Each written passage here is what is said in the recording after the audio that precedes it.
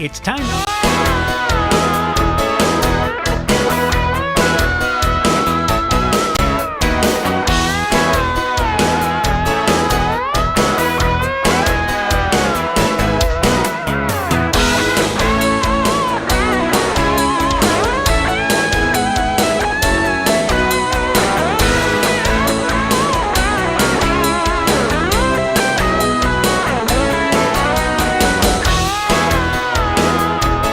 Balls and 2 strikes, and that pitch is lined into center field on the run, and diving for it and making the play in center field is Benson.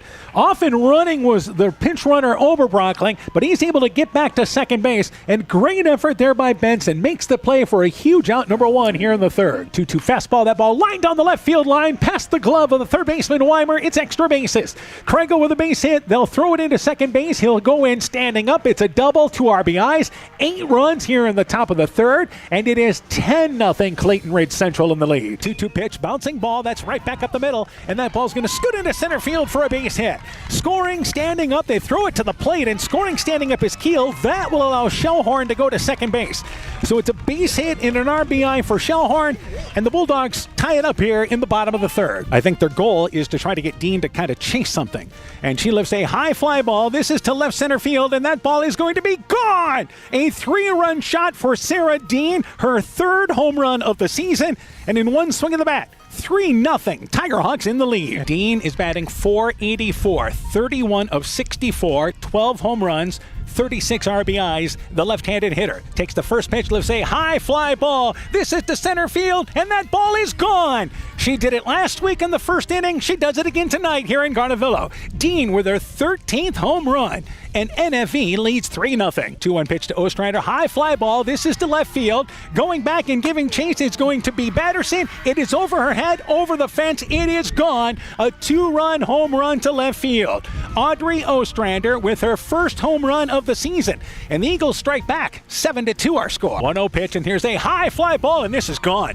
This is to straightaway center field, and it hits the trees on a bounce in deep center field. A 2-run blast, and I mean a blast hit by Schrader, her 4th home run of the season, and it's 9-2 NFV in the lead. Schrader lifts a high fly ball. This is to left field, and this was another bomb hit as it one-hops the trees to straightaway left field.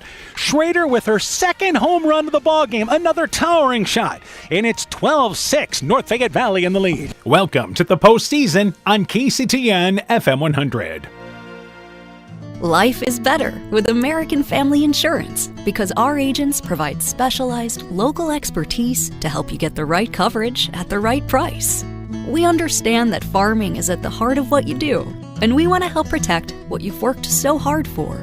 Let's build the policy your farm deserves. Contact Julie Depke, agent at 205 South Main Street in Elkader, or call 563-245-2366.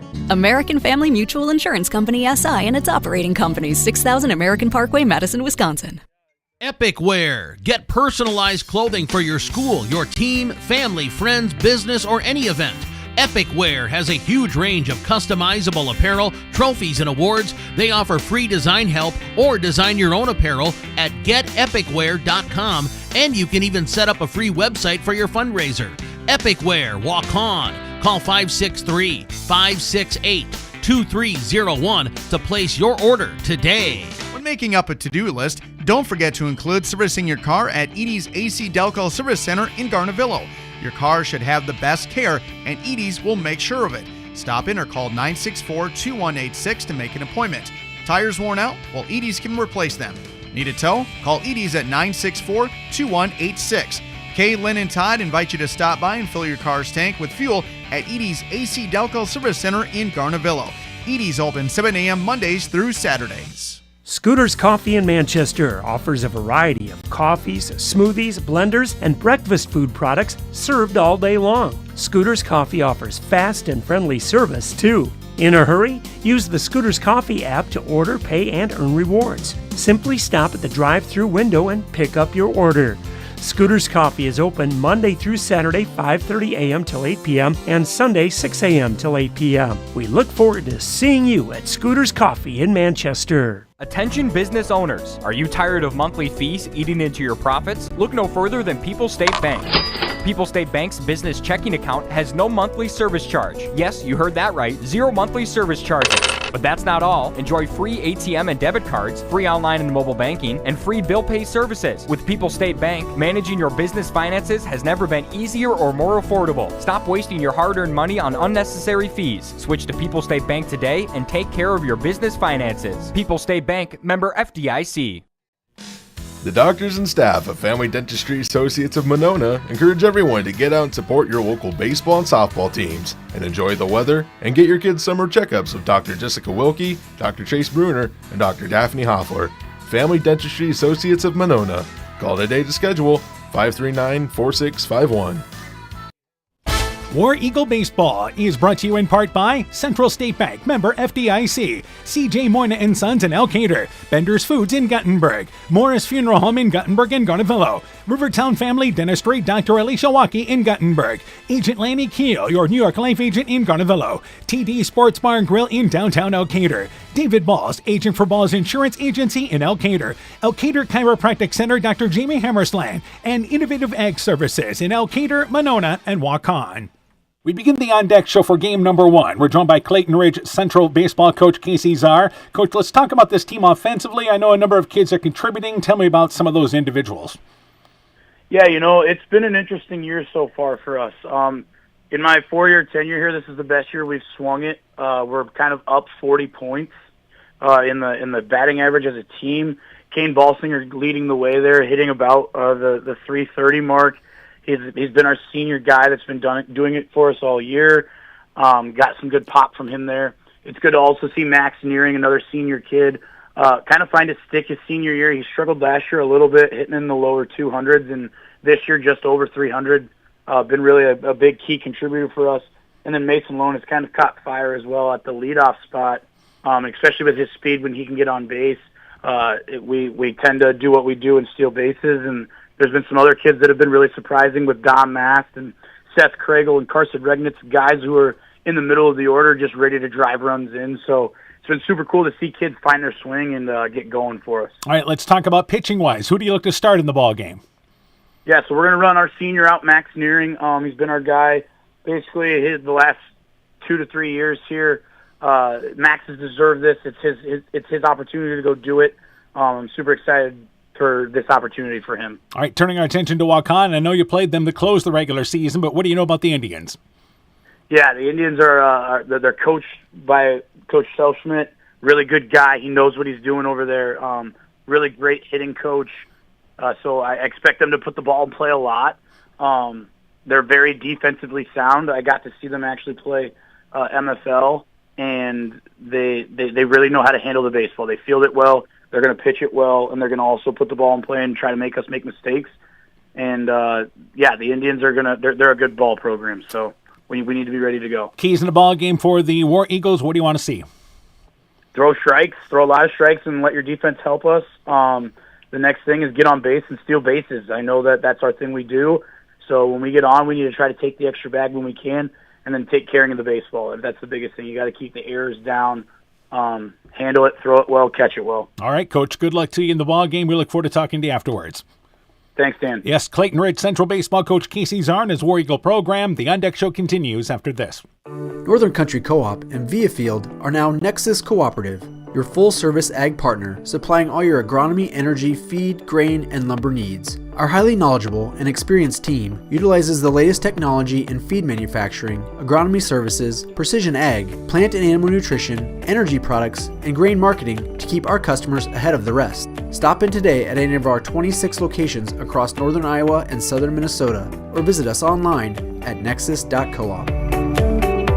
Brought to you by locally owned and operated NEAT, proudly providing high-quality internet, television, and telephone services at the speed of light to businesses and homes in Northeast Iowa. NEAT also provides computer and network services as well as business phone system sales and service. For more information, visit NEITEL.com or call 877-638-2122. NEAT, connecting you now.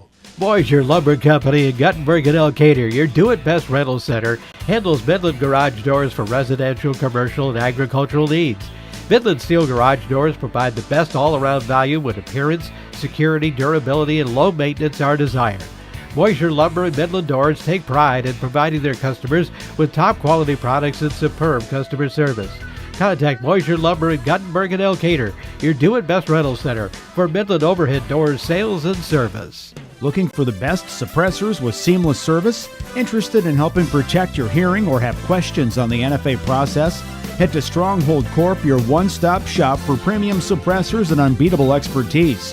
Whether you're a seasoned shooter or first-time buyer, we can get the best brands and latest models to fit your needs. Enjoy hassle-free eForms electronic fingerprint processing with our state-of-the-art Cerberus live scan system. Contact us today by heading to stronghold-corp.com for more information. Stronghold Corp, where silence meets precision. Edgewood Auto and Towing is an automotive repair shop, tire dealer, and 24/7 towing service. We offer full service work on all autos and semis.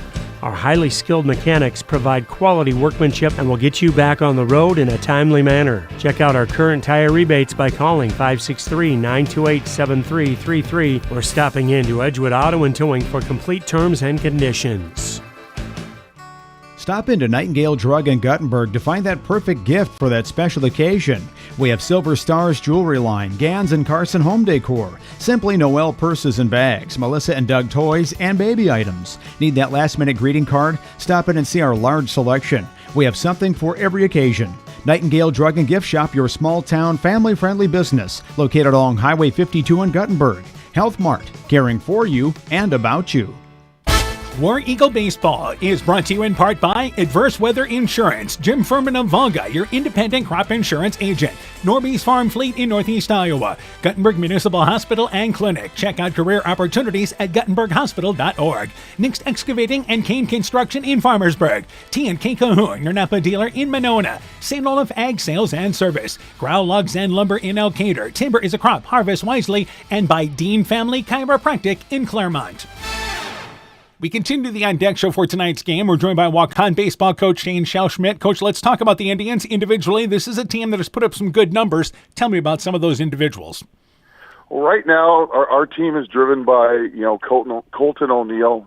On the mound, he's having a record-setting season. Offensively, he's our team's leading hitter.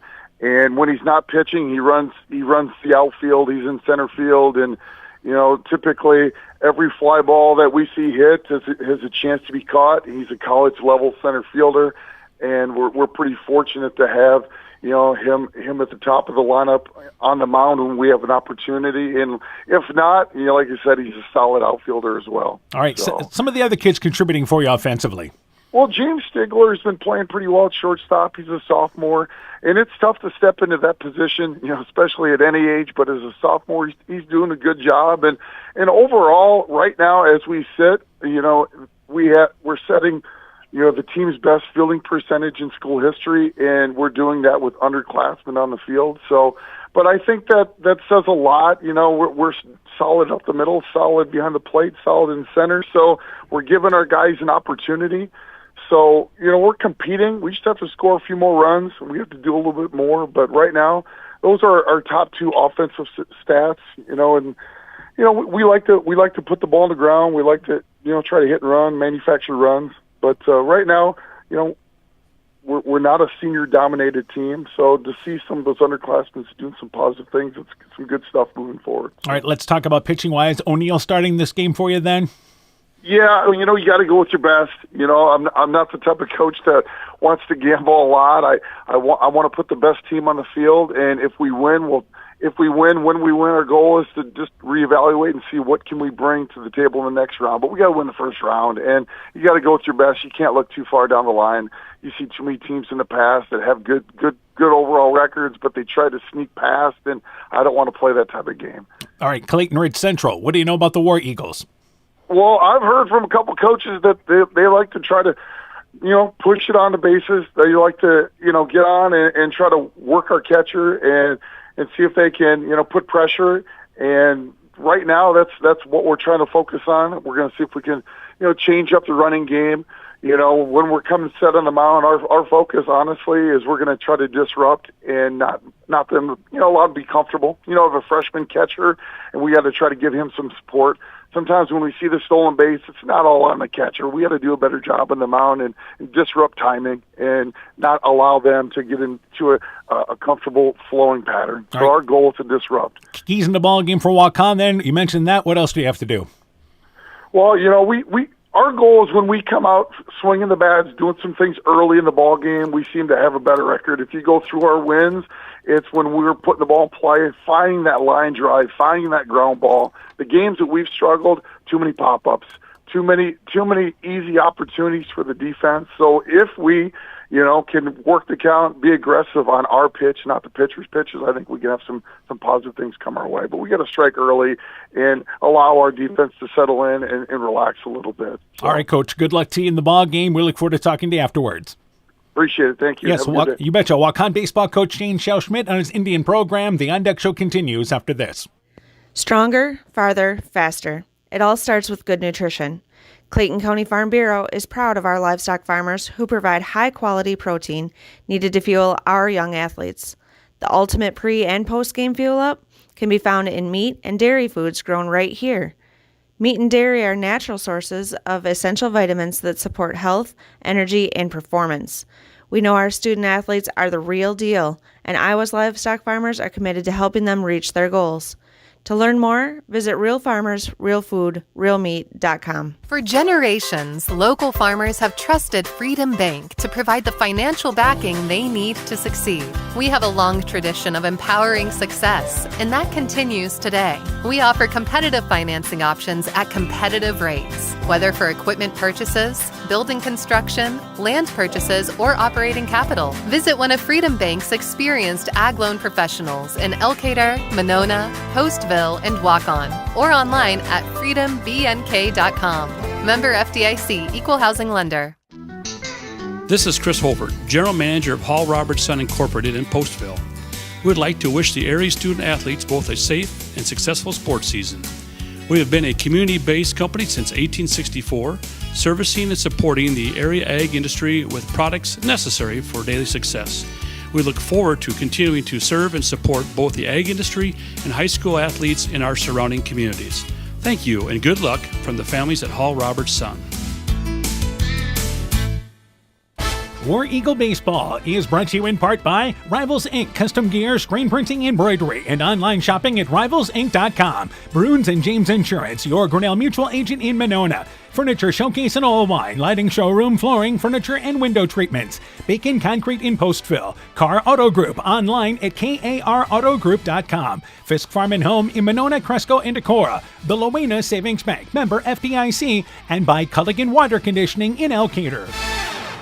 Good afternoon, everybody. How you doing? Dan Behrens along with Coach Mike Sass. We welcome you to Monona. It's the start of the district baseball tournament tonight on KCTN. In our featured matchup, game number 1 is Waukon and Clayton Ridge Central. I'm joined by Coach Mike Sass. Our second game tonight is Postville and MFL MarMac. Let's focus on this first matchup first. Yeah, I think we should have a pretty competitive game in this first one. Clayton Ridge Central's had a nice season, as has Waukon. I think two pretty evenly matched teams here. Both records are very similar. Waukon 10-15, Clayton Ridge Central is 9-16.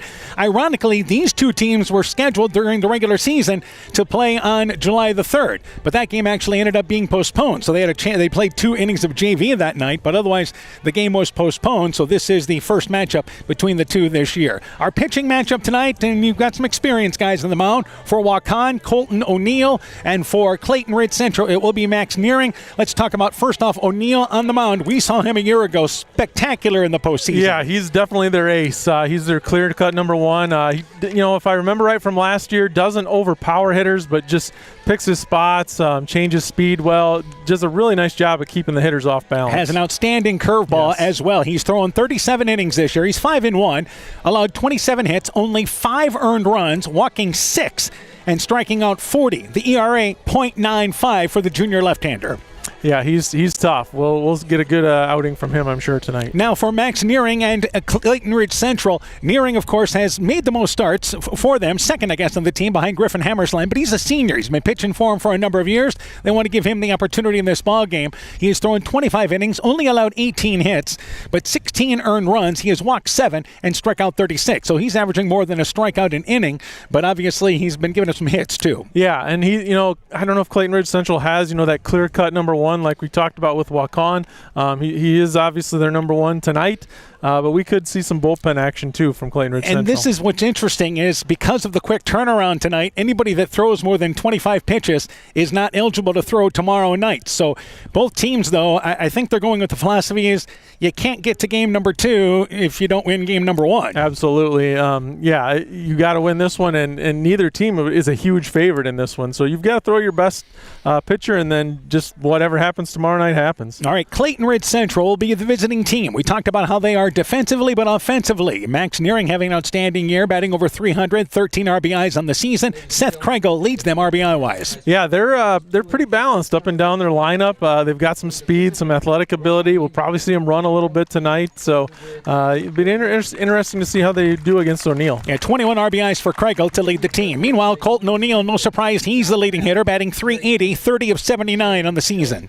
Yeah, so he's obviously their number one pitcher, but he's their number one hitter as well. And they are a young team as far as the rest of the lineup, but they've been getting some production from a junior in Zach Perkins.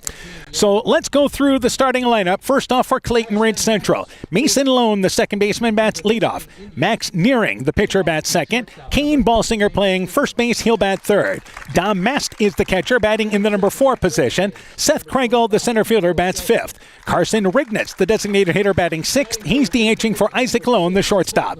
Batting seventh is Griffin Hammersland, the third baseman. Batting eighth is Owen Hammersland. He'll play right field. And Caston Oberbrockling is the number 9 player in the lineup, I should say. He is the left fielder. For Waukon, here's the Indians lineup. James Stigler, the shortstop, bats leadoff. Shane Schellschmidt, the second baseman, bats second.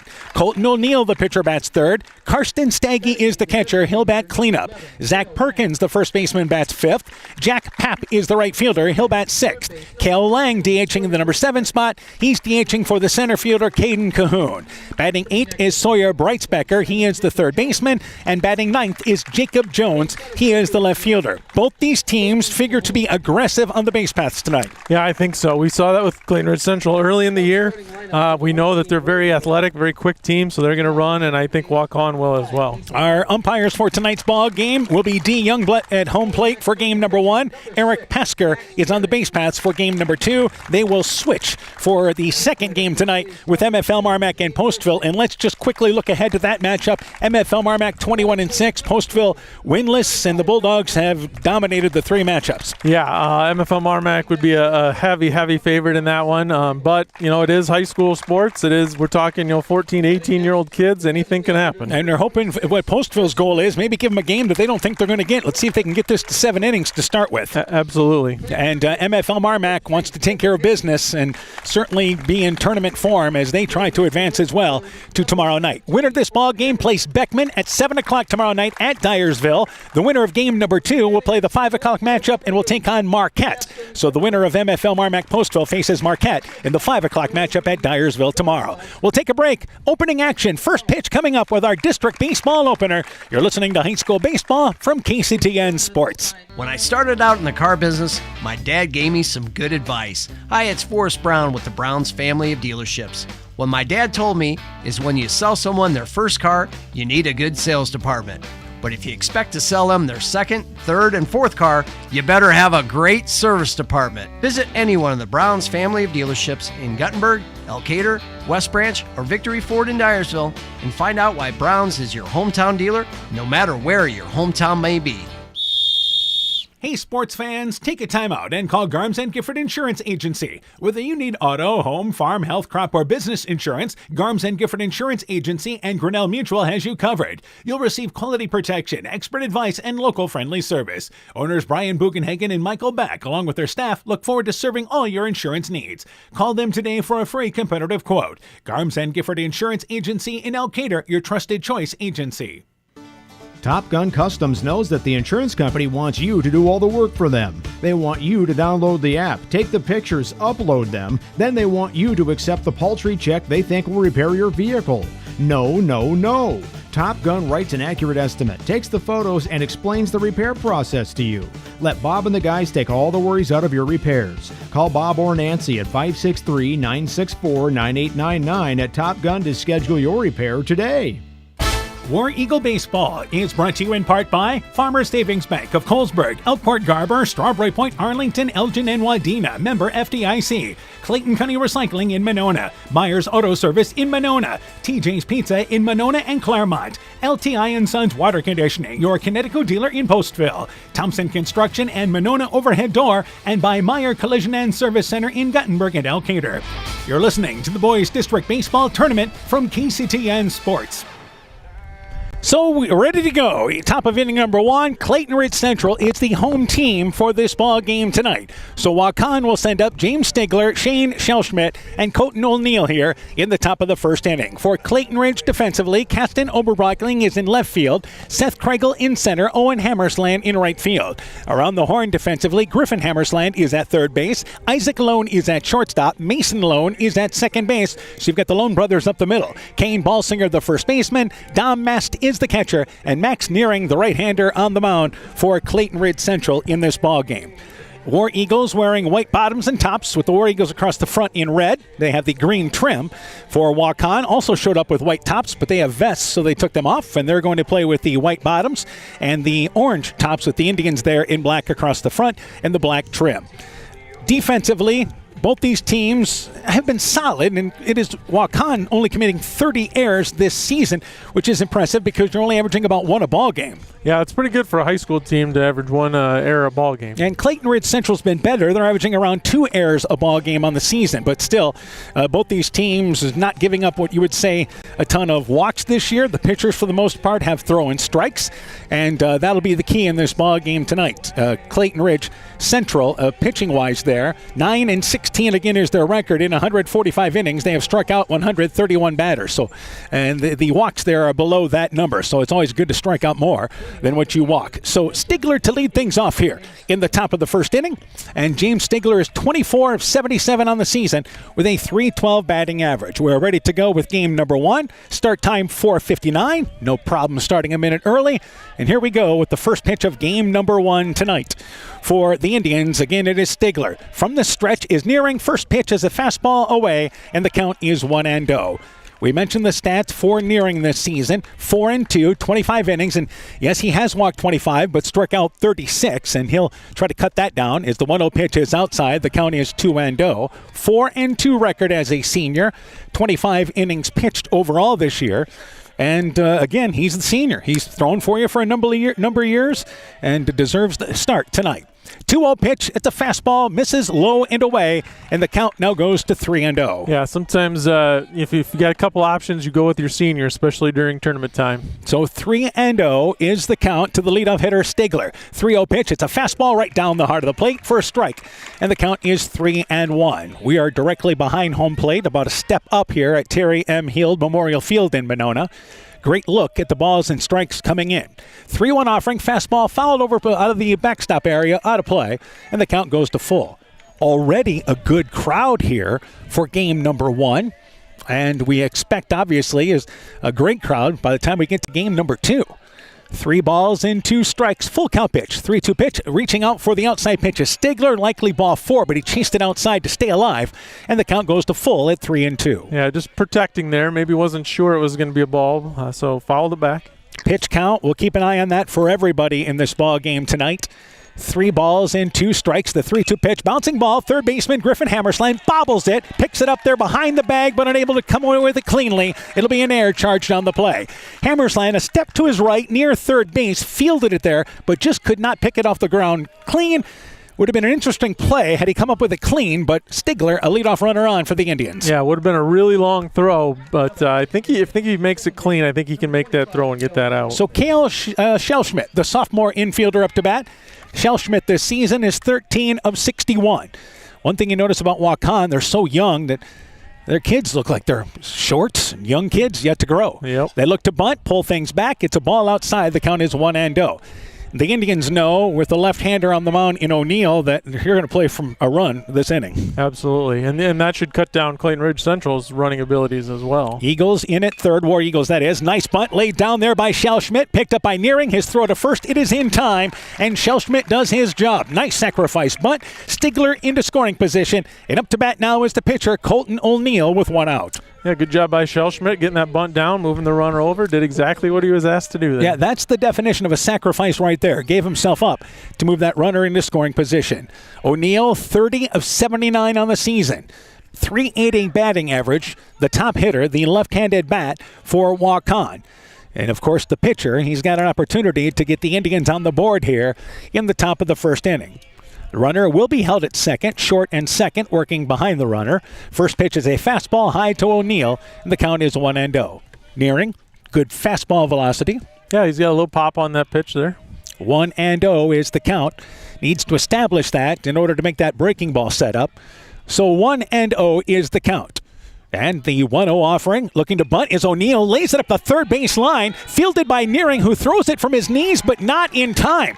So O'Neill lays down a bunt, and the War Eagles playing back at third as they should be with the runner at second base. But a well-placed bunt by O'Neill. There's runners on the corners, and one out now for Waukon. Yeah, that was a base hit bunt there. I think O'Neill saw that the third baseman was back. He left-handed, gives you an extra step towards first. So great job laying that down and beating it out. They will bring in a courtesy runner in Ellison Bucknell as the courtesy runner at first base for O'Neill. So Stigler's at third. O'Neill is at first. Karsten Steggy is the catcher up to bat. Steggy is the cleanup hitter. And Steggy's batting average this year, he's been solid at the plate for them. We'll go through it here in just a second as the left-handed bat digs back in, and we're ready for our first pitch. Steggy is 21 of 75 on the season. Runners on the corners. First pitch is a fastball away. The count is 1-0. Indians in business here in the top of the first. And you wonder if they try and steal second here or how they play this. Well, you've got a courtesy runner in Bucknell who's 3 of 4 stolen base-wise, doesn't have a huge lead. Steggy squaring to bunt, pulls things back. They send the runner, and Mast will just eat it there. As coming in at third base was Griffin Hammersland, and moving into second base is Bucknell. There's runners now on second and third with one out. Karsten Steggy took that pitch outside, and the count is now 2-0. Yeah, I think he was taking that no matter what, and then Mast didn't get it clean, so they didn't even attempt to throw down. 2-0 offering is a fastball that is high, and the count goes to 3-0. So Nearing, pitch count-wise here, this will be an issue. He's having to work in the first inning. Yeah, the first batter, Stigler, did a great job of running that count up right from the start. 3-0 is the count to Steggy. 3-0 pitch. He's taking all the way. It is outside. It is low. It is ball number 4. So the first walk issued by Nearing, but the bases are loaded right now for Waukon, and time taken there by Coach Casey Czar for Clayton Ridge Central. And he's going to bring in the entire infield here with this bases loaded situation. Yeah, I think a good timeout by Coach Czar. You don't want to start, in a big hole right off the bat here. Talk to your team, get them calmed down, review situations, and see if you can get out of here limiting the damage. And Waukon will pull their base runners over into the third base area of the diamond, and they'll talk with Coach Schellschmidt there. With the bases loaded, up to bat is now the first baseman, Zach Perkins. Perkins, one of the more experienced players for the Indians. He is a junior, 16 of 81 on the season. He has 16 RBIs, and that's among the leaders for Waukon. Yeah, a chance to add to that here. So Stigler started the inning out, safe on an error. Schellschmidt moved him over to second base. O'Neill with a bunt single. Steggy walks to load the bases, and they've loaded the bases here with the ball not getting past the pitcher's mound. Yeah, I was going to say, nothing hit very hard yet by the Indians, but they're definitely in business. So time taken there for Coach Czar. Continues to yell some instructions. He heads to the dugout area, and that was the conversation for the outfielders here. Bases are loaded. They will be even with the bag at third and first. Not in, though, as Perkins, and now as they say that, they move in at first base with Ballsinger, and now moving to the edge of the diamond is Hammersland on the third base side. So the first pitch there to Perkins, fastball swings away, follows it over the backstop, hit the top of the backstop, actually, and the count is 0-1. Good sign for Nearing, getting ahead after that conference on the mound. That's big for Nearing. He hasn't been ahead on any batter yet, so that was a big first strike there on Perkins. 0-1. Good leadoffs here for the Indians, not being held at any base. Indians. In the 0-1 offering, fastball swinging through it is Perkins. Nice pitch on the outside. Count goes to 0-2. And this would be a huge strikeout if Nearing's able to get that here. So 0-2 the count. And Nearing here set to deliver the 0-2 pitch to Perkins. The 0-2 offering, it's a fastball outside, slow bouncing ball right side of the infield, gets by the pitcher Nearing. It'll score a run as the second baseman Lone fields it at the edge of the infield, throws it on over to first base to Ballsinger. The out recorded there. Perkins hit a slow ground ball to the right side of the infield. It scores Stigler. Everybody else moves up 90 feet, and it's 1-0 in the lead. Yeah, not, again, especially a hard hit, but hit it in the right spot, hit it to the right side of the diamond, and that's going to score that run easily. Again, did his job. Took it away from any double play opportunity with the way that ball was hit. Still runners on second and third. Bucknell at third. Staggy at second. Jack Papp is the right fielder up to bat for the Indians. And Nearing delivers the first pitch. Checking his swing is Papp, but it's a strike on the outside, and the count is 0-1. Papp, 11 of 39 on the season, double figure-wise in RBIs with 10.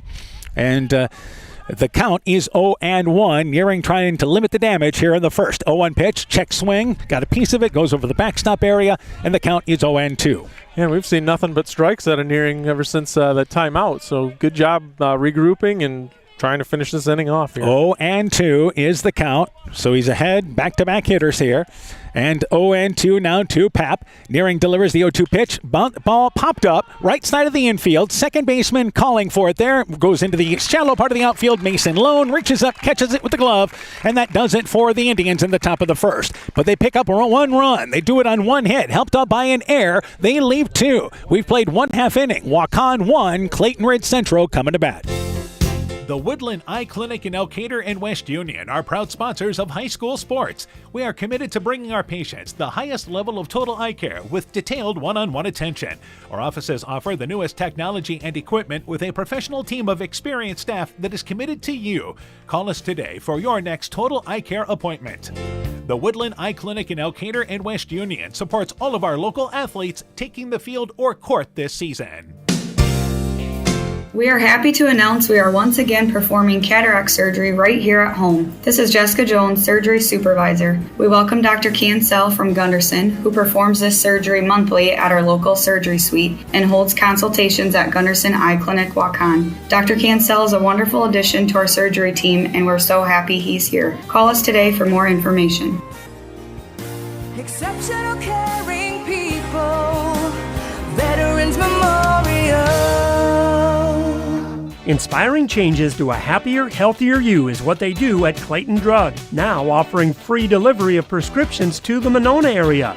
To find out more, call 563-245-2530. Clayton Drug can help you transfer your prescriptions quickly and easily to their pharmacy. Clayton Drug is committed to helping you achieve the highest quality of life possible. Clayton Drug, connecting the communities of Elkader, Strawberry Point, and Sumner to serve all in between.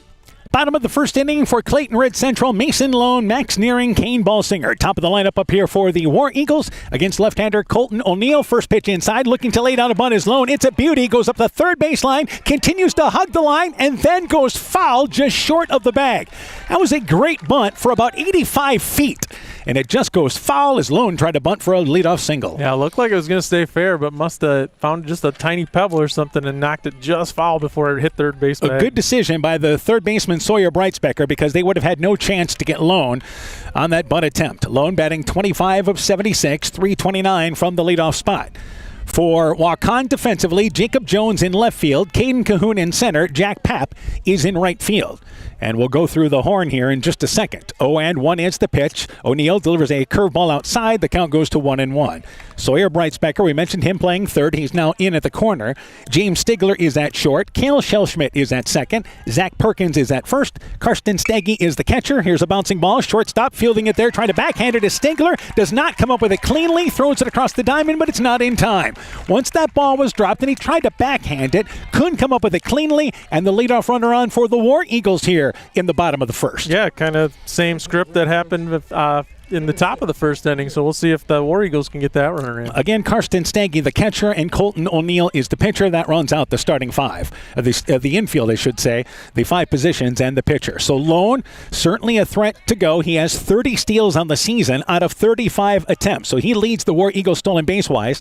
Not a huge lead at first base right now. First pitch to Nearing, it's a fastball high, and the count is 0-1. Max Nearing, 20 of 66 on the season, batting just a little over 300, has 13 RBIs. The War Eagles, 137 by their stats, 137 stolen bases this year out of 148 attempts. Yeah, they like to run. 1-0 is the count. Little tougher tonight against the left-hander. Long kick. They come to the plate. Nearing takes it. It's a called strike. Nearing squared to bunt. Pulls things back, but it's caught the upper part of the strike zone. I believe he got the bat back in time, and the count is 1-1. Yeah, I think that was just a called strike. So either Nearing was bluffing the bunt, or he just didn't feel like that was a good one to put down. We saw Waukon in the top of the first move a runner over into scoring position. Now they go to first base. Lone caught leaning, and he's picked off there.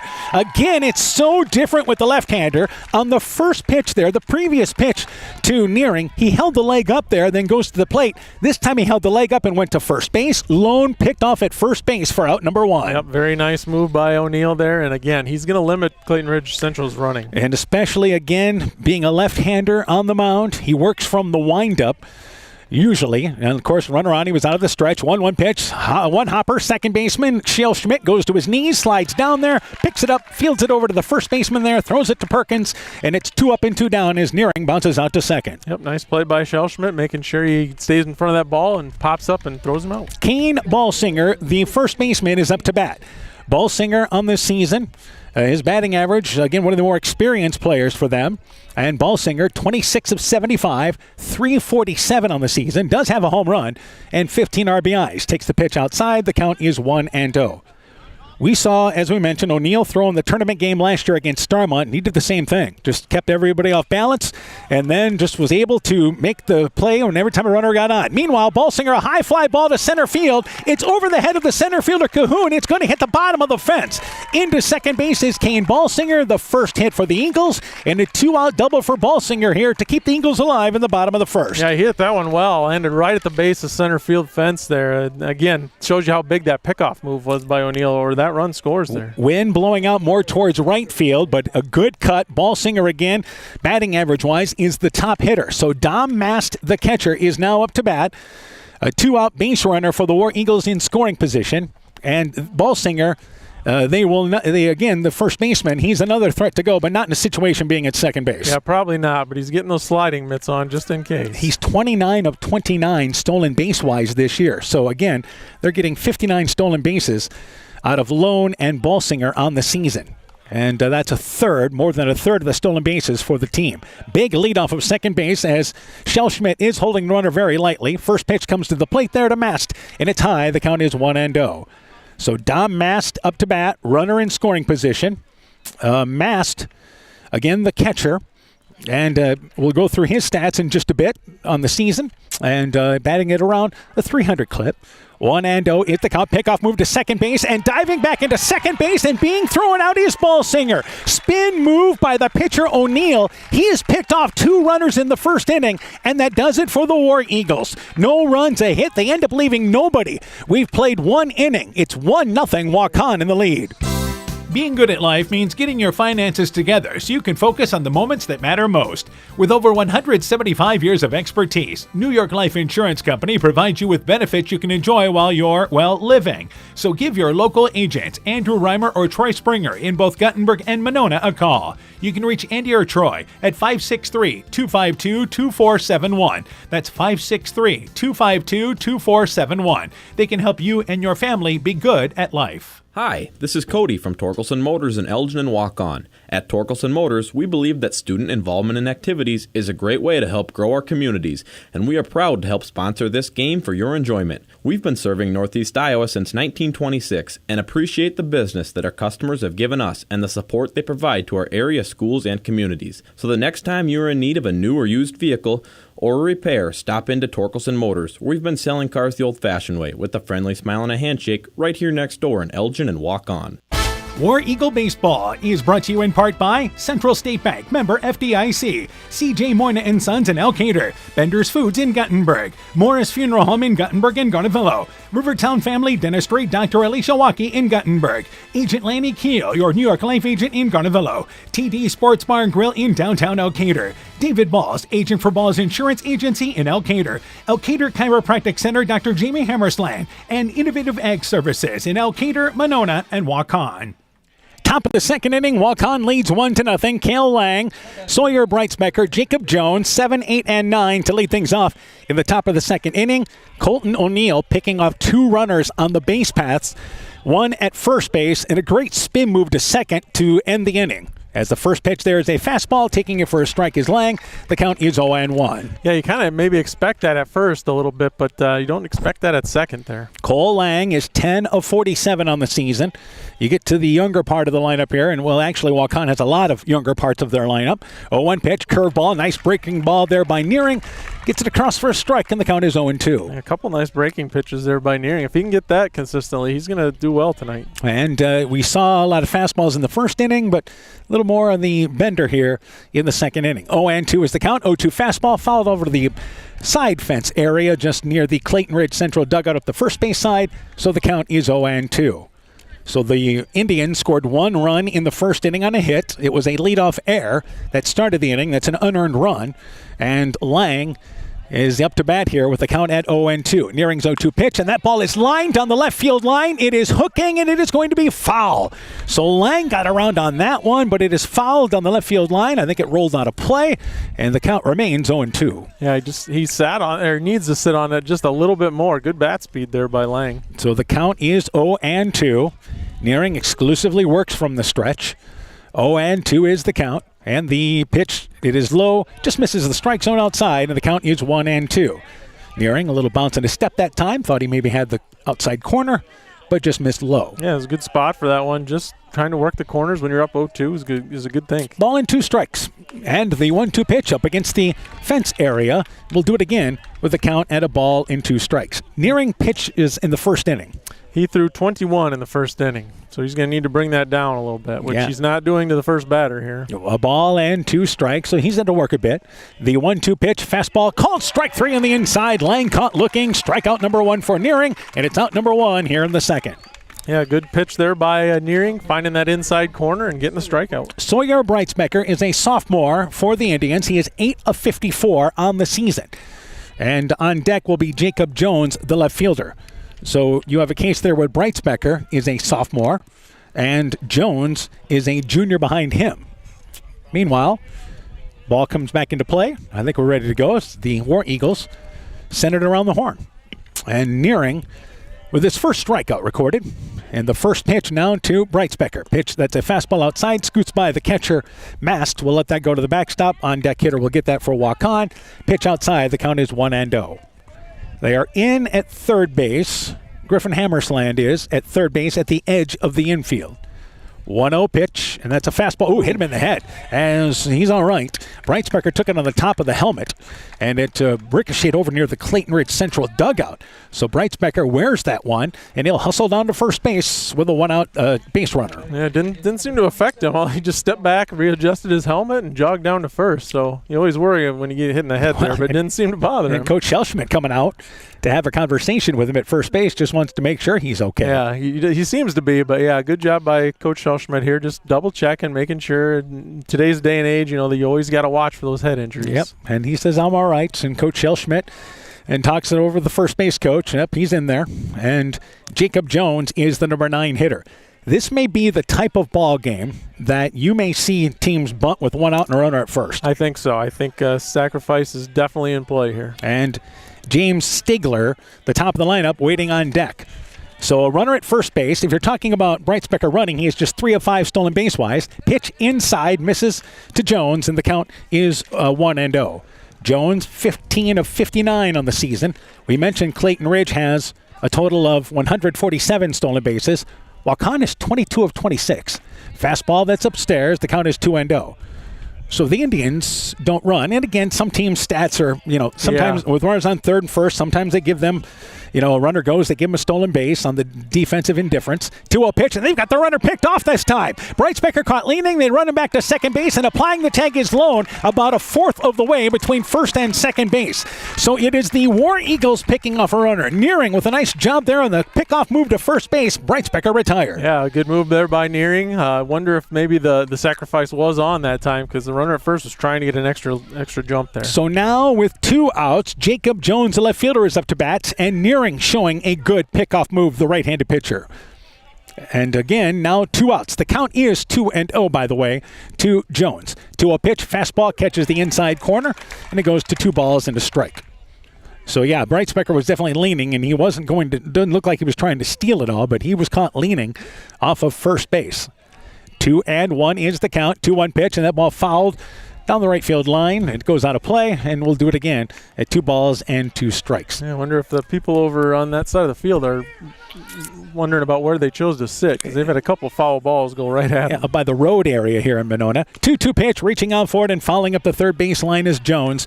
Only thing you can do with that pitch. And we'll do it again, 2 balls and 2 strikes. Yep, just trying to spoil anything close here. On the pickoff moves, a lot of times, especially with the runner at second base, you've got to call play. And it looks like that's exactly what Waukon ran in the bottom of the first. Yeah, I think so. And this one here looked to me that Nearing just realized he had a chance to get him. 2 balls and 2 strikes, 2-2 pitch. It's inside, full count now at 3 balls and 2 strikes. Yeah, just caught that runner leaning. Like I said, I wonder if maybe the sacrifice was on that time and trying to get a little bit more of a jump. After 3 of the first Indians have reached, it is Nearing now that has retired 4 in a row. 3-2 pitch, fastball swinging right through it is Jones. Strikeout number 2 for Nearing, and that does it for the Indians in the top of the second. No runs, no hits, they leave nobody. We've played an inning and a half. It is once again 1-0 Waukon in the lead. Energy consumers everywhere are getting calls and texts from scammers. The callers threaten to shut off their power if payment is not made immediately. Don't fall for it. Never give out financial or personal information to someone who calls claiming to be from your provider. When in doubt, always call your utility and get the facts. Alameda Clayton Electric Cooperative, your Touchstone Energy Cooperative. The Brim Coffee House in Elkader is a proud sponsor of Central Elkader Sports. The Brim offers specialty coffees, a variety of baked goods and pastries, soups, salads, and sandwiches. Don't forget, we have the Brim apparel in store. Check out our Facebook page to see our weekly specials of soups and salads. The Brim Coffee House is located in downtown historic Elkader at 110 West Bridge Street, and watch for our new location in downtown McGregor.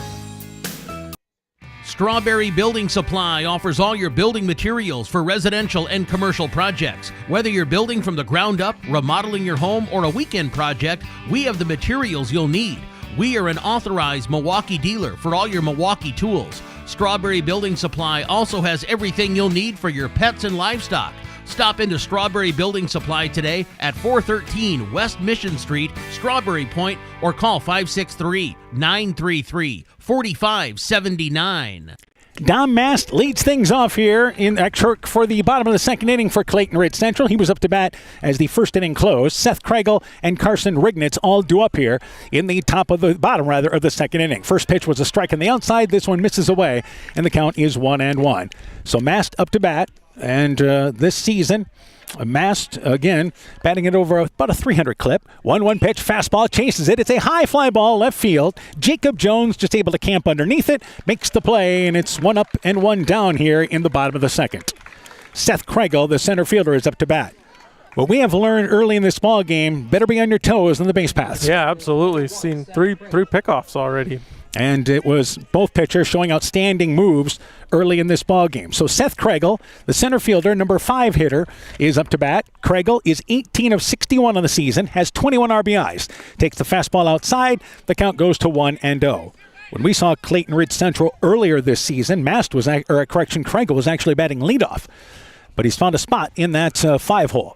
1-0 pitch, it's outside, and the count goes to 2-0. Yeah, we saw them early, so things changed throughout the year. Yep. And they've just kind of been moving the lineup around, figuring who's got what. 2-0 pitch, fastball eye level, and trying to climb the ladder was once again Kregel, and could not get to it. So the count is 2-1. May have helped out O'Neill on that one. 2-1 pitch, it's a fastball that's outside. The count is 3-1. Yeah, I think definitely did there. I think that would have been 4 balls. But. We mentioned O'Neill doesn't walk many. That's only 6 walks this season. 3-1 pitch, fastball right down the middle of the plate. Full count at 3 balls and 2 strikes. Yeah, 6 walks on this season and struck out 40 in his 37 innings of work. Yeah, very good control. 3-2 pitch. It's a fastball. It is high. It is ball number 4. So the first walk issued by O'Neill and a 1-out base runner for the War Eagles. Of course, as soon as we say that, he walks a better. Karsten Rignitz, the designated hitter, up to bat. Rignitz, again, has had a good day at the plate for them in the 6th spot. Another one of those bats for Clayton Ridge Central that's been productive for them. I believe he has a total of 17-18 RBIs this season, and they have a 1-out base runner. Kregel, stolen base-wise this year, has some good numbers as well, as the first pitch is outside to Rignitz, and the count is 1-0. Kregel is 13 of 14 stolen base-wise. Yeah, from what we saw that first inning, I'd be surprised if he's going. Yeah, the lead has shortened up a little bit, it seems like, over at first base.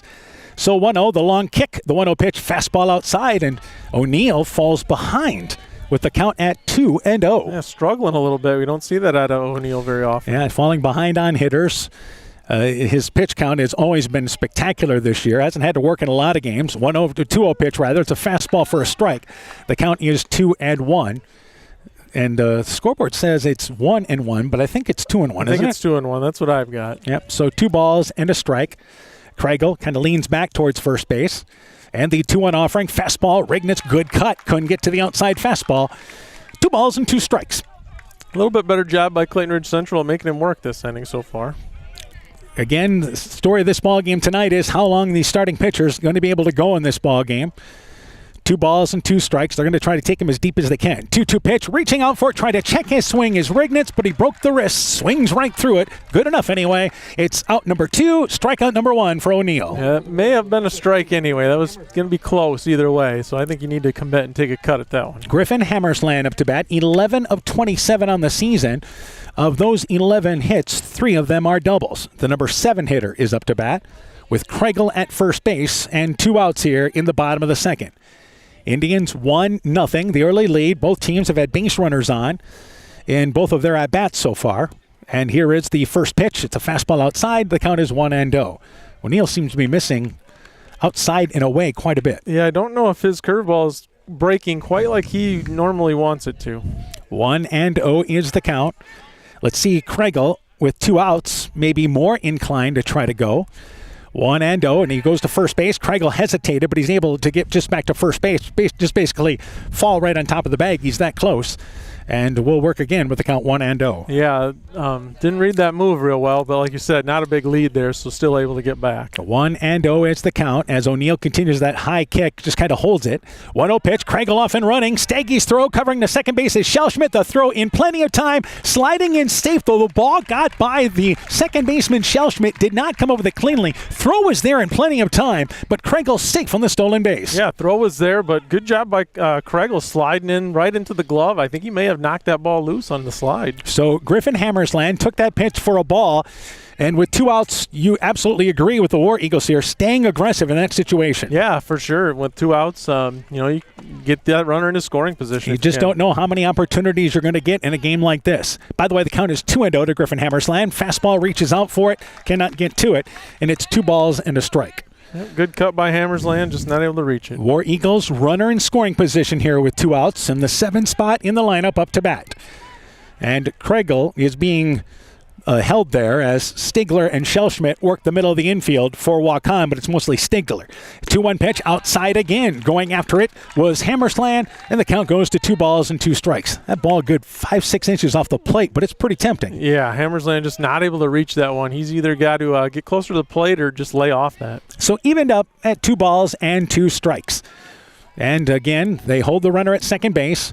2-2, O'Neill comes to the plate, 2-2 pitch, fastball called strike 3 on the inside. Hammersland caught looking. Back-to-back Ks to end it for the War Eagles in the bottom of the second. No runs, no hits. They leave one. We've played two. 1-0. Waukon in the lead. Alpine Communications believes connected communities become thriving communities. We are the local telephone company that became a 21st century communications provider. Alpine provides internet, television, cellular security, and telephone too. We promise personal, timely, reliable service from people who live here. When you choose us, we all thrive. Connect with Alpine Communications today. Click alpinecom.net or call 563-245-4000. Mom, yeah, put that on my to-do list. There is more and more on my to-do list every day. I can hardly keep up, and I have to make sure everyone is paid. But who has time for the bills? You know who can help with that? Who? Elkader Tax and Bookkeeping. They not only do taxes, but specialize in bookkeeping services as well. Has your to-do list gotten too long? Want help? Give Elkader Tax and Bookkeeping a call at 563-245-2154. War Eagle Baseball is brought to you in part by Adverse Weather Insurance, Jim Furman of Volga, your independent crop insurance agent, Norby's Farm Fleet in Northeast Iowa, Guttenberg Municipal Hospital and Clinic. Check out career opportunities at guttenberghospital.org. Nixt Excavating and Kane Construction in Farmersburg, T&K Cahoon, your Napa dealer in Monona, St. Olaf Ag Sales and Service, Growl Logs and Lumber in Elkader, Timber is a Crop, Harvest Wisely, and by Dean Family Chiropractic in Claremont. Now in the top of the third inning, it is 1-0 Waukon in the lead. They'll send up James Stigler, Shane Shellschmidt, Colton O'Neill. That's the top of the lineup. Stigler safe on an error to start this ball game. He has scored the game's only run. 1-0 pitch, lifts a high fly ball. This is to right field. On the run is Owen Hammersland. It's over his head, and that ball is going to roll to the fence. It's extra bases. Stigler goes into second base. They'll wave him around there as the ball finally brought back into the infield. It is a leadoff triple for Stigler. And with nobody out here, the Indians are in business. Yeah, hit hard to right field, and Hammersland falls down trying to track that thing, so Stigler able to get to third base easily. And immediately picked up his third base coach, Shellschmidt, there as he went towards second base. And you love to see that, and he was waved through. So Shane Shellschmidt is up to bat. Leadoff triple here in the top of the third. Shellschmidt had a sacrifice bunt. To give you the importance of how runs are going to be in this ballgame, how it's going to be played, Clayton Ridge Central has the infield in. Fastball upstairs to Shellschmidt. The count is 1-0. Yeah, against O'Neill, you might only get 1 or 2 runs, so they've got to do their best to keep Stigler at third here. So, and I believe in this situation, Stigler will not be going on contact. 1-0 pitch, it's outside, scoots by the catcher, Mass. They're going to try to score the run from third. The throw to the plate, it is dropped by Nearing and not in time. It goes as a pass ball in a run. Stigler scores from third. He has scored both runs, and the Indians lead 2-0 now. Yeah, ball didn't get real far away, but Stigler's got good speed and just beat it there. And Mass did the right sliding technique, threw it back to Nearing, who was there covering the plate, but he dropped the ball. I think that Stigler gets in there with the slide anyway. Yeah, I think he probably beats it, but it would have been a close play if Nearing was able to hang on. So the count is 2-0. That'll be ruled as a pass ball. So 2-0. Nearing's offering is a fastball downstairs. The count goes to now 3-0. So the Indians have scored 2 runs in this ball game, and neither of them being driven in by a hit. Yeah, that's you can't have that if you're the War Eagles. 3-0 pitch, taking all the way is Shellschmidt. It's a strike. The count is 3-1. Shellschmidt, the number 2 hitter in the Indians lineup. And now nobody on after the leadoff triple by Stigler and the pass ball nets them a run. 3-1 is the count. 3-1 pitch. It is outside. It is ball number 4. So that's the second walk issued by Nearing, and you have, again, nobody else and a runner at first base now for the Indians. Yeah, Waukon looking for that big inning here. Colton O'Neill is up to bat. He had a beautiful bunt. The left-handed bat of O'Neill pushed it up the third base line and able to leg it out for an infield single. Runner at first base, Shellschmidt. I believe they did not courtesy run for Shellschmidt. They did not. So he will run the catcher. Shellschmidt only has 1 stolen base on the season. So from the stretch, exclusively Nearing, and here's a bunt laid down by, once again, O'Neill, but this one goes foul about a quarter of the way up the third base line. They were in at third, and I think if that hits in fair territory, he has a shot to beat that out. He's got a shot. I think it was a sacrifice. The first time I think he was bunting for a hit, but I think that was a sacrifice, thinking I might be able to also beat it out. So 0-1 is the count. He didn't give himself up very well on that, did he? No. But I think that was the idea. You're correct. Yeah. 0-1 is the count. 0-1 offering. Looks to lay down the bunt, pulls things back. The pitch is high, and the count goes to 1-1. So again, the Eagles crash down at third. It'll be up to Nearing to take care of the right side of the infield. And the count is a ball and a strike to O'Neill, who is the Indians' leading hitter, their most experienced bat. 1-1 is the count. A very short lead by Shellschmidt, about 2 steps off of first base. Looks to bunt again. Curveball, and that one Nearing gets it to bend through for a strike. The count goes to a ball and 2 strikes. Yeah, very nice pitch by Nearing there. That thing bent in there perfectly. So it may take your curveball or your bunt situation away for O'Neill, but again, he's still a pretty solid hitter. Right. So a ball and 2 strikes. He has that left foot almost near the front of the left batter's box. And here's a curveball that has popped up over play. Giving chase will be the third baseman, Griffin Hammersland. He goes up near the fence, reaches up for it, but it's just out of his reach. I think he got it. He did get it. Yeah, right against the fence. From the area where I'm blocked, he did catch it for a great effort by Griffin Hammersland, who makes it near the shed area down the left field line for out number 1. Yeah, he caught it right as he was hitting the fence and then fell down or got knocked down by the fence as he caught the ball. Shane Shellschmidt took time to have a conversation with the home plate umpire. Now he comes out to have a conversation with the base umpire.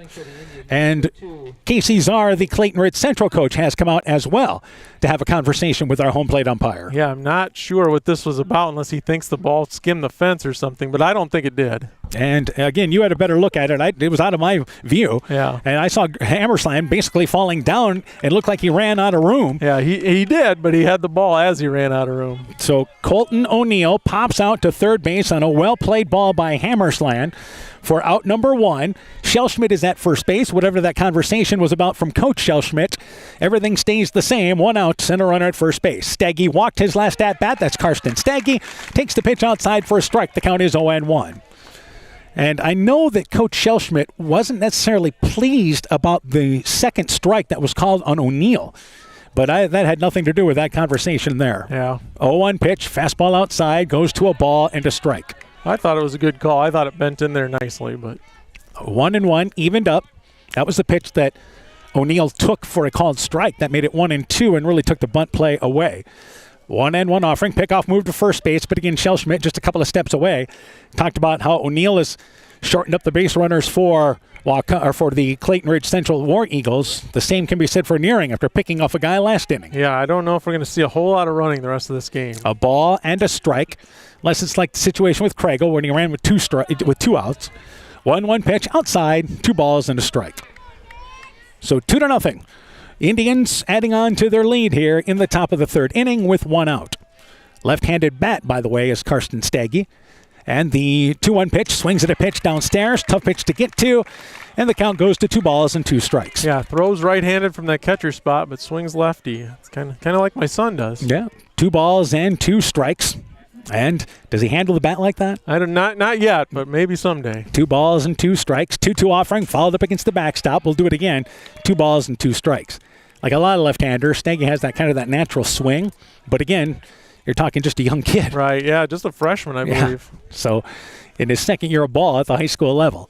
2 balls and 2 strikes. Evened up, 2-2 pitch outside, swings right through it. Off and running is Shellschmidt. The throw from Mast into second base. He's in there standing up, and it's a steal of second base. So Shellschmidt would have been wise to get down there, but the throw came to the shortstop alone. Shellschmidt steals second base, but Staggy strikes out for out number 2, and the third strikeout recorded there by Nearing. Yeah, just a little bit better throw. They would have had a strikeout, throw-out double play there, so I'm not sure why he wasn't sliding, but he's in there nonetheless. Zach Perkins bounced out to second. He drove in a run for the Indians back in the first inning with 2 outs. Swings through a high fastball there, cannot get to it, and the count is 0-1.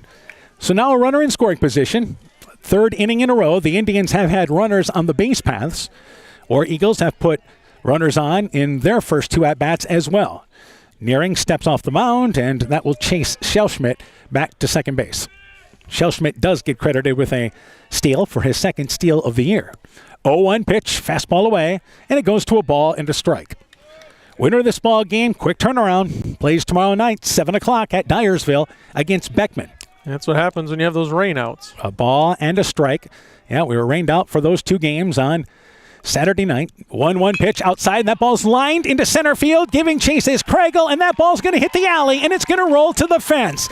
Into second base is Perkins with a stand-up double. Scoring is Schelschmidt. It is now 3-0 Waukon in the lead. Yeah, great piece of hitting by Perkins. Just nice hard line shot to the right center alley. Easily scores Schelschmidt. Yep, so Perkins with his second RBI of the game brings up Jack Papp, the right fielder. Papp popped out to second.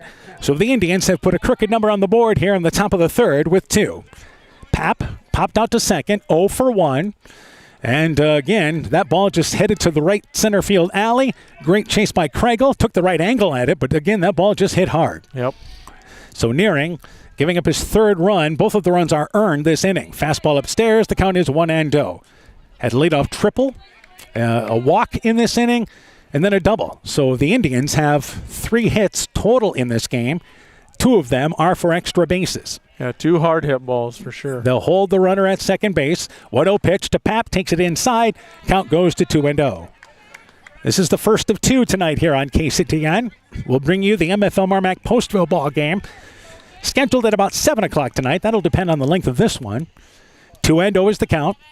And the 2-0 offering is a fastball called strike on the outside. It goes to 2 balls and a strike. MFL MarMac 21-6. Postville 0-19. Winner of that ball game has to play Marquette tomorrow night at 5 o'clock at Dyersville. The defenders are 22-4. 2-1 pitch, swinging through the outside pitch is Papp. It goes to 2 balls and 2 strikes. I believe beat the Bulldogs a week ago or so. I'm sure they didn't throw their top pitchers in that game. Right. But and also on the top half of the bracket is Mediapolis. They are 24-2. So this is an outstanding district. 2 balls and 2 strikes. 2-2 fastball, reaching out for it, swinging right through it is Papp. It is strikeout number 4 for Nearing, and that does it for the Indians in the top of the third. But they pick up 2 runs. They do it on 2 hits. They leave 1. We've played 2.5, and it's 3-0 Indians in the lead. Hey, Justin Birdnow here from Birdnow Chevrolet in Monona. I want to take a moment to wish all the local athletes good luck during their game. You have worked incredibly hard, and it shows during each game. Myself and the entire Birdnow Chevrolet Monona team is wishing you all that you do your best and good luck. Life's better with American Family Insurance. Because whether it's a family road trip in your dream car or hosting a family reunion in your dream home, we help you feel protected so you can enjoy those dreams with peace of mind. Save up to 23% when you bundle home and auto. Products not available in every state. Visit amfam.com to learn how discounts may apply to you. American Family Mutual Insurance Company, SI, and its operating company, 6000 American Parkway, Madison, Wisconsin. Contact Julie Depke, agent at 205 South Main Street in Elkader, or call 563-245-2366 today. Epic Wear. Get personalized clothing for your school, your team, family, friends, business, or any event. Epic Wear has a huge range of customizable apparel, trophies, and awards. They offer free design help or design your own apparel at getepicwear.com, and you can even set up a free website for your fundraiser. Epic Wear, Waukon. Call 563-568-2301 to place your order today. Owen Hammersland leads things off, took the first pitch for a ball, fouls this one up the first base line, and it's a ball and a strike. Owen Hammersland, 9 of 43 on the season. Keston Oberbrockling, the number 9 hitter, waiting on deck. Then Mason Lone, the top of the lineup, due up here in the bottom of the third inning for the War Eagles. A ball and a strike to Hammersland. Inside pitch, turns on it, foul again, same place where he hit the last one, and it goes to a ball and 2 strikes. An off-speed pitch from O'Neill. I kind of like Hammersland's approach here. He's crowding the plate and sitting back on that curveball. And right now, he is continuing to see inside pitches from O'Neill. So 1-2 is the pitch. 1-2 curveball inside, and Hammersland looked it inside, almost hit him. It goes by the catcher Staggy. I'm surprised it didn't hit him. Count is 2-2. I think he's kind of daring him to go inside. He's saying, I'm going to wait on your curveball and try and throw me inside. So evened up at 2 balls and 2 strikes. Long count there from Staggy, long sign delivery. 2-2 pitch, called strike 3 on the outside. And it is Owen Hammersland caught looking for what is out number 1 in the third strikeout, recorded there by O'Neill. And I think great adjustment by O'Neill there. Say, okay, if that's what you're going to do, I'm going to throw hard heat to the outside corner. Keston Oberbrockling is up to bat. Oberbrockling is 13 of 55 on the season. He's really given the War Eagles kind of a second leadoff hitter from the number 9 spot. He's in double digits steal-wise as well with 10. First pitch inside, the count goes to 1-0. leadoff hitter retired in the bottom of the third inning for Clayton Ridge Central. Sun shining out bright here. We're supposed to get mostly cloudy skies. They've moved away. 1-0 pitch, reaching for the outside pitch is Oberbrockling. The count goes to a ball and a strike. But the sun will make its way down here. We'll have game number 2 under the lights at some point, in all likelihood. Get a little cooler for us. Yeah, a ball and a strike. Keep the equipment cool. That helps. 1-1 pitch outside. Good look there by Oberbrockling. Looked it to the outside. And 2 balls and a strike is now the count. Yeah, chased the one before, so O'Neill tried to put it out there again. 2 balls and a strike. O'Neill delivers now the 2-1 pitch. Fastball swinging right through it. There's Oberbrockling. It was a pitch outside. Couldn't get to it. Evened up at 2 balls and 2 strikes.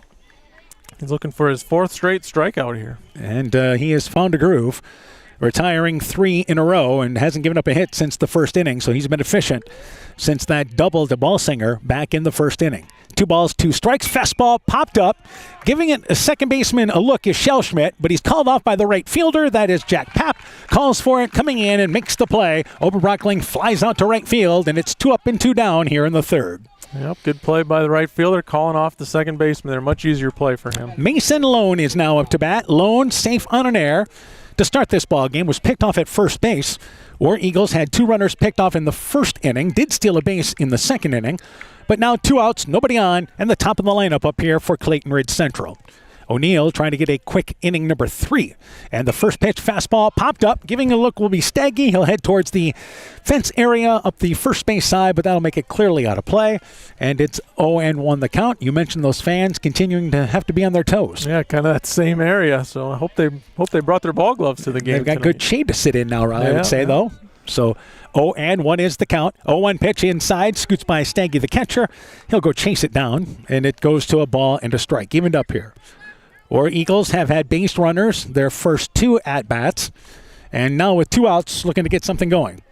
Lone, certainly a threat to go at first base if he gets on. A ball and a strike. The 1-1 offering inside. He has to dance in front of that one. It goes actually behind him, and it goes to 2 balls and a strike. Yeah, I was going to say, I think that actually went behind the hitter there. Yeah, Mason Lone, good job moving out of the way on a pitch that got away from O'Neill. So 2-1 the count. 2-1 offering. Lone bouncing ball. 2-hopper. Third baseman Bryce Becker. He's playing in. The high throw to first base. He comes down on the bag. Perkins does, and they just get Lone.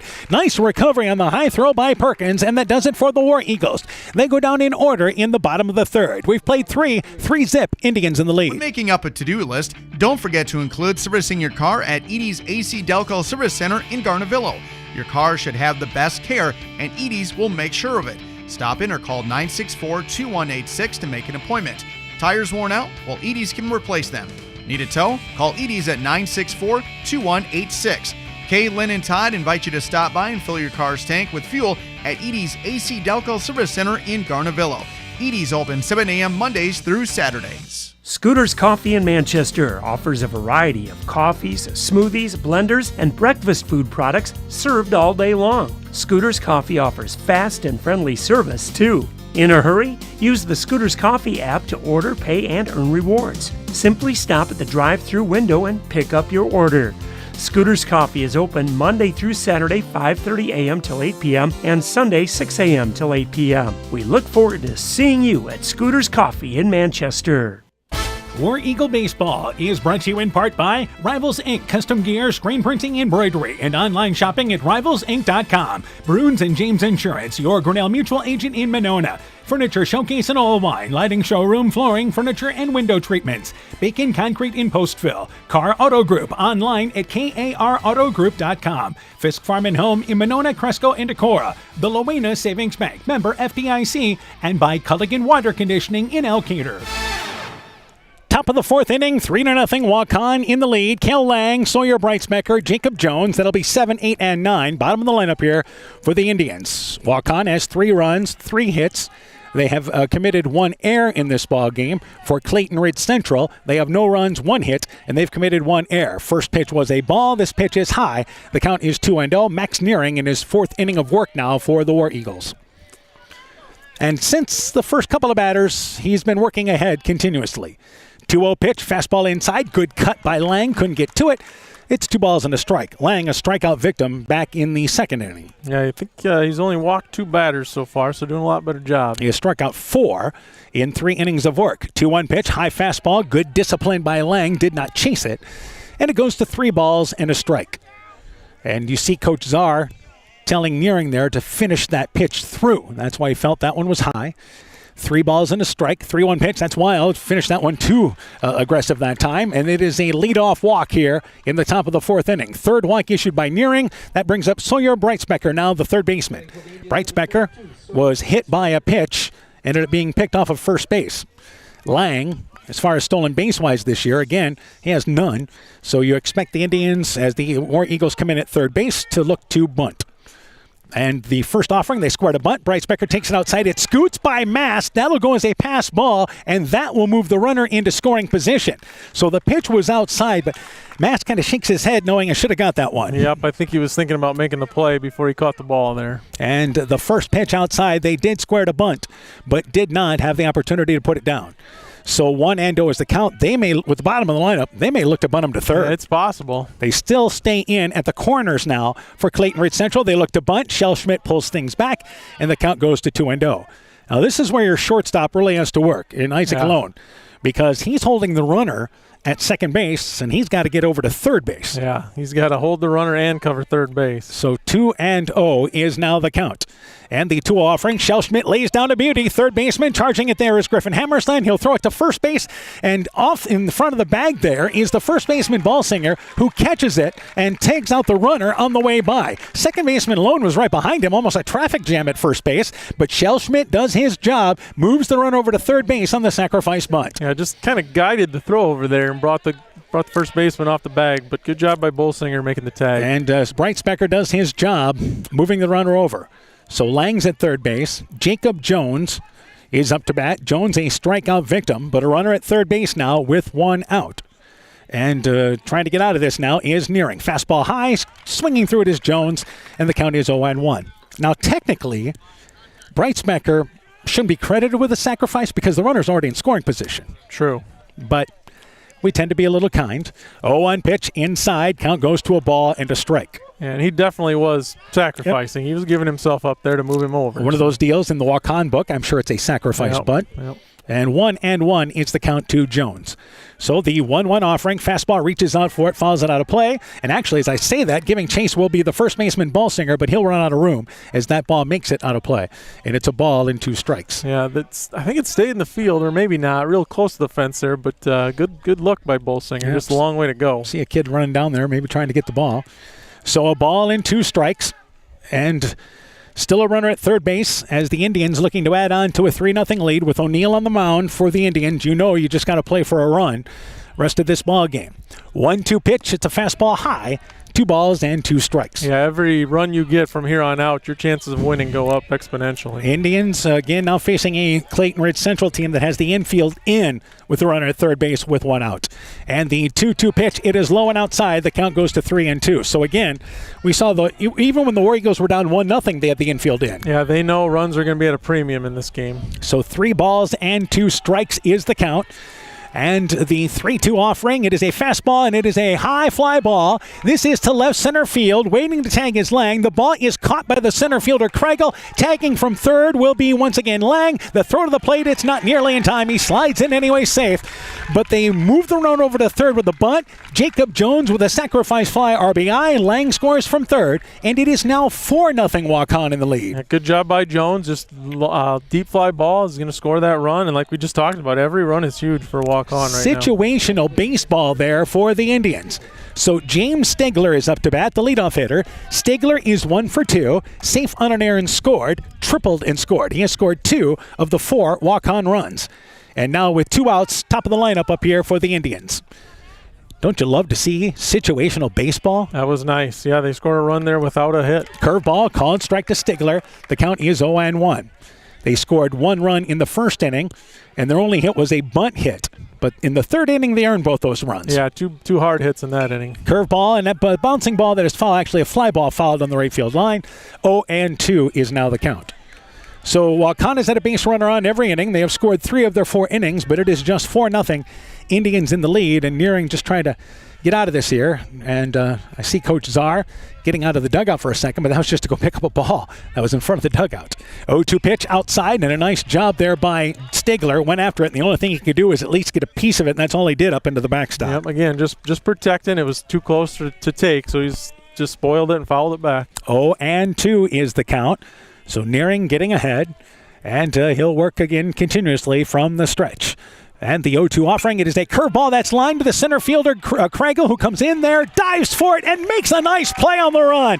Krangle diving forward there, leaning into it, catches it to rob Stigler of a base hit, and that does it for the Indians in the top of the 4th. But they pick up 1 run. They do it without a hit. They leave no one. We've played 3.5. Halfway through this one, 4-0, Waukon in the lead. People's State Bank is a locally owned and managed bank with convenient locations in southwest Wisconsin and northeast Iowa. If you're looking for a place where you're more than just a number, but still have access to convenient technology and low fees, People's State Bank is it. As a community bank, they're proud to support many of the local charities, county fairs, community events, and more. When you become a part of People's State Bank, you can be confident that you're standing with a good cause. People's State Bank, member FDIC.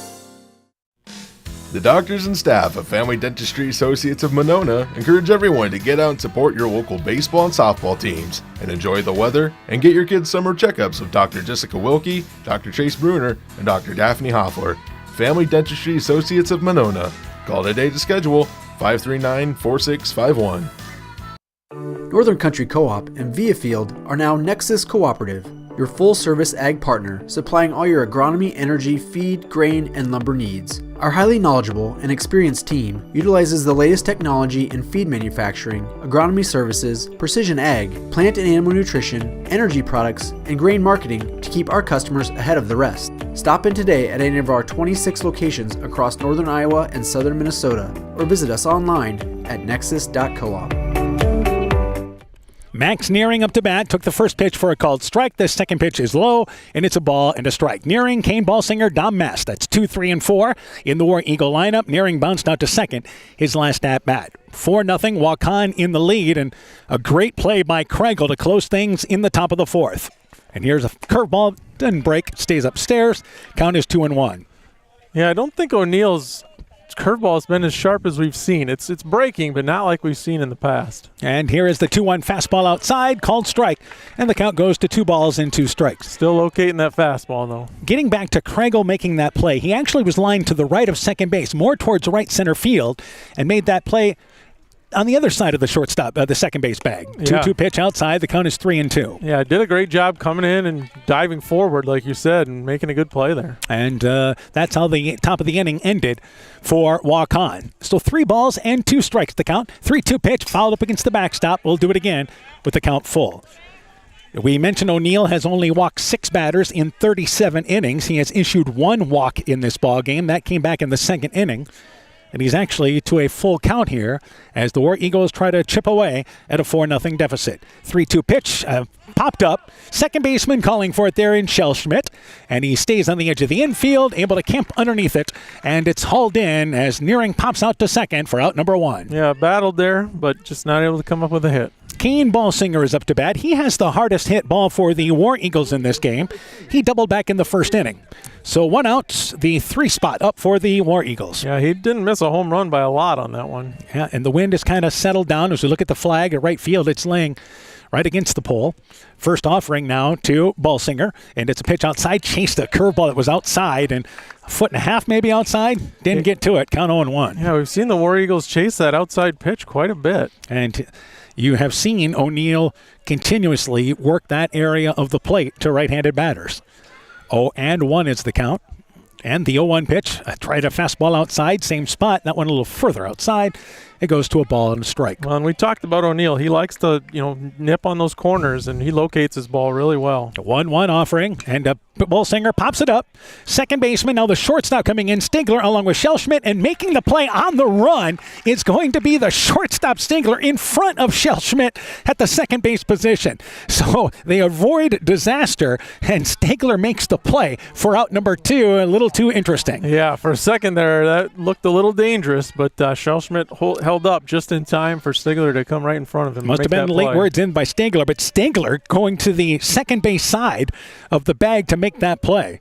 And for Shellschmidt, all he had to do was come in straight. So Dom Mast up to bat, flew out to left field, takes the first pitch for a ball. The count is 1-0, but disaster averted, and now 2 outs here in the 4th. So the 1-0 offering, fastball outside from O'Neill, 2-0 is now the count. Sun continuing to work its way down as the shade about ready to cover us pretty soon. We have no problem with that. That'll be nice. Certainly better today than it has been. 2-0 pitch outside, a rarity. The count goes to 3-0. Game time temperature, we started at about 84 degrees. Not quite the humidity we had last week, where it was just gross. Gross and stupid, I think would be the best way to put it. Yeah. 3-0 is the count. And the offering to Mass taking all the way. It's a called strike on the outside. 3 balls and a strike. 2 outs. 4 Eagles trying to get something going. They have only 1 hit. That came back in the first inning. 3-1 is the count. 3-1 pitch, and here's a bouncing ball that is foul just left of the third base bag. It's giving chase there was Breitspecker. And O'Neill has worked it back to a full count. Yeah, Mast hit that ball hard, but just a step or 2 foul. So full count now, and O'Neill trying to make it a 1-2-3 inning. And he had a quiet bottom of the 3rd inning. So 3 balls and 2 strikes. The 3-2 offering, it is outside. It is ball number 4. So a rarity, the fact that O'Neill has walked 2 batters in a ball game, and Seth Kregel is up to bat.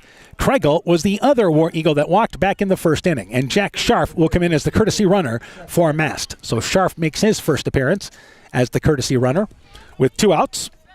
If you're going to talk about the War Eagles, and you figure even though they're down 4-0, they're going to likely try to see if they can move a runner into scoring position. Scharf is 5 of 5 stolen base-wise this year, so hasn't run a ton, but he is their designated courtesy runner off the bench for Mast. Yeah, I think if Kregel gets to 2 strikes, you may see him going. Nearing is not courtesy run for the War Eagles. Short lead at first base by Scharf, and here is the kick to the plate. Curveball outside. Count is 1-0 to Kregel. 5 spot in the lineup for Clayton Ridge Central, and with 2 outs. So the War Eagles, after being retired quietly in the 3rd inning, have a 2-out base runner here in the bottom of the 4th. 1-0 is the count. The 1-0 offering, it is a curveball, and swinging through it is Kregel. That's probably the best curveball I think that O'Neill is throwing tonight. Yeah, well, it's been the most movement on one right there. So 1-1. The count is now evened up. Again, that lead at first, not overly long, about 2.5 steps away maybe. And the 1-1 offering is a fastball too far outside. Good look by Kregel. 2 balls and a strike. So behind on the count again is O'Neill. Yeah, it's kind of an anomaly here. You don't see that a lot from him. 2 balls and a strike. Certainly keep an eye on the pitch count for both these pitchers. 2 balls and a strike is the count. O'Neill comes, the 2-1 pitch. It's outside and away, and the count goes to 3-0.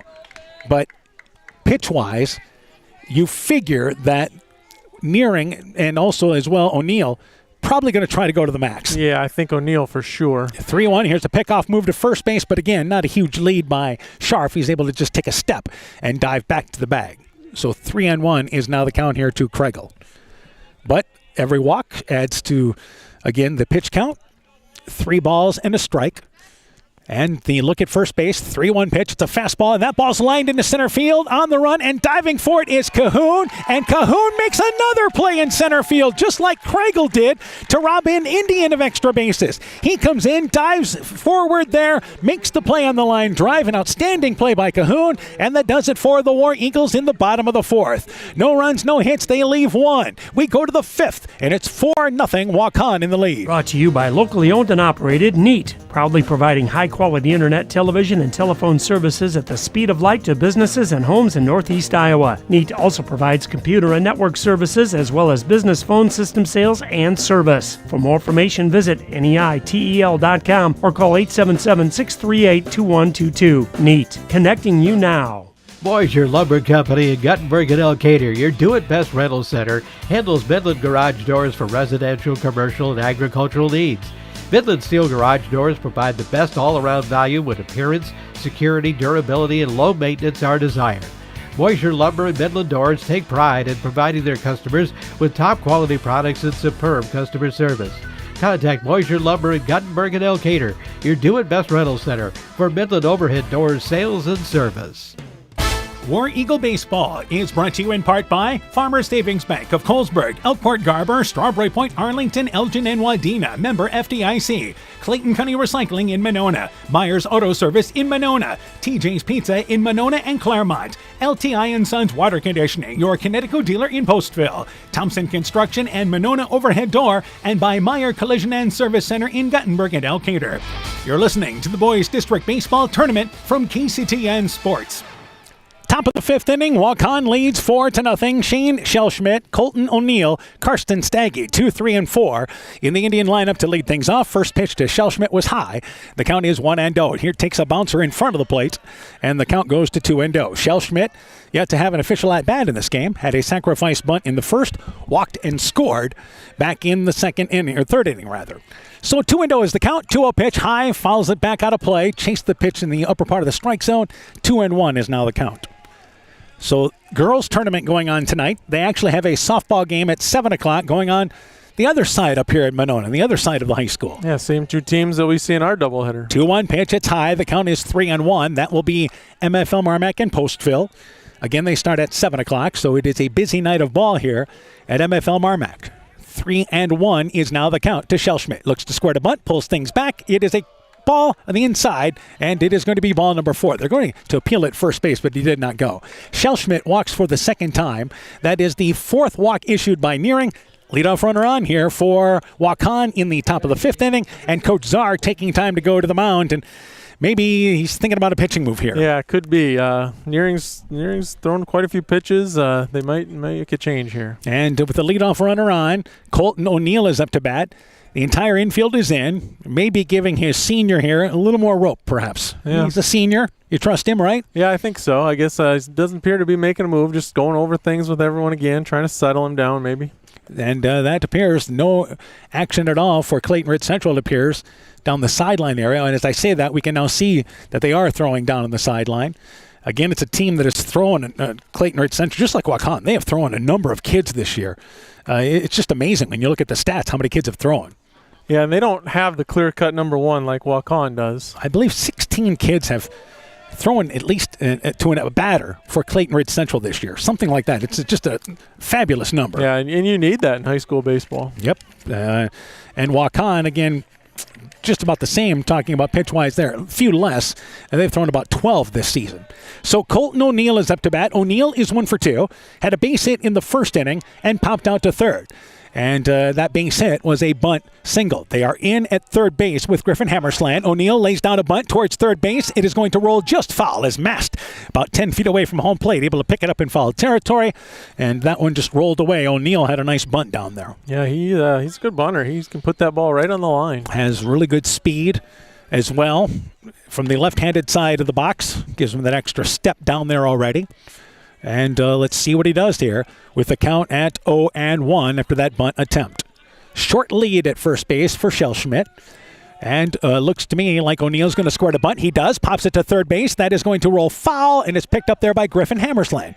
About 3 feet further than where the last bunt was. And O'Neill unable to get the bunt down, and the count is 0-2. Yeah, pretty similar. So, yeah, I wonder if it's kind of that sacrifice / base hit bunt there, but I think he'll be swinging away now. Yeah, you can see it's kind of instead of just squaring to give himself up there, it's kind of throwing the bat and running at the same time. Yeah, almost reminds you a little bit of like a slap hit in softball. 0-2 is now the count. O'Neill again a 380 hitter, so 0-2. I think they have some confidence with him. Here's now the 0-2 pitch. Fastball outside, reaches on for it, fouls it out of play, and it goes over the third base dugout for Waukon, and it remains 0-2. Shellschmidt again scored a run. He is the second baseman for Waukon, and the lead not even to the indent of where the first base area is, where the grass is. 0-2 pitch, too far outside, a ball and 2 strikes. We'll get to a pitch count on Nearing just a bit. It's the ball and 2 strikes. Again, they can go up to 110 pitches, but that means they're off for 4 days. But again, if there is no tomorrow, there is no 4 days. 1-2 pitch outside, count 2 balls and 2 strikes. Started the inning at 80 pitches. So, yeah, he's getting there in the top of the 5th inning. He's had to work in this game. 2 balls and 2 strikes is the count to O'Neill.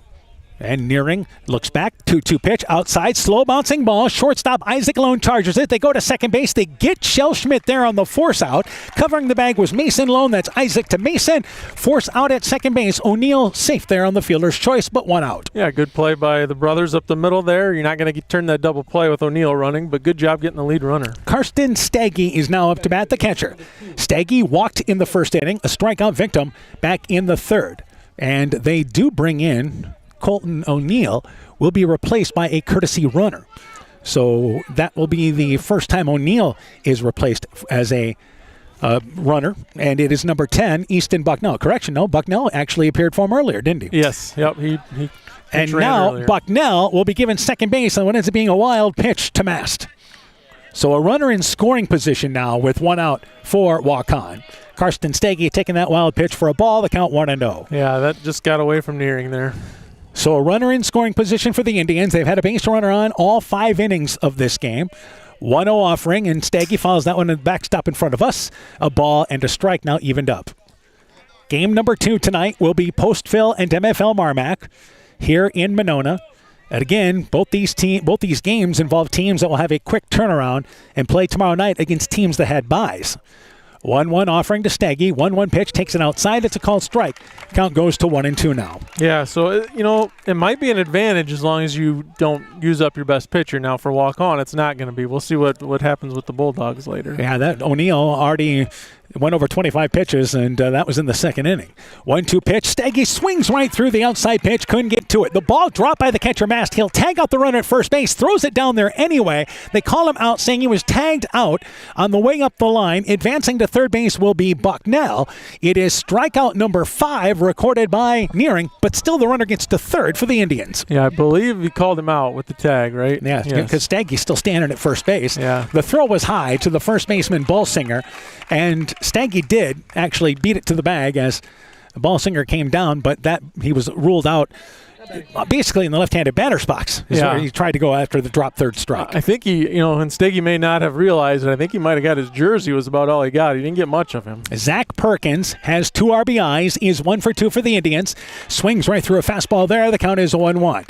He bounced out to second to drive in the first Indians run, then doubled in a run as part of the 2-run 3rd inning. So Perkins is 1 for 2 and has a runner at third base. 0-1 is the count. Nearing again gets this time Perkins to reach out for an outside pitch, and it goes to 0-2. Nearing trying to get out of the 5th inning without any more damage, with the Indians up 4-0 right now. Yeah, they can't afford any more runs to cross here. It's going to be hard enough scoring 4 on O'Neill. 0-2 is now the count. So Nearing, good news, getting ahead. And here is now the 0-2 offering.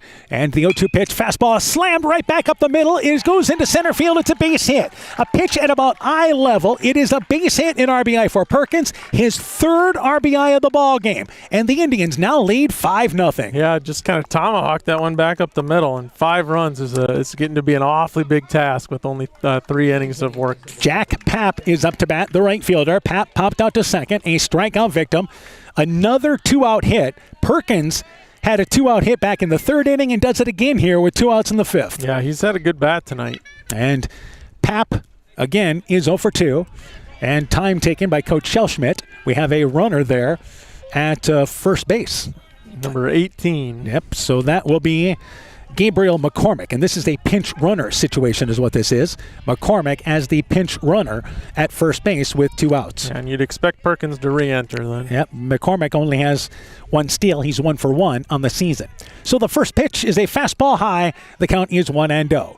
So with 2 outs, the Indians, they have scored 4 of the 5 innings and a 5-0 lead. And with O'Neill on the mound, that looks like a major challenge. 1-0 pitch, fastball upstairs, count goes to 2-0. Yeah, Clayton Ridge Central has done a good job of avoiding the big inning, but just enough by walk-on here with your star pitcher on the mound. Well, they have walked 4 batters. Nearing has in this ball game. 3 of them have scored technically. Yep, that's fastball high, the count goes to 3-0.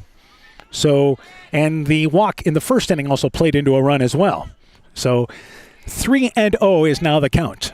And that's what we always talk about. You got to keep those walks. The airs have been good tonight. 3-0 pitch, fastball taking all the way as Pap. Count goes to 3 balls and a strike. Yep, make the other team earn it. And the Indians have made them pay. The Indians have 5 runs, and they have a total of 4 hits in this game. Yep, they've done a good job with small ball. 3-1 is the count. 3-1 offering, fastball. It is outside. It is ball number 4. That is the 5th walk issued by Nearing. Has also struck out 5, but there's runners on second and first with 2 outs. Cale Lang, the designated hitter, is up to bat. Lang, a strikeout victim in the second, and walked in the 4th inning and scored a run, and I believe this is going to be it for Max Nearing as Coach Czar makes his second trip to the mound, and it looks to me like they're going to make a pitching change in this situation. Yeah, it appears that way. All right, so we'll tell you about the change when we return. It's 5-0. Waukon in the lead, 2 outs, a runner at second and first base. Back with more after this. Looking for the best suppressors with seamless service? Interested in helping protect your hearing or have questions on the NFA process?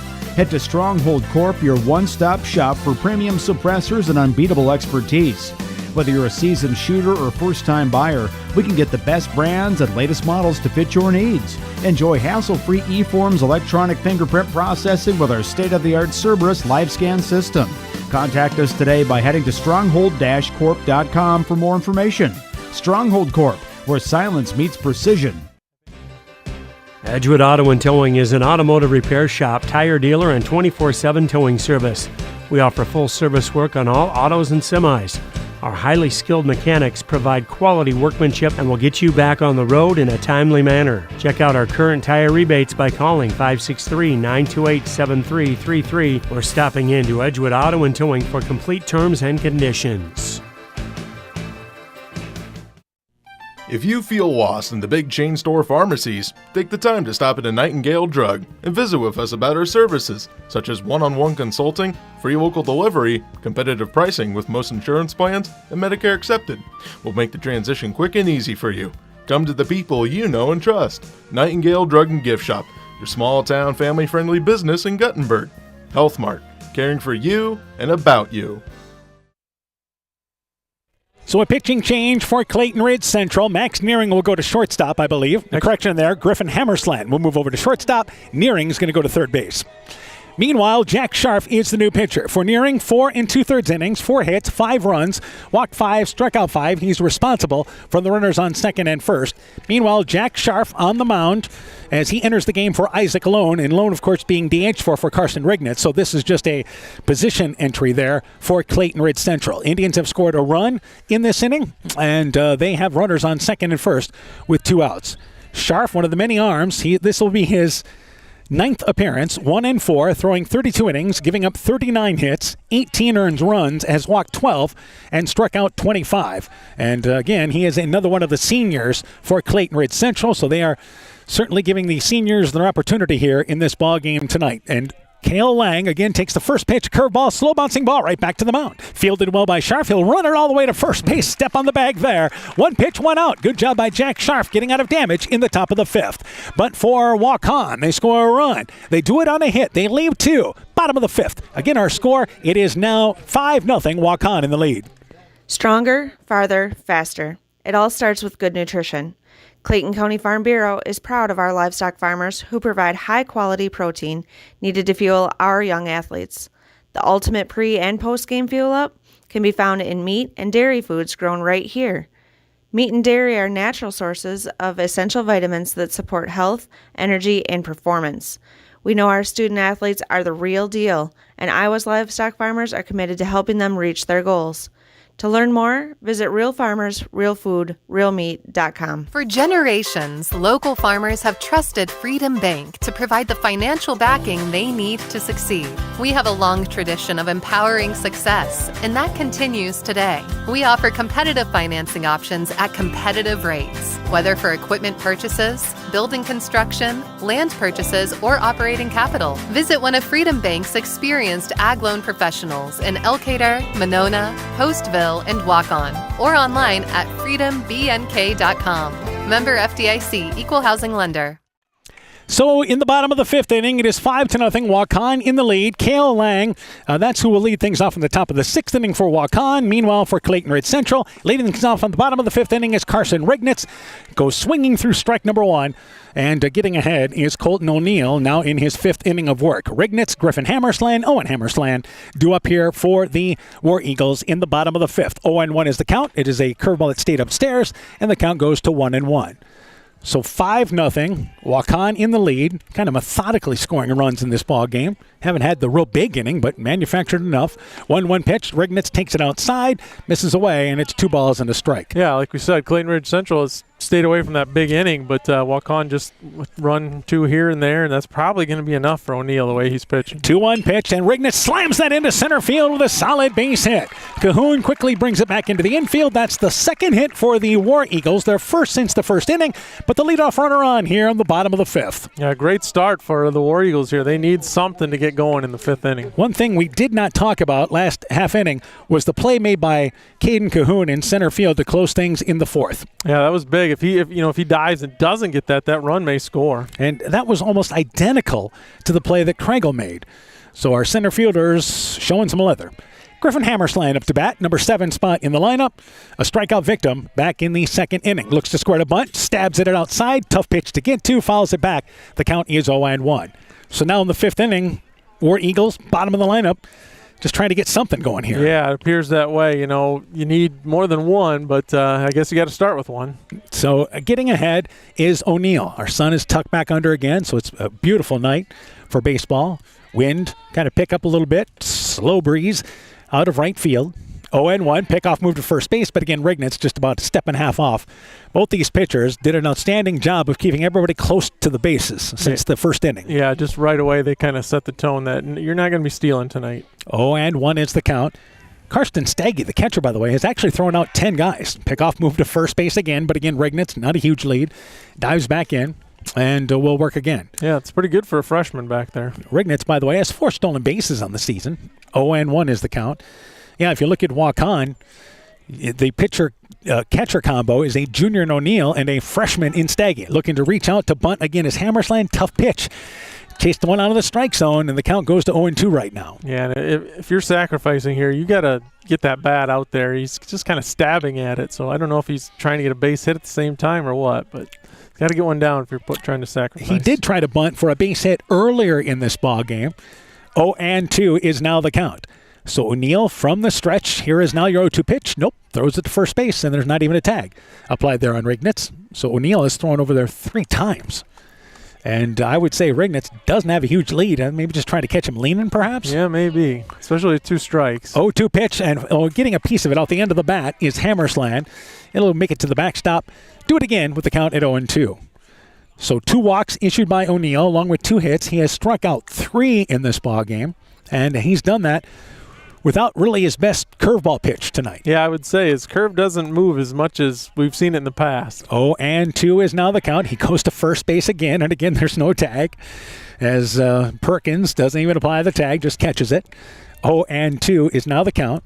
Yeah, sometimes a pitcher plays catch to find his rhythm a little bit, stretch out. Could be. 0-2 is now the count, but Rignitz showing absolutely no sign of going. 0-2 is the count, and here is now the 0-2 delivery outside, high and away. It's a ball and 2 strikes. The other thing is, you're up 5-0 at this time. I think if you are Waukon, you're more concerned about outs at this point. Yeah, you're in the position where you can start counting outs on 2 hands. Yep. So See, he'll concede a base or maybe even concede a run in some cases to get the out. A ball and 2 strikes, and goes to first base again. And again, there is no tag. So that's throw number 5. 1-2 is now the count. And again, Rignitz's lead hasn't changed. And I don't think he's going. Nope, he doesn't seem to go, and he's not getting any closer to first or farther away. A ball and 2 strikes again here now to Griffin Hammersland. 1-2 pitch, fouled up against the backstop. We'll do it again with the count 2 balls and 2 strikes. In the majors, you can only throw over twice. Yeah, new rules. Which, if you think about it, isn't a terrible idea. Yeah, it makes the game move a little bit more. So a ball and 2 strikes. Our ball game has certainly slowed down a little bit here. 1-2 is the count. And the 1-2 delivery to the plate. Curveball swinging right through it. There is Hammersland. Strikeout number 4 on the outside pitch. It's out number 1 here in the 5th. Yeah, and that was another really good off-speed pitch by O'Neill. We said he hasn't had his best stuff, but that one was pretty good right there. Owen Hammersland, the right fielder, is up to bat. Hammersland, a strikeout victim. Back in the 3rd inning, 0 for 1. Rignitz is at first base. This is left-handed bat Owen Hammersland against the left-handed pitcher Colton O'Neill. And again, Rignitz 5 feet off the base, 2 steps, big steps. Yeah, like I said, he could fall down and get back to first. And he's off and running on a hit and run, but it's fouled out of play over the backstop area. So it was not a steal. They were looking to hit and run. And that's the first time I think we've really seen that tonight. It's another way to get guys in motion. Yep, and good cut by Owen Hammersland there. Just missed it. So 0-1 is the count. Getting ahead is O'Neill. The War Eagles have not had a runner reach third base in this ball game. They have only had 2 guys get to second base. They throw to first base, and again, there is no tag. Rignitz back in there. What the good news is you hear the entire dugout for the War Eagles yelling back. Might even been some fans yelling that. I think so, yeah. So 0-1 is the count. Rignitz, they'll have to do a tied job on his uniform tonight. 0-1 is the count. The 0-1 offering, and Hammersland pops it out of play again, and it's 0-2. The white uniforms are absolutely great, I think. White bottoms and tops in high school baseball. But I can't imagine parents like them. Yeah, I was going to say they sure look good, but the moms and parents, whoever's doing laundry at home, probably don't like them as much. 0-2. We seem to be out of baseballs, and now our home plate umpire looks at this one, gives it a good look, and he's going to throw it to the pitcher, O'Neill. Let's work with it. Good enough. 0-2 is the count, so we've had some foul balls. Now we had another one brought back into play, so we're catching up there. Used to give kids like maybe a nickel or a dime to go track down foul balls. Yeah, a free lollipop or something at the concession stand. I don't think we do that anymore. No. 0-2 is now the count, but it's a great way to get the balls back in quickly. Yep, for sure. 0-2 is now the count. Heck, in the old days, you might get enough to get a soda pop. Yeah. It'd take you about 20 foul balls now to get close to that. Throw over to first base again, and the count is now 0-2, and we'll still work with the count 0-2. So O'Neill, the way he's throwing in this ball game, you'd think he was moving quick and mowing guys down. 0-2 pitch upstairs, the count goes to 1-2. But seems to be really concerned about Rignitz at first base. Yeah, it's kind of game was moving pretty good pace, but it's kind of ground to a halt here. A ball and 2 strikes. And again, he's picked off 2 runners, did that back in the first inning, so he's got confidence up in the mound. Had a great move to second base. 1-2 pitch there. Hammersland pops it up. First baseman giving chase is Perkins. That will make it out of play. And we'll do it again with the count 1-2 rather. So bottom of the 5th inning in a ball game that is almost an hour and a half old. Our second game was scheduled to start at 7 o'clock. That ain't going to happen. Nope, not going to happen. We'll probably have a half hour in between games regardless, but we may be a good half hour from finishing this inning. I think this half inning. 1-2 is now the count. 1-2 pitch outside. Nice job there by Staggy. And it goes to 2 balls and 2 strikes. We talk about sometimes a pitcher throws it to first base. Maybe he's still trying to find his rhythm, but you can also lose your rhythm by throwing it over so much. That's kind of what I was wondering, if O'Neill's maybe losing his rhythm throwing over there a little too much. But 2 balls and 2 strikes. The 2-2 pitch to Griffin Hammersland. Pops it up. This is to right field. Giving chase as Pap. Pap on the run. Makes the play there on the run in front of the fence. Tracked down by Pap, who tries to throw it in the infield. Loses the baseball, but having to go back to first base is Rignitz. Rignitz was off and running, and he read it well, but a nice job by Pap on a ball that just carried into right field. Makes the play. The out recorded there when he got the ball. Dropped it there on the throw, but again, that's the transfer. And immediately Rignitz stopped before getting back to first base, then started to go back to second, but he hadn't tagged up, so he had to go back to first. Yeah, he hadn't even tagged up yet, but great play by Pap. Kind of caught that on the run going back towards the fence. That was hit pretty well by Hammersland. Cast in Oberbrockling, the number 9 hitter, is up to bat. Oberbrockling flew out to right field, and Pap did a great job chasing down that long fly ball in right field. Fastball swinging right through it there is Oberbrockling. The count goes to 0-1. So we've seen the outfielders for both teams showing some nifty glove work. Yeah, pretty good defense by the outfielders in this game. Both teams have only committed an error, so it's been well played in that regard. 0-1 is the count. Rignitz tired over at first base from all the throwovers. 0-1 pitch, swinging right through the outside pitches over Brockling, and he gets ahead with the count 0-2. So a strike away from ending the bottom of the 5th inning. After this ball game, we still plan on talking to the coaches for both the teams, and then we'll have the on-deck show for our game number 2 with Postville and MFL MarMac. 0-2 is the count. And O'Neill comes to the plate. 0-2 pitch. Fastball caught. Looking on the outside pitch is Oberbrockling. Strikeout number 5 recorded by O'Neill. And that does it for the War Eagles in the bottom of the 5th. No runs a hit. They leave 1. We now go to the top of the 6th inning. Again, our score, it is 5-0. Waukon in the lead.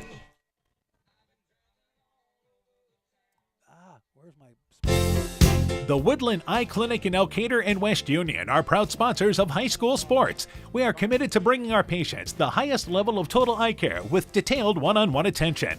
Our offices offer the newest technology and equipment with a professional team of experienced staff that is committed to you. Call us today for your next total eye care appointment. The Woodland Eye Clinic in Elkader and West Union supports all of our local athletes taking the field or court this season. At Top Gun Customs, we know that cars are complicated. We can handle all the complex new features of any vehicle, foreign or domestic. Not only will it look like new, it'll perform like new. At Top Gun, we don't care if it's a 30-point buck or just your neighbor's cat, big or small, we like them all. Top Gun also does fiberglass repairs, boats, motorcycles, guitars, detailing, paint corrections, headlight restoration. There's not much we don't do. Call Bob or Nancy at Top Gun for details and to schedule your repairs today. War Eagle Baseball is brought to you in part by Central State Bank, member FDIC, C.J. Moyna & Sons in Elkader, Bender's Foods in Guttenberg, Morris Funeral Home in Guttenberg and Garnavillo, Rivertown Family Dentistry, Dr. Alicia Waukee in Guttenberg, Agent Lanny Keel, your New York Life agent in Garnavillo, TD Sports Bar and Grill in downtown Elkader, David Balls, agent for Balls Insurance Agency in Elkader, Elkader Chiropractic Center, Dr. Jamie Hammersland, and Innovative Ag Services in Elkader, Monona, and Waukon. Top of the 6th inning, it is 5-0 Waukon in the lead over Clayton Ridge Central. They'll send up Sawyer Breitsbecker, Jacob Jones, and James Stigler. That will be 8 and 9. And it looks laying down a bunt is Breitsbecker, fielded up the line by the first pitcher, Scharf. The throw to first, it is not in time. Breitsbecker, who was hit by a pitch, a sacrifice bunt, now has a base hit bunt single on a beauty laid up the first base line. Yeah, that was perfect. And Scharf didn't get a great jump to go get that thing and beat it out easily. And this will bring up now the top of the line, or actually, correction, Jacob Jones, the left fielder. Jones, a strikeout victim in the 2nd, had a sacrifice fly RBI back in the 4th inning. So you expect the Indians again to just continue to try to bunt the runner over here, play for a run every inning, and it's worked pretty darn well. Yep, wouldn't surprise me to see another sacrifice bunt here. And Jones, the number 9 hitter. Jack Scharf in his 2nd inning of relief, curveball on the inside there. The count is 1-0. He did not show any signs of bunting there. For Nearing, that closed the book on him when Scharf came in. He went 4 2/3 innings, 4 hits, 5 runs, 5 walks, and 5 strikeouts in this ball game.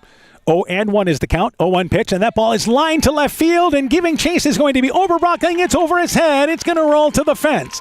Heading to third base is Breitsbecker. They'll hold him there. They turn. He runs right through the stop sign. The throw comes to the plate. It's off the line, bounces away from Mask, and scoring all the way from first base is Breitsbecker. He ran through the stop sign at third. It's a double for Jones, his 2nd RBI of the ball game, and it's 6-0 Waukon in the lead. Yeah, it looked like Coach Schnellschmidt was trying to hold him there, but he ran right through it, and throw was just a little bit offline and was able to score. So James Stigler is up to bat. Stigler is 1 for 2, but he tripled. And he was safe on an air, scored a run, tripled and scored a run, and lined out to center field where he was robbed of a base hit. Back-to-back base runners here for the Indians in the top of the 6th inning and expanding their lead. And now you've got to deal with the top of the lineup. Scharf with the runner at second base there in Jones. And here is the first offering to Stigler, and he hits a bouncing ball. Shortstop, nice hop. They go to third base. Griffin Hammersland goes to third. Sliding in at third base, and out is Jacob Jones. Griffin Hammersland got a nice hop to handle. Had the runner just go right in front of him. Fires to third base. Jones out there. Stigler safe on the fielder's choice. Yeah, very nice play by Griffin Hammersland. Realized he had that runner easily at third and made a nice throw. In a game where they can ill afford to give up any more runs, already down 6-0, they take a runner out of scoring position with Jones retired there at third base. And a tough play for Jones, the base runner, to make because the ball was not hit overly hard. Right, and yeah, he was already had a good lead. He was kind of stuck. So Shane Schellschmidt up to bat as they throw over to first base to Stigler. Schellschmidt yet to have an official at bat. A sacrifice bunt, walked twice, and scored a run in this ball game. And you expect the Indians to stay aggressive, and they are looking to bunt, and that ball fouled back. As a matter of fact, he missed it. Yeah, I think he missed it. And the count is 1-1 rather. So a ball and a strike. The Indians up and down the lineup. They'll try to play small ball here. They know what they've got on the pitching mound with O'Neill, and they have a comfortable lead right now at 6-0. 1-0 is the count. Looks to square to bunt. Swings away. Pops it up down the third baseline. Foul territory. Griffin Hammersland on the line. On top of the line. Makes the play. Past the edge of the infield. On the line. About 20 feet behind third base. Good hustle by Griffin Hammersland to track it down for out number 2. Yeah, great range there by Griffin Hammersland. He's made a couple really nice plays in foul territory over there. Made one at third base. Now does it here at shortstop.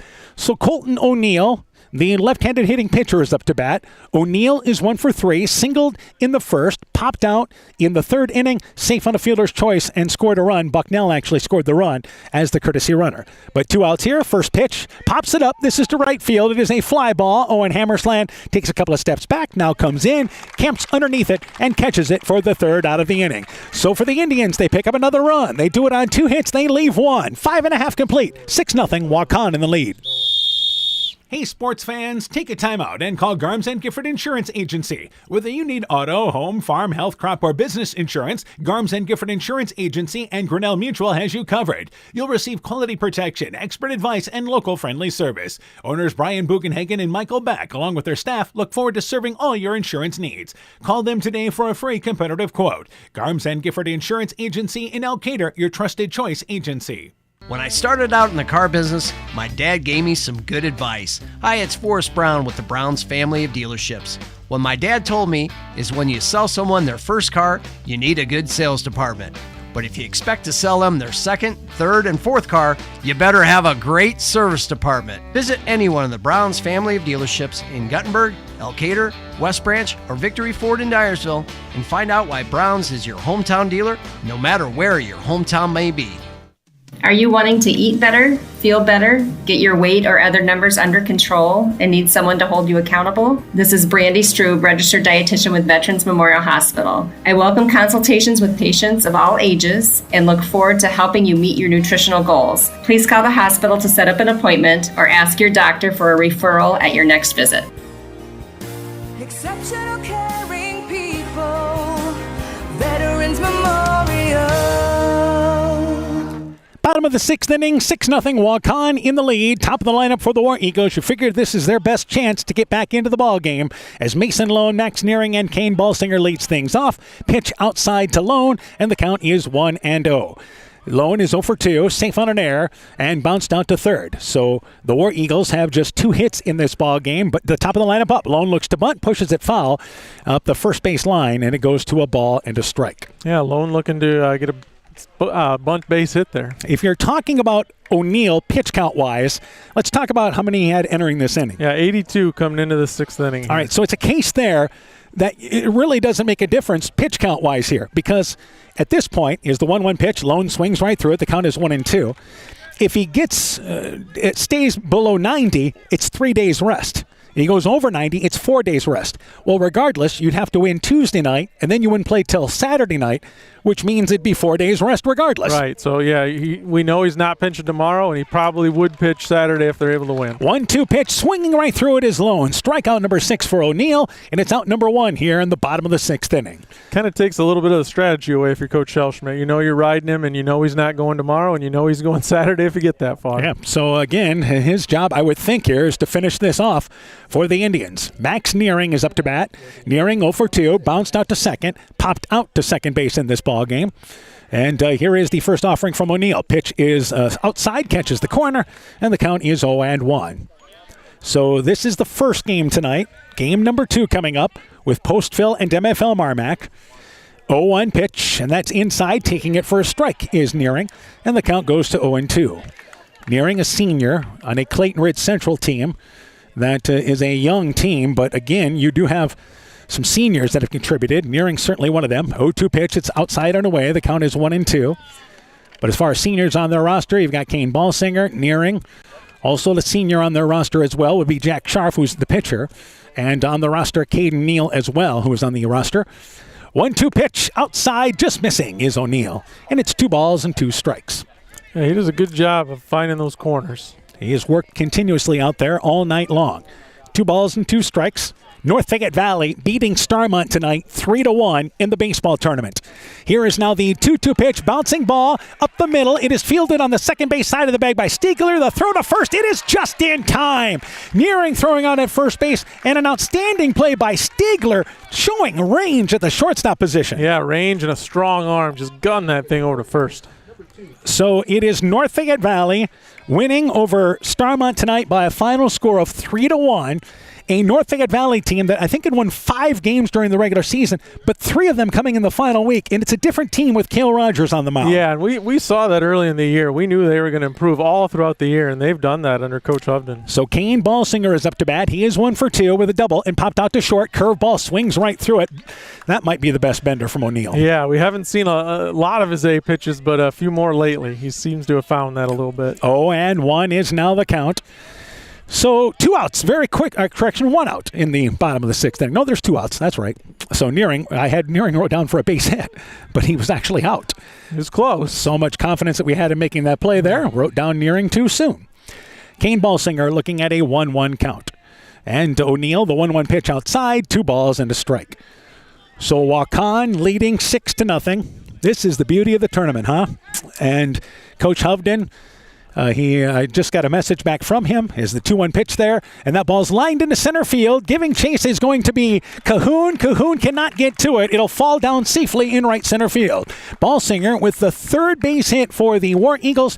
A 2-out base hit here for Clayton Ridge Central in the bottom of the 6th. Yeah, good piece of hitting by Balsinger. He's hit a couple of the hits tonight. Hovden, in his comments, said the youngsters are believing. Yeah, and he was really excited about his team, and he knew it'd be a little bit of a long road, but he really liked his kids. He said they listen, they learn, and he expected them to get better, and they have. Yep, Dom Mast is now up to bat with 2 outs, and now time taken by Coach Schellschmidt with 2 outs here and a runner at first base. So as far as pitch count, he's over 90 now, right? Let's see.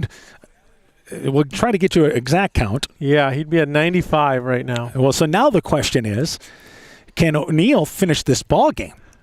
Yeah, was he have 15 left? Yep. So the 110 is the limit. Now he can go over that if he's facing the hitter at pitch 110. If the hitter's still up there, he has the ability to finish that. But now that does, if you're the War Eagles, the good news is you keep the pitches coming here this inning. You might get to see somebody different in the bottom of the 7th. Yeah, and that shows you how big those pickoffs were, because they could have seen a lot more pitches that first inning if it wasn't for those pickoffs. So 2 outs, a runner at first base.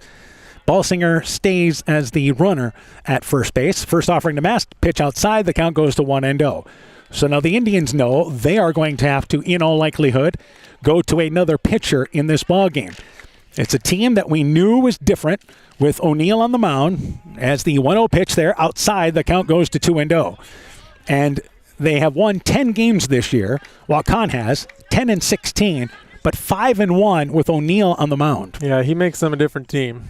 2-0 is the count to Mast, the cleanup hitter for the War Eagles. 2-0 pitch, Mast, good cut. Fastball couldn't get to it outside. The count goes to 2-1. If he is short of the 110 pitches, I still think he comes out to start the 7th. Yeah, I think so. You just throw as many as you can. 2 balls and a strike. And the pickoff move to first base. Back in standing up is Balsinger. And it's 2 balls and a strike. So again, with a 6-0 lead, the War Eagles at this point of the ball game likely playing base to base. Yeah, they've only got, 4 outs left? 2-1. 2-1 pitch there, fouled back by Mast. 2 balls and 2 strikes, evened up. So North Fayette Valley plays Sumner Fred now tomorrow night. And that'll be tough for sure, especially without your number 1 pitcher. But great win by the Tiger Hawks. And you figured this just kind of helps them for the offseason, doesn't it? I think so, yeah. It shows them that, hey, we can win. We're getting better. We're improving, put the work in, and they could be a good team in a couple of years. 2 balls and 2 strikes is the count to Mast. And the 2-2 pitch, runner off and going. They play hit and run. That ball slammed into right field, and it's going to fall in front of the right fielder, Papp. Heading to third base is Balsinger, the first War Eagle to reach third base in this ball game. Mast with the 4th hit. There's runners on the corners with 2 outs now for Clayton Ridge Central here in the bottom of the 6th. Yeah, by far the biggest threat they've had in this game, and maybe O'Neill's wearing down just a little bit. They are getting him up to near that 100-pitch mark now. Seth Kregel is up to bat. Kregel is 0 for 1. Walked in the 2nd inning, lined out to center field in the 4th. So the War Eagles got to the top of the lineup here to lead things off in the bottom of the 6th inning. First 2 guys recorded out, and the last 2 guys have reached base. And they're trying to push across their first run. Yeah, it took a good play to get Nearing out as well. So Seth Kragel, an RBI opportunity for the War Eagles. And here is the first offering. It's a pitch away. The count is 1-0. Again, O'Neill, as good as we've talked about him all night long, not the A-plus stuff tonight. Yeah, I don't think it's his A game. It's maybe his B game. He's thrown some good pitchers, but he hasn't just been dominant. 1-0 is the count. And the 1-0 offering, fastball popped up out of play. We'll do it again, a ball and a strike. Getting back to that North Fayette Valley Starmont game tonight, a Starmont team that had plenty of pitching, played really good defense, but that was the concern. What could they do offensively against good pitching? Right. Do they have enough offense against good pitching? And they just didn't tonight, apparently. Yeah. Could they manufacture 2-3 runs in a ball game to win? And you see that tonight, dropping a 3-1 decision. 1-1 is the count. Runner off and going to second base. The ball popped up. First baseman Perkins trying to go near the Clayton Ridge dugout. He's in the first base coach's box and makes the play for the 3rd out of the inning. Kragel fouls out into foul territory. But for Clayton Ridge Central, no runs, 2 hits. They leave 2. We go to the top of the 7th inning. Again, our score 6-0. Waukon in the lead. Inspiring changes to a happier, healthier you is what they do at Clayton Drug, now offering free delivery of prescriptions to the Monona area. To find out more, call 563-245-2530. Clayton Drug can help you transfer your prescriptions quickly and easily to their pharmacy. Clayton Drug is committed to helping you achieve the highest quality of life possible. Clayton Drug, connecting the communities of Elkader, Strawberry Point, and Sumner to serve all in between. Hi, this is Cody from Torkelson Motors in Elgin and Waukon. At Torkelson Motors, we believe that student involvement in activities is a great way to help grow our communities, and we are proud to help sponsor this game for your enjoyment. We've been serving Northeast Iowa since 1926 and appreciate the business that our customers have given us and the support they provide to our area schools and communities. So the next time you are in need of a new or used vehicle or a repair, stop into Torkelson Motors. We've been selling cars the old-fashioned way with a friendly smile and a handshake right here next door in Elgin and Waukon. War Eagle Baseball is brought to you in part by Adverse Weather Insurance, Jim Furman of Volga, your independent crop insurance agent, Norby's Farm Fleet in Northeast Iowa, Guttenberg Municipal Hospital and Clinic. Check out career opportunities at guttenberghospital.org. Next Excavating and Kane Construction in Farmersburg, T&K Cahoon, your Napa dealer in Monona, St. Olaf Ag Sales and Service, Growl Logs and Lumber in Elkader, Timber is a Crop, Harvest Wisely, and by Dean Family Chiropractic in Claremont. Now in the top of the 7th inning, Waukon leads 6-0. Karsten Staggy, Zach Perkins, Jack Papp up to bat. That's 3, 4, and 5 in the Indians lineup to lead things off here in the top of inning number 7. Jack Scharf came in with 2 outs in the top of the 5th inning, continues to work in relief. There's a sharp curveball, and I mean a slow bending curve for a strike. The count is 0-1. Yeah, he's had good movement on the breaking pitches he's thrown. Not overpowering by any stretch of the imagination, but that is a good slow curveball in for a strike. 0-1. Scharf, the 0-1 pitch, and the fastball outside. The count goes to a ball and a strike. Scharf, like Nearing, works exclusively out of the stretch. We see that more and more. High school pitchers working that way. Yep, seems to be the trend. A ball and a strike. And the 1-1 offering to the left-handed hitting Karsten Staggy. The 1-1 pitch, there's a curveball, fouled on the left field line. It is slicing, and that ball is going to end up just fouled on the left field line, sliced away. Missed by about 5 feet down the left field line. We'll do it with the count 1-2 now. Clayton Ridge Central in the bottom of the 7th inning will send up Carson Rignitz, Griffin Hammersland, and Owen Hammersland. So you will have 6, 7, and 8 in the Clayton Ridge Central lineup to lead things off in the bottom of the 7th inning. They hope to hold serve here and give themselves a chance in the bottom of the 7th inning, likely against a new pitcher at some point for Waukon. 1-2 curveball, fouled back. Good piece of hitting by Staggy, hanging tough. And the count 1-2. Yeah, I've got O'Neill at 103 pitches, so he's got 7 pitches to see if he can get 3 outs, I believe. A ball and 2 strikes is the count. If you're talking about the Indians then, who do they go to in that situation? Jack Papp has pitched in 7 games. He's an 8th grader, by the way. 1-2 is now the count. 1-2 offering, curveball popped up infield. Calling for it is the shortstop Griffin Hammersland, and then comes in late and makes the play.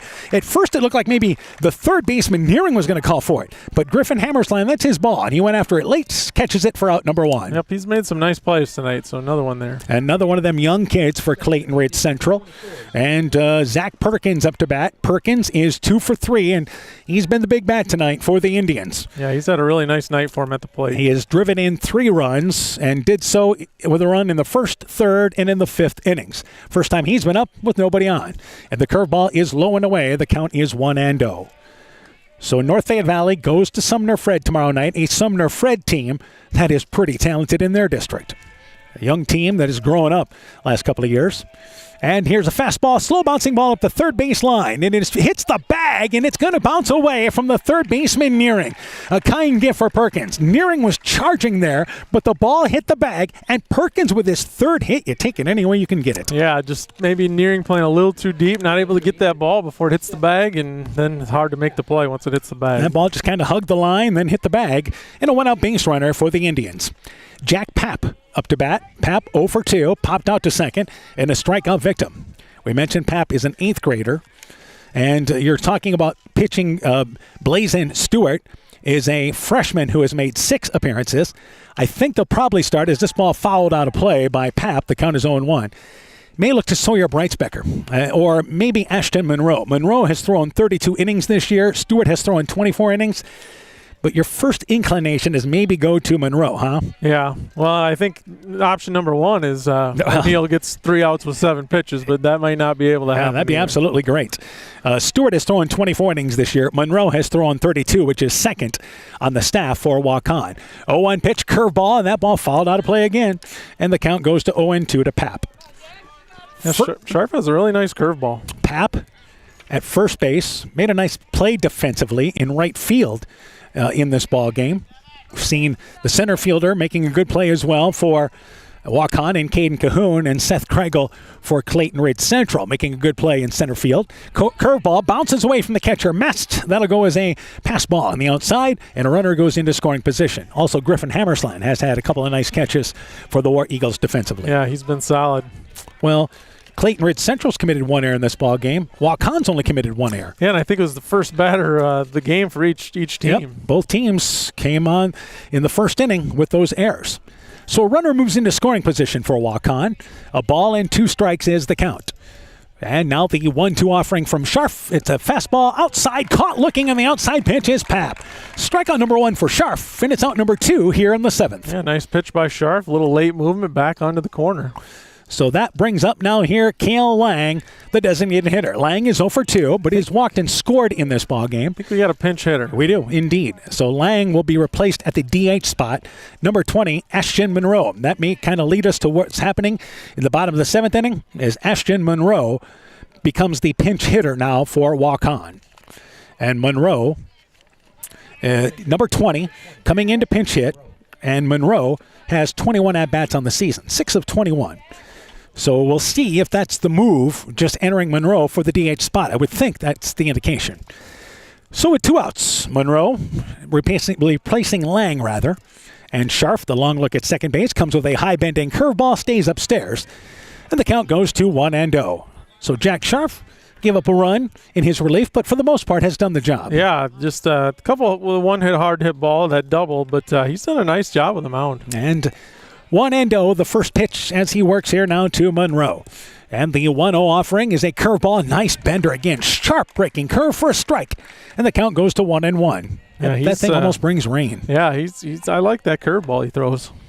So again, the count is 1-1. He really hasn't gotten behind on any hitters in this game in the innings he's been in relief. 1-1 is the count. And comes to the plate. 1-1 curveball fouled into near the Clayton Ridge Central dugout into the on-deck circle on the first base side, and the count goes to a ball and 2 strikes. So Monroe behind on the count.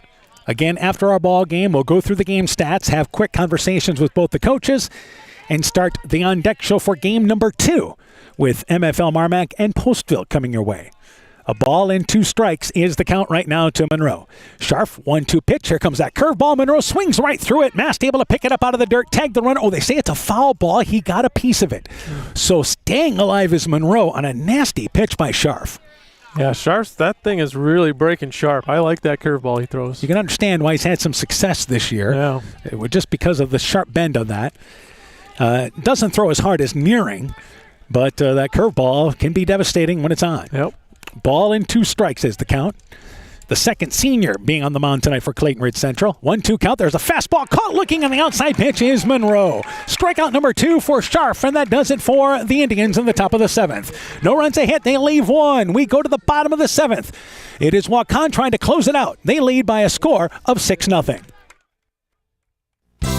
Being good at life means getting your finances together so you can focus on the moments that matter most. With over 175 years of expertise, New York Life Insurance Company provides you with benefits you can enjoy while you're, living. So give your local agents, Andrew Reimer or Troy Springer in both Guttenberg and Monona, a call. You can reach Andy or Troy at 563-252-2471. That's 563-252-2471. They can help you and your family be good at life. Energy consumers everywhere are getting calls and texts from scammers. The callers threaten to shut off their power if payment is not made immediately. Don't fall for it. Never give out financial or personal information to someone who calls claiming to be from your provider. When in doubt, always call your utility and get the facts. Alameda Clayton Electric Cooperative, your Touchstone Energy Cooperative. The Brim Coffee House in Elkader is a proud sponsor of Central Elkader Sports. The Brim offers specialty coffees, a variety of baked goods and pastries, soups, salads, and sandwiches. Don't forget, we have the Brim apparel in store. Check out our Facebook page to see our weekly specials of soups and salads. The Brim Coffee House is located in downtown historic Elkader at 110 West Bridge Street, and watch for our new location in downtown McGregor. So a pitching change now for Waukon. It will be Ashton Monroe. His job is to close this ball game now for the Indians. They lead 6-0. And for Clayton Ridge Central, Carson Rignitz, Griffin Hammersland, Owen Hammersland, 6, 7, and 8 to lead things off here in the bottom of the 7th inning. O'Neill, 6 innings, allowed 4 hits, 2 of them coming in the 6th inning. He walked 2 and struck out 6, and O'Neill's certainly sharp enough tonight for Waukon. Yeah, like we said, maybe not his A+ stuff, but maybe B+ or somewhere in there. So Monroe has thrown 32 innings, has a record of 1-4. This is his 8th appearance. In those 32 innings, has given up 40 hits, 27 earned runs, walked 8, but he has struck out 18. His job here, throw strikes and get 3 outs, and there's a curveball for a strike. The count is 0-1. Again, he has the second most innings pitched for Waukon. And if you're the Indians, they would like this to probably be less than 25 pitches, so he may be available tomorrow night. 0-1 curveball high, the count is 1-1. Right, if you can get him through this inning with less than 25, maybe you start him tomorrow night. And 1-1 is now the count. 1-1 fastball swinging right through it. There is Rignitz. Rignitz is 1 for 2. Struck out in the 2nd, singled in the 5th inning. Singled, and they tried to pick him off about 10 times at first base. And it did not happen. 1-2 pitch. There's another fastball, high fastball, fouled out of play. And it's a ball and 2 strikes. So the rule, again, if you get above 25 pitches, you have to have 1 day of rest. Now, again, it's different if you're an 8th grader or a freshman as far as pitches you can throw in a week. They try to protect those arms a little bit more. 1-2 fastball, overthrown, low and away, and the count is 2 balls and 2 strikes. But, as far as for the 8th graders and freshmen, it's basically only 90 pitches they can go to. There's a fastball high and inside. Count goes to full. 3 balls and 2 strikes. If you're the War Eagles, you are happy to see O'Neill out of the ballgame. Yeah, absolutely. 3 balls and 2 strikes. O'Neill, by the way, has went to center field. Here's now the 3-2 pitch. It is a fastball. It is high. It is ball number 4. So a leadoff walk here in the bottom of the 7th inning, and the War Eagles will bring up Griffin Hammersland, the 3rd baseman. Yep, you never say die. You never know what can happen here. And Hammersland is 0 for 2. He has struck out twice in this ball game. Again, we talked about Monroe's stats, and this is a different Waukon team with O'Neill on the mound, but Monroe, believe it or not, only those 8 walks in 32 innings. So it's not like he's averaging, a walk per inning. I mean, O'Neill's walked 6 coming in 37 innings. But a leadoff walk here, and the War Eagles playing base-to-base down 6-0 here in the 7th. They send the runner off and going. It's a fastball high. The throw down to second base, and it's in time, but unable to come up with it cleanly with Schellschmidt. It short-hopped the second baseman covering the bag in Schellschmidt. Couldn't come down with it easily, and had that throw been there, they had a play. Yeah, I'm a little surprised they're stealing bases here, down 6 runs, but they're in scoring position. And that was every opportunity to get out number 1 at second base. We know the War Eagles are an aggressive team on the base paths. First pitch was a ball. Here's a fastball. Tried to check his swing. Was Griffin Hammersland. Could not, again, stop it. Broke the wrist. And it's a strike. The count is 1-1. And time taken now by Coach Czar coming down the third base line. Yeah, helping the pitcher out there after walking the first batter. Second batter could have been ahead. Now, Coach Schellschmidt will use this opportunity to come out, but won't go to the mound. He won't cross the line, kind of like the Field of Dreams. You don't want to, it counts as a visit. Right. If you cross the line, he stays back of the baseline, and Monroe comes over there very quickly, and that conversation wasn't long at all. Just Czar's conversation with Hammersland just a little longer. Yep. Just maybe refocus your pitcher there. 1-1 is now the count. So, again, Monroe with nobody out, 1-1 pitch. It's a fastball. Hammersland, good cut, did not get to it, and it's a ball and 2 strikes. War Eagles' best scoring opportunity came in the 6th inning when they put their first runner of the ball game at third base with 2 outs, but did not have any luck. 1-2 pitch inside. Hammersland tried to check his swing, almost like an bunt, and it hits up against the Waukon dugout at the third base side. Yeah, I think he started his swing and then realized it was kind of tailing in on him, and all he could do was try and get a piece of the bat on it, and did. A ball and 2 strikes. Older brother Owen Hammersland, the left-handed bat, is waiting on deck. Monroe looking back at the runner at second. 1-2 pitch, fastball. Again, getting a piece of it is Griffin Hammersland. Stays alive, fouls it off the bat. Our game is over 2 hours old. And it's 6-0, Waukon in the lead. We expected a kind of a fast-moving ball game. We didn't really get that tonight. No, it moved a little faster early, but it kind of ground to a halt about 2/3 of the way through. A ball and 2 strikes the count. 1-2 pitch. It's a curveball, slow bouncing ball. 2-hopper to the third baseman, Breitsbecker. High throw to first, goes over the glove of Perkins, and moving in from third will be Rignitz. He'll score standing up. Griffin Hammersland goes to second base. An error on the throw. War Eagles on the board now. 6-1 here in the bottom of the 7th. Yeah, and again, this is why you never give up. You're down 6 runs, but you've got something working now. Time taken by Waukon here, and up to bat is now Owen Hammersland. The other thing is the War Eagles working their way here back to the top of the lineup. Yeah, and that could be huge. And then also, you're not probably thinking about this right now if you're Waukon, but he's thrown 13 pitches, so he may not be available tomorrow either if this keeps up. So that's huge. Should have had it out there, but again, an error on the throw. Griffin Hammersland advanced to second. Up to bat now is Owen Hammersland, who is 0 for 2, takes the first pitch high. The count is 1-0. Hammersland, a strikeout victim in the third, flew out to right field in the 5th. Monroe works quickly. 1-0 pitch. It's a fastball, slow bouncing ball off the end of the bat. Owen Hammersland stumbles out of the box. That allows Monroe to get it. Able to set. Throws a nice strike over to the first baseman, Perkins. And Owen Hammersland, had he not slipped, play would have been close. But he's thrown out there at first base for out number 1. Griffin Hammersland to third. And I think we're going to talk and see. Maybe did that ball hit him? And they say that he is out. Oh, okay. So Coach Czar questioning that. And the runner goes to third base in Griffin Hammersland. So it looked like the ball was hit off the end of the bat, didn't it? Yeah, I don't know. It did take a funny spin there, and then of course, he didn't get out of the box very, very well. So I don't know. I did not see it hit him, but I think that's what Coach Czar was asking. Unless they felt it went off the foot or something. Yeah, I think so. So now Coach Czar takes time to have another conversation with our home plate umpire here. So Kasten Oberbrockling, the left fielder, is due up to bat, and he will be replaced by a pinch hitter. And that will be number 9 coming in, Colton Hager. So Colton Hager coming in. Hager, been dealing with injury this year, had only actually 4 at-bats on the season coming in. Runner at third base, but the Indians more concerned about outs, leading by a score of 6-1. So Kasten Oberbrockling was due up, Colton Hager up to bat, fastball swings right through it, and the count is 0-1. And again, trying to move things along here is Monroe on the mound in this first inning of work for Ashton Monroe. 0-1 is the count, and the 0-1 offering is a fastball high. The count is 1-1. So evened up. Again, you get into the Waukon bullpen. That's where you have the opportunity to score some runs, just because of their youth, really. Yeah, and just because O'Neill is so good. Yeah.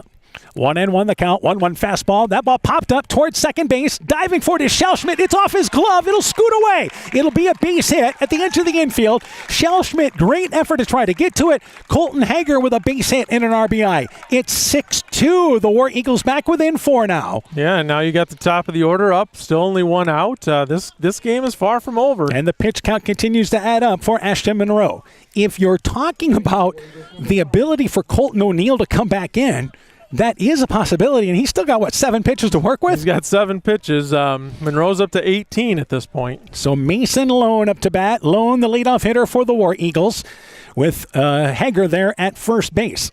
And from the stretch, Monroe's fastball, they send the runner going. Here's the throw down from Shellschmidt. It is in time, but again off the glove of Shellschmidt. Staggy's throw to Shellschmidt just didn't come away with it cleanly. Shellschmidt a bit shaken up on that play, and there may have been some contact driving through.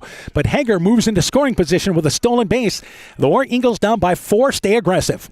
Yeah, again, I'm a little surprised, but running hard there. And time taken. I think they're going to replace Hager here as the runner at second base. So a runner into scoring position, and I believe actually Hager may have a little blood because they're bringing out the med kit. Yeah, I think that's what Coach Zara was yelling. Someone get him whatever. I couldn't hear what he said, but someone get him something. And Coach Shane Shellschmidt took time out at second base to make sure that his boy Cale Shellschmidt is okay. So, again, that's a base hit. It was a great effort by Cale Shellschmidt. The previous play that was hit by, again, Hager, but it was a great effort by Cale Shellschmidt to get to the ball. He was injured on the play that was a steal of second base. Yeah. So, time taken, and it's a quick tape-up job on the Clayton Ridge Central sideline. And Mason Lone, we return to action, will be facing Ashton Monroe in his second inning of work.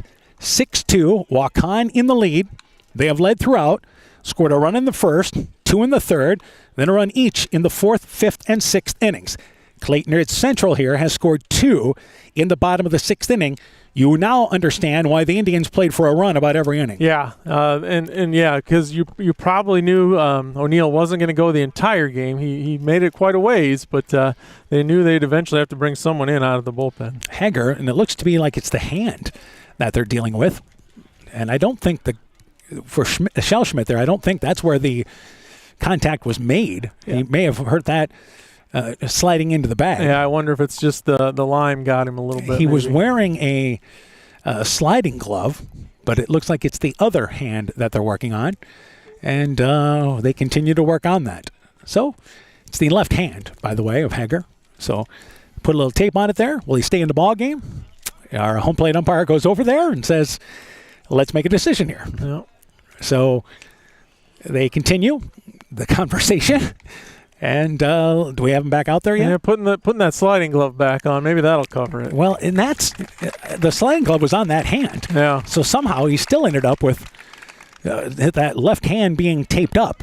So maybe it came off on him. That could be, or maybe ripped the nail off on the inside of it or something. Who knows? But the War Eagles continuing to keep this game going here in the bottom of the 7th inning.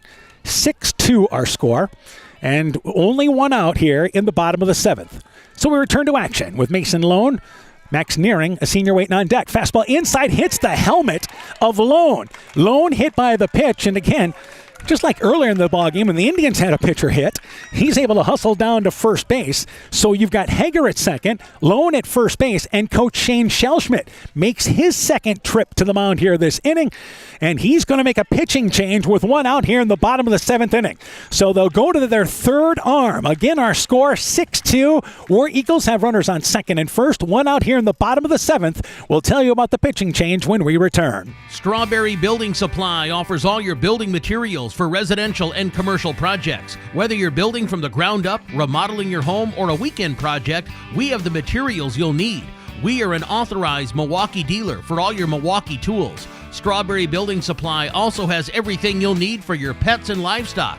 Stop into Strawberry Building Supply today at 413 West Mission Street, Strawberry Point, or call 563-933-4579. Alpine Communications believes connected communities become thriving communities. We are the local telephone company that became a 21st century communications provider.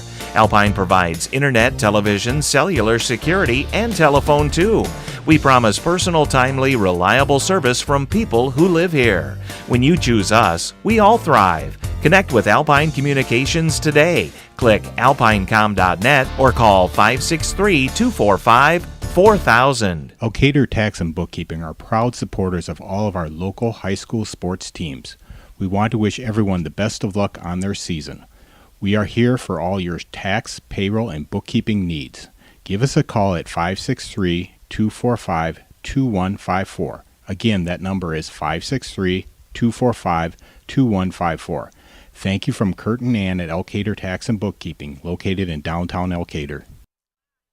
So again, a pitching change now for Waukon. They'll go to the left-hander here, and this is what we talked about. Which decision would they go with, Ashton Monroe, or would they bring in Blazin Stewart? Well, Monroe got the first bid. It is Blazin Stewart, a freshman on the mound here for Waukon.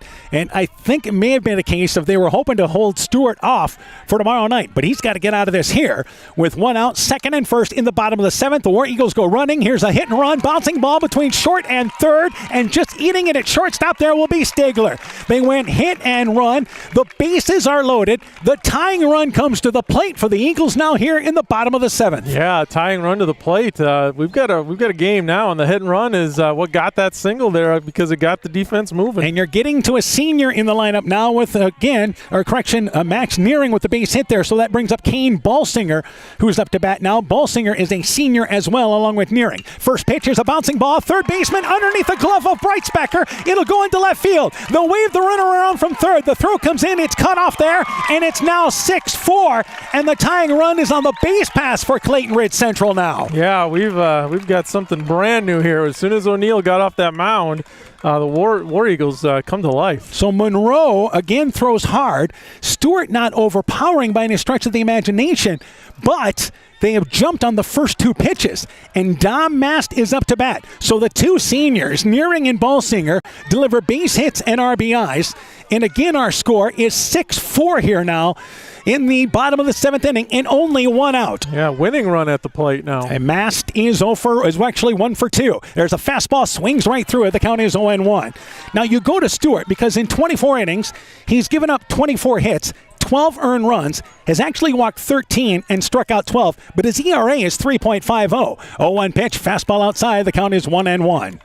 So for the most part, does walk batters from time to time, but the ERA has been pretty good, but he's given up 2 hits here to start his first 2 pitches. 1-1 pitch, they send a runner to third. The ball dropped by the catcher Steggy. There is no chance.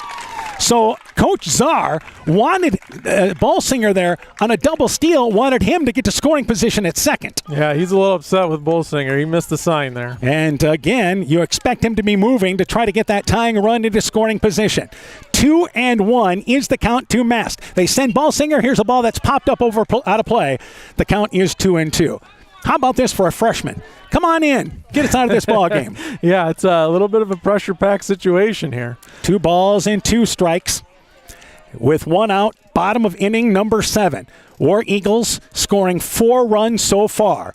Here is now the 2-2 pitch. It's outside, and a nice job by Steggy. A pitch that sailed away, and the count is full at 3 balls and 2 strikes now here. Yeah, this game is getting really interesting in a hurry. And Balsinger was not moving.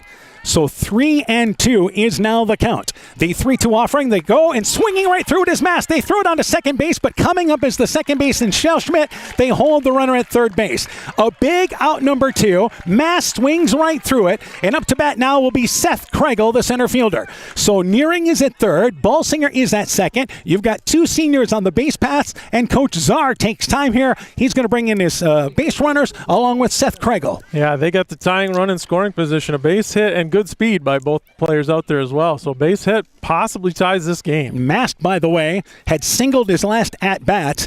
Now 1 for 3 on the night after the strikeout by Stewart. Kregel is 0 for 2 in this ball game. Walked, stole a base in the second, lined out to center field in the 4th, and popped out to first base in the 6th. And now Coach Schellschmidt comes out to the home plate umpire, and actually he just has a baseball he's going to hand to him here. I think what Coach Czar is telling his base runners, anything to the outfield, we are moving. Yep. So good speed on the base pass for Clayton Ridge Central with Balsinger and Nearing. A good example is Nearing has stolen 12 bases. Balsinger stolen 29, so you've got tremendous speed, especially at second base. Anything to the outfield on a base hit, they'll tie this up. First pitch to Kregel, swings right through a pitch on the outside. The count is 0-1. Yeah, good swing by Kregel there, just missed it. The War Eagles down to their final out, but still alive in the bottom of the 7th inning. 0-1 is now the count. Stewart sets the 0-1 pitch. It's outside. The count goes to 1-1. First base is open, by the way. But you don't, I think, want to load him in this situation. Carson Rignitz is on deck, and he's had a pretty good ball game. Right, yeah. I don't think you want to put that runner on. 1-1 pitch, too far outside, and the count goes to 2 balls and a strike. Can the Indians finish it off here in the bottom of the 7th inning? I'm not so sure you don't bring back in O'Neill. Yeah, I know that sounds crazy. There's 2 outs, 7 pitches. He can get you 1 out. 2 balls and a strike is the count to Kregel. 2-1 offering. It's outside. The count goes to 3-1. I wonder if the bases are loaded, if you don't go back to O'Neill, who will try to save the ball game for you. Yeah, I think I would. He's got 7 pitches. Use them up. Absolutely, and he'd be able to face at least one hitter. Right. So 3-1 is the count as Stewart will try to work back. 3-1 offering to Kregel. It's a fastball, high fastball, swings right through it. Awful close to being a ball. But the count is now full. War Eagles down to their final strike here now. So again, the count, 3 balls and 2 strikes. Runners on second and third. Stewart now with the 3-2 offering to Kregel. 3-2 pitch, fastball. Kregel caught looking. Second strikeout by Stewart, and he gets out of the jam in the bottom of the 7th inning. And is the Indians hanging on. War Eagles score 4 runs in the bottom of the 7th inning. They put the tying run on second base here in the 7th. But Stewart comes in, strikes out the final 2 War Eagle hitters to close the gap, and he ends up with the save in this ball game. Waukon hanging on by a final score of 6-4 in our district opener. Waukon improves to 11-15. Clayton Ridge Central fighting to the final out. They close the season 9-17. We'll take a break. When we return, game stats, coaching interviews, and the on-deck show for game number 2 all coming up. You're listening to High School Baseball from KCTN Sports. Hey, Justin Birdnow here from Birdnow Chevrolet in Monona. I want to take a moment to wish all the local athletes good luck during their game.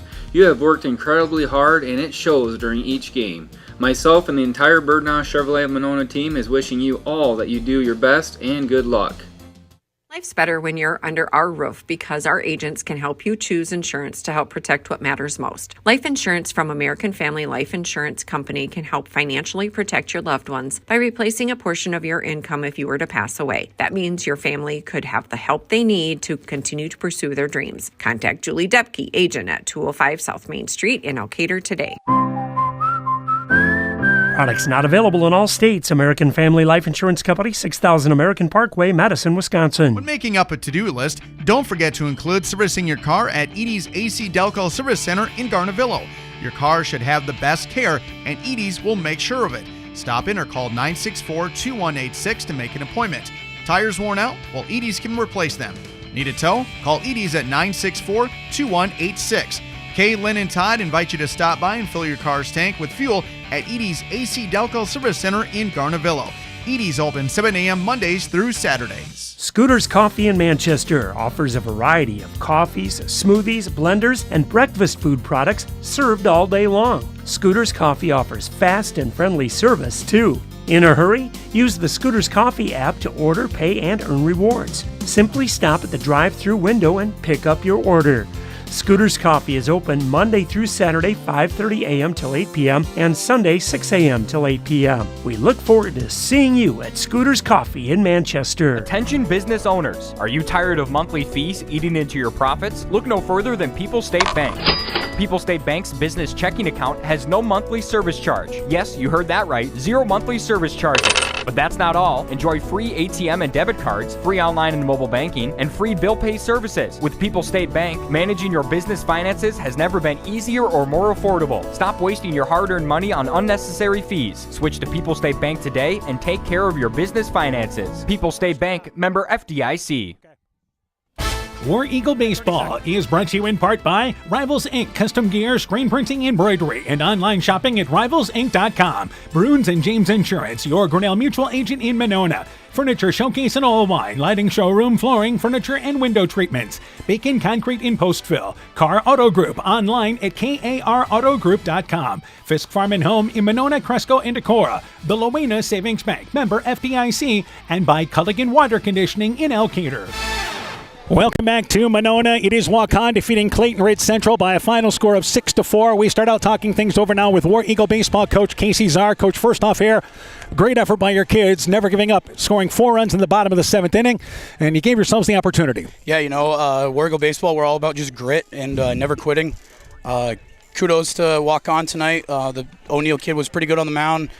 And once they got that righty on the mound, War Eagle Baseball kind of comes alive with our little jump steals that we do. So, kudos to also our kids with just the tough effort. And the one thing is, you guys stayed aggressive in this ball game, even in the bottom of the 7th. Yeah, we didn't really strike out a whole lot, I would say. We were just putting the ball in play. They made really good plays over there. Bottom of the 7th, I don't understand why it takes us that long to do some stuff during our losses, but we're kind of a bottom of the 7th team when it comes down to it to just get some stuff going. It just wasn't enough tonight. All right, let's talk about first off pitching-wise. You went with senior Max Nearing, and he certainly, again, maybe not his A stuff, but he worked hard for you. Yeah, the kid's gritty. That's a kid that's going to go play college baseball. He's going to figure some stuff out. It's just the walks tonight. And I told him that, and he agreed too.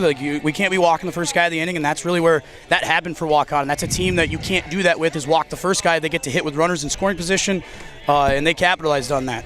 And Jack Scharf, again, another senior, came in and finished things off strong for you. Yeah, I told our boys we're going to roll with our seniors. Jack Scharf's a kid that's just always in the zone, fills it up, lets his defense help him. He's not going to blow it by guys, and when he wants to, he can reach back and kind of do it. But our 2 seniors, they gave us the best effort that we could tonight. All right, Kane Ballsinger kept you alive there, had a big base hit in the 7th inning, another one of your seniors. Again, we're talking about this senior class, and I'm going to go on a little bit of a rampage about them because this is my first 4-year group, and I couldn't have asked for a better group. They've stuck with me this whole way.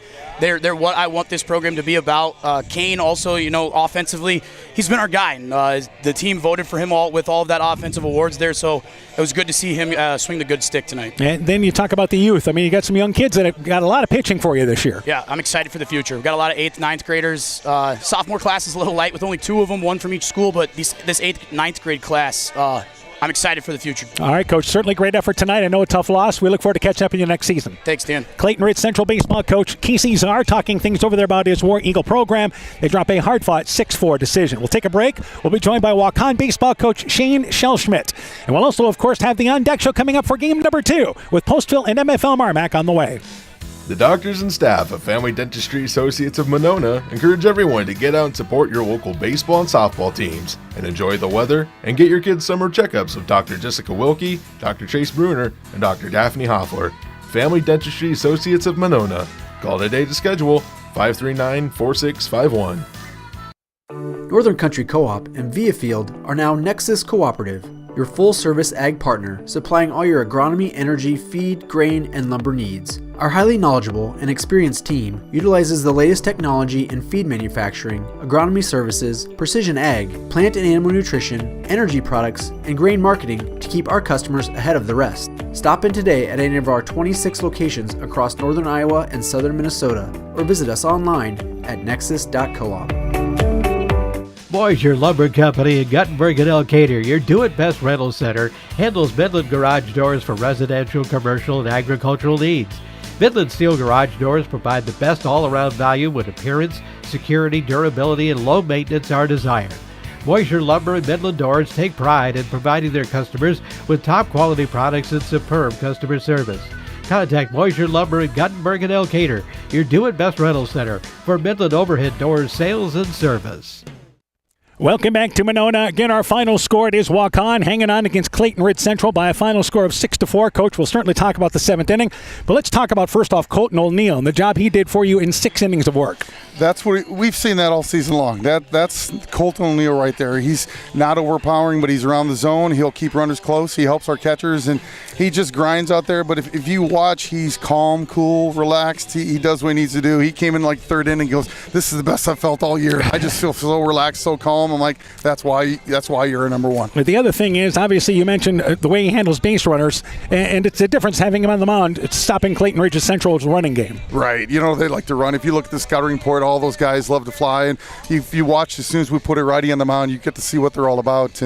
But you know, when you got the lefty on the mound, he's so calm when he lifts his leg as a runner. That's tough to make that decision. All right, bottom of the seventh inning. Again, you had a case where O'Neill had maybe 6 or 7 pitches left. You go to Ashton Monroe to start with, and then of course coming in Stewart to close it for you. Tell me about that decision there. Well, I think it's so much easier if you're coming in, you know, trying to follow Colton up to start fresh instead of having runners on base. There's high intensity already, but my goal is to try to give him an opportunity to slow it down on his own pace without having any base runners. And it didn't work out the way he wanted to, but Blazen's done that all season long, either as a starter or coming out of the pen. And I knew if he kept his heart rate down, he had a chance to be successckman. All right, I believe Stewart stayed below 25 pitches, I believe. Yeah, he's our guy for tomorrow. We're going to try to do the same thing. He's been pretty effective all year. So Beckman has some guys that can really hammer at their home park. They'll have a good crowd, and we're going to see if we can throw another lefty at him and keep him off stride. All right, offensively, this team just manufactured runs. I mean, that's what you played for an inning, basically. Yeah, you know, trying to be Augie Garrido, win one an inning. See if we can move a guy over and score one an inning. So we're not a big power hitting team, but if we get guys at second base, we have opportunities to get them in. 2 big hits in this ball game came from Zach Perkins. He was 3 for 4, scored 2 runs, had 3 RBIs. Jacob Jones 1 for 2 with a double and 2 RBIs. Zach is the heartbeat. Zach is our leader. He's been all season long, and you know, once he gets on time, he can definitely do that. The ball jumps off his bat, and Jones, he would try to hide him in the 9-hole. He's a strong kid, maybe one of the strongest guys on our team, but he loves the fastball, and being that 9-hole hitter, it's almost like a decoy. We're trying to set him up a little bit. All right, let's talk about Beckman now tomorrow night. What do you know about him? I know Beckman. It's such a 2-way powerhouse. There's such a good program. They got a few guys on the all-district team. Their first baseman likes to hammer balls, and you know, they're just really aggressive, and they got a guy that's got some good innings. So they're just gonna be a quality team, and I think to be successful, we got to make sure we stay off the roller coaster and stay even and just do what we did tonight and have a chance. All right, Coach, good luck to you in that ball game tomorrow night. Good luck throughout the rest of the postseason. Thank you. You betcha. Waukon baseball coach Shane Shellschmidt talking things over there about his team as they hang on by a final score of 6-4. Here's the totals now for Waukon. It is Colton O'Neill, the winning pitcher, Colton O'Neill rather. 6 innings, 4 hits, no runs, walked 2, struck out 6. Ashton Monroe came in to start the 7th. He went 1/3 of an inning, 1 hit, 4 runs, walked 1, and struck out nobody. Blazen Stewart came in, went 2/3 of an inning, gave up 2 hits, but 2 strikeouts there to close things out in the bottom of the 7th. Individually for Waukon, James Stigler 1 for 4 with 2 runs. Shane Shellschmidt 0 for 1, scored a run. Colton O'Neill was 1 for 4. It was Ellison Bucknell pinch running for him who scored a run. Karsten Stanke 0 for 3. Zach Perkins was the big bat, 3 for 4 with a double and 3 RBIs. Jack Papp was 0 for 3. Cale Lang was 0 for 2 in this ball game with a run scored. Monroe was 0 for 1 when he came in to pinch hit. Sawyer Breitspecker was 1 for 1 with a run scored. And Jacob Jones was 1 for 2 in this ball game with a double and 2 RBIs for the Indians. They have a total of 6 runs. They do it on a total of 6 hits. Waukon actually ended up committing 3 errors, as 2 of them occurring there in the 6th inning. For Clayton Ridge Central, Max Nearing takes the loss. 4 2/3 innings, 4 hits, 5 runs, walked 5, and had 5 strikeouts. Jack Sharp finished things off. 2 1/3 inning of good relief, giving up 2 hits, a run, walking nobody, and striking out 2. Here's the totals for the War Eagles. Mason Lone was 0 for 3, hit by a pitch and scored a run. Max Nearing was 1 for 4, actually 1 for 4 in this ball game, had a base hit to keep him alive in the 7th inning. Kane Ballsinger was 2 for 4 in this ball game. Actually, he was 3 for 4, had a double, and also there had a total of 2 RBIs. Dom Mest in this ball game ended up going 1 for 3. It was Seth Kreigel in this ball game, 1 for 3 in the game overall. Actually 0 for 3. He reached on a walk. Carson Rignitz was 1 for 2 with a run scored. Griffin Hammersland 0 for 3, safe on an air and scored a run. Owen Hammersland ended up in this ball game 0 for 3, and Keston Oberbreckling was 0 for 2. Colton Hager came in as a pinch hitter and had a single and scored a run. For Clayton Ridge Central, 4 runs. They do it on a total of 7 hits, and they committed 1 error in this ball game. getting 3 of those hits in the bottom of the 7th inning, but they come up short with runners on 2nd and 3rd in a 6-4 loss. The Indians victorious. Yeah, I think Colton O'Neill just the difference in this game. He shut everything down in those first 6 innings. War Eagles not able to get anything going until the 7th when he wasn't able to pitch. They made it a game. They didn't give up. Credit to them, but Colton O'Neill just too good for those first 6. All right, so Waukon advances to play Beckman in the 7 o'clock game tomorrow night at Dyersville. We'll take a break. When we return, we still got another game to go with MFL MarMac and Postville. We'll start about 8 o'clock. You're listening to the high school baseball tournament on KCTN, Garnavillo, Elkader, Iowa. The On Deck Show coming up for game number 2. Looking for the best suppressors with seamless service? Interested in helping protect your hearing or have questions on the NFA process? Head to Stronghold Corp, your one-stop shop for premium suppressors and unbeatable expertise.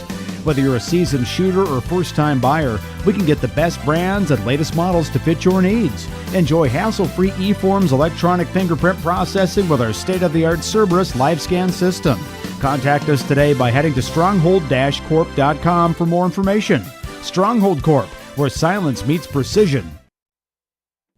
If you feel lost in the big chain store pharmacies, take the time to stop at a Nightingale Drug and visit with us about our services, such as one-on-one consulting, free local delivery, competitive pricing with most insurance plans, and Medicare accepted. We'll make the transition quick and easy for you. Come to the people you know and trust. Nightingale Drug and Gift Shop, your small-town family-friendly business in Guttenberg. Health Mart, caring for you and about you.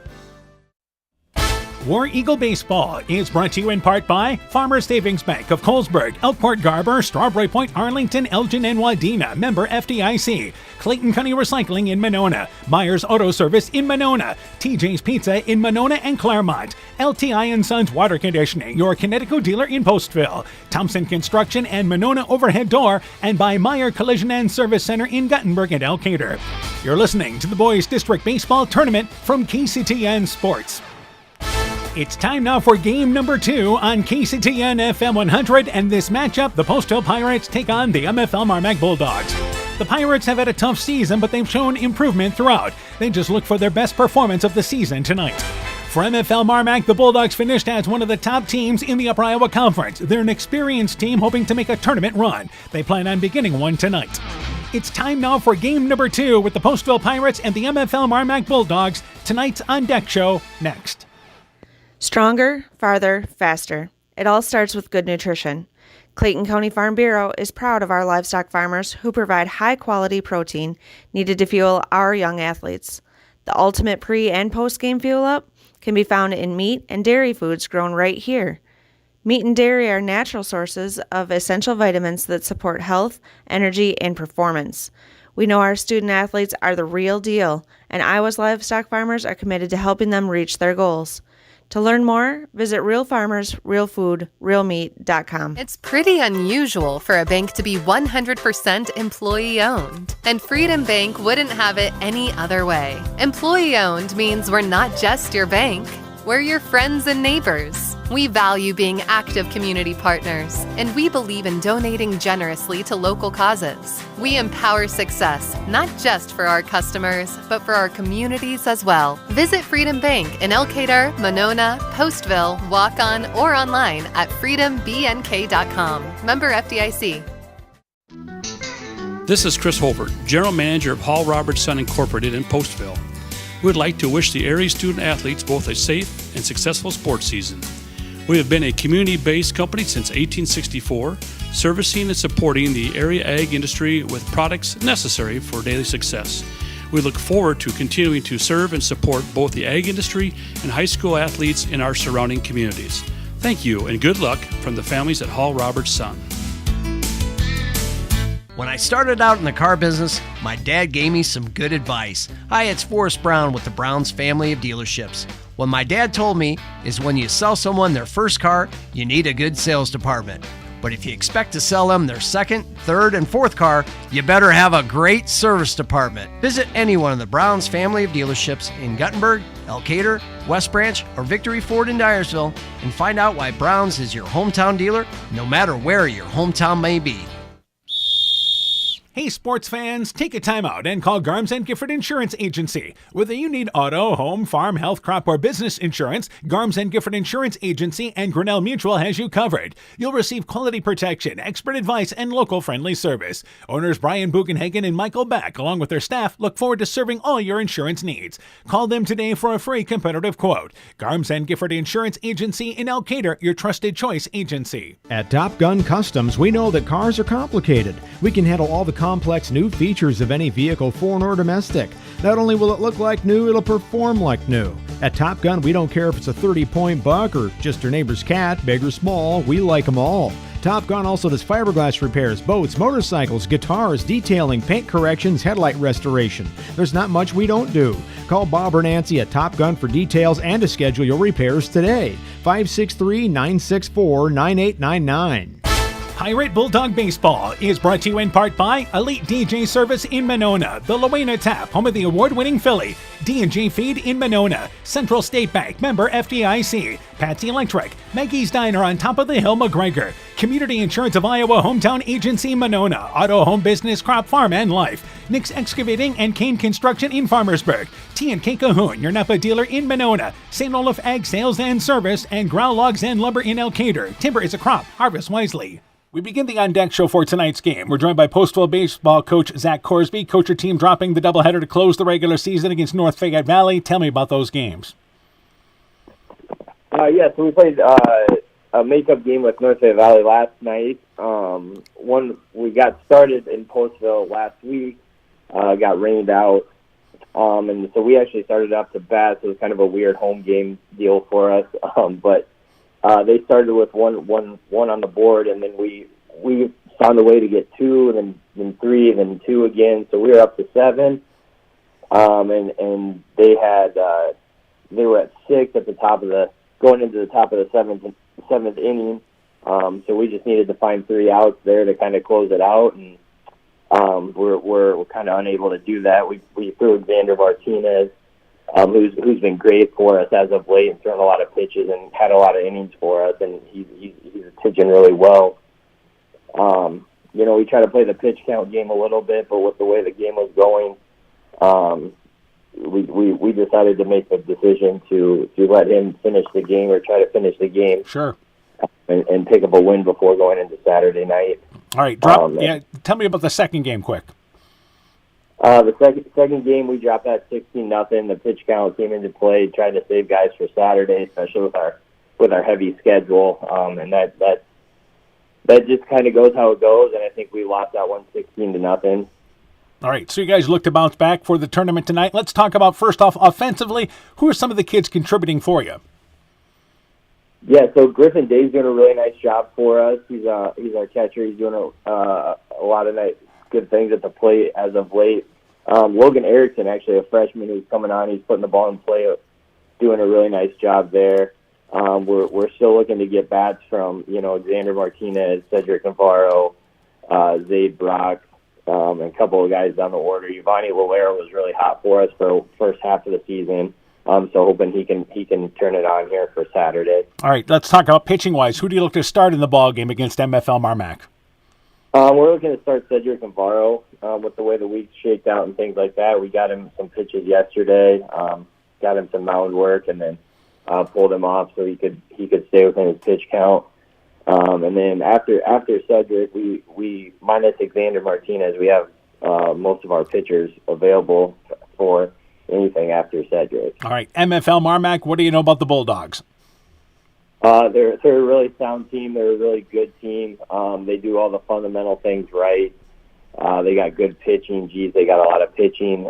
Seems like they got guys shortstop, third base that can play. They got guys behind the plate that can throw the ball down. That really makes stealing, kind of take away the stolen bases, a non-option. And I know their pitchers do a really good job with getting to home plate quick. So, all right, keys in the ball game for Postville. What do you want to see out of your kids tonight?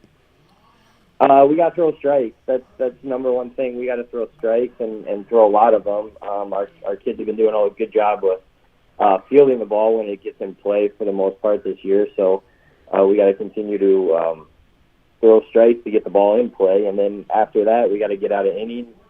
Probably the two big things. and then just get the bats. We got to find bats, and we got to find guys on base, and we got to drive those guys in. So, all right, Coach. Yep. Good luck to you in the ball game. We certainly look forward to talking to you afterwards. Thanks, Dan. Appreciate it. You betcha. Postville baseball coach Zach Corsby on his Pirate team. The On Deck Show continues after this. Hey, sports fans, take a time out and call Garms & Gifford Insurance Agency. Whether you need auto, home, farm, health, crop, or business insurance, Garms & Gifford Insurance Agency and Grinnell Mutual has you covered. You'll receive quality protection, expert advice, and local-friendly service. Owners Brian Bugenhagen and Michael Beck, along with their staff, look forward to serving all your insurance needs. Call them today for a free competitive quote. Garms & Gifford Insurance Agency in Elkader, your trusted choice agency. At Top Gun Customs, we know that cars are complicated. We can handle all the complex new features of any vehicle, foreign or domestic. Not only will it look like new, it'll perform like new. At Top Gun, we don't care if it's a 30-point buck or just your neighbor's cat, big or small, we like them all. Top Gun also does fiberglass repairs, boats, motorcycles, guitars, detailing, paint corrections, headlight restoration. There's not much we don't do. Call Bob or Nancy at Top Gun for details and to schedule your repairs today. 563-964-9899. The Woodland Eye Clinic in Elkader and West Union are proud sponsors of high school sports. We are committed to bringing our patients the highest level of total eye care with detailed one-on-one attention. Our offices offer the newest technology and equipment with a professional team of experienced staff that is committed to you. Call us today for your next total eye care appointment. The Woodland Eye Clinic in Elkader and West Union supports all of our local athletes taking the field or court this season. Are you wanting to eat better, feel better, get your weight or other numbers under control, and need someone to hold you accountable? This is Brandy Strube, registered dietitian with Veterans Memorial Hospital. I welcome consultations with patients of all ages and look forward to helping you meet your nutritional goals. Please call the hospital to set up an appointment or ask your doctor for a referral at your next visit. Exceptional caring people, Veterans Memorial. Inspiring changes to a happier, healthier you is what they do at Clayton Drug, now offering free delivery of prescriptions to the Monona area. To find out more, call 563-245-2530. Clayton Drug can help you transfer your prescriptions quickly and easily to their pharmacy. Clayton Drug is committed to helping you achieve the highest quality of life possible. Clayton Drug, connecting the communities of Elkader, Strawberry Point, and Sumner to serve all in between. Hi, this is Cody from Torkelson Motors in Elgin and Waukon. At Torkelson Motors, we believe that student involvement in activities is a great way to help grow our communities, and we are proud to help sponsor this game for your enjoyment. We've been serving Northeast Iowa since 1926 and appreciate the business that our customers have given us and the support they provide to our area schools and communities. So the next time you are in need of a new or used vehicle or a repair, stop into Torkelson Motors. We've been selling cars the old-fashioned way with a friendly smile and a handshake right here next door in Elgin and Waukon. Bulldog Pirate Baseball is brought to you in part by Smitty's Oil and Tire in Monona, Garden View Place in Monona, Vorwald Enterprises Inc. in Monona, Ashbacker Building Supplies in Rossville, Kanako Floor Covering in Monona, M's Machine and Manufacturing in Monona, Sincerely Yours Interiors by K in Monona, Postville Veterinary Clinic, Elkader Chiropractic Center Dr. Jamie Hammersland, Adverse Weather Insurance, Jim Furman of Volga, your independent crop insurance agent, and Innovative Ag Services in Elkader, Monona, and Waukon. We continue the On Deck Show for game number 2 tonight. We're joined by MFL MarMac baseball coach Paul Gordon. Coach, our team finishing up the regular season 21-6, 15-3 in the conference. Defeated Waukon in a non-conference game 4-1. Tell me about that game. It was good to see the boys respond well last night after we were in a rut there for a few games, and they played well last night, put together a good game. Parker Keel did a great job on the mound for us. Gave up 1 run in the first, and then in the bottom ended up getting a base hit and stealing second, stealing third, and ended up scoring on an aired throw to third base. So certainly, I think he pitched 6 innings, 6 strong innings. I think right around 60 pitches. So he was really efficient. And then Ben Cranberry came in and sealed the deal in the 7th there, getting himself a save. So yeah, lots of positive there to close the regular season. Let's talk about this team offensively. Tell me who are some of the kids contributing for you offensively. I mean, really, it's been a collection of a lot of kids. I mean, Ben's probably our best hitter. He's been driving in a lot of runs. He's just a kid, doesn't strike out a lot. Goes up there and gives us a good at bat. But we have 7 guys. I mean, with at least 16 RBIs. So it's just nice seeing that from top to bottom, we got a lot of guys contributing. Yeah, absolutely there. Let's talk about pitching-wise. Who do you look to start in this game tonight? We're going to start Jacob Schellhorn. All right, tell me about Jacob on the mound. He knows the game, loves the game. He's a great leader. He's up there. He does all the things right. He's like a coach out there on the mound, and just one of our top pitchers and top seniors, and just a great all-around player. All right, now let's talk about Postville. I know you had 3 impressive wins against them during the regular season. What do you know about the Pirates? They got a bunch of athletes, and they got some talented pitchers. The Picado kid, he pitched great against us in our last matchup. They just struggle at times. I think getting that last big out to get out in an inning. That's at least what I've seen playing them.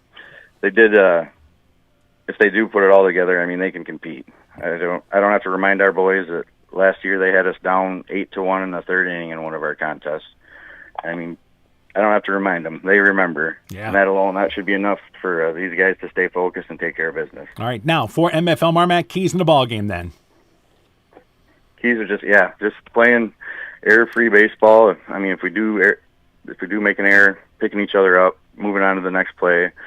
I mean, just staying focused, putting together good at-bats, throwing strikes, and just doing the little things right. All right, Coach, good luck to you in the ball game. We'll look forward to talking to you afterwards. Thank you. MFL MarMac baseball coach Paul Gordon on his Bulldog team. The On Deck Show continues after this.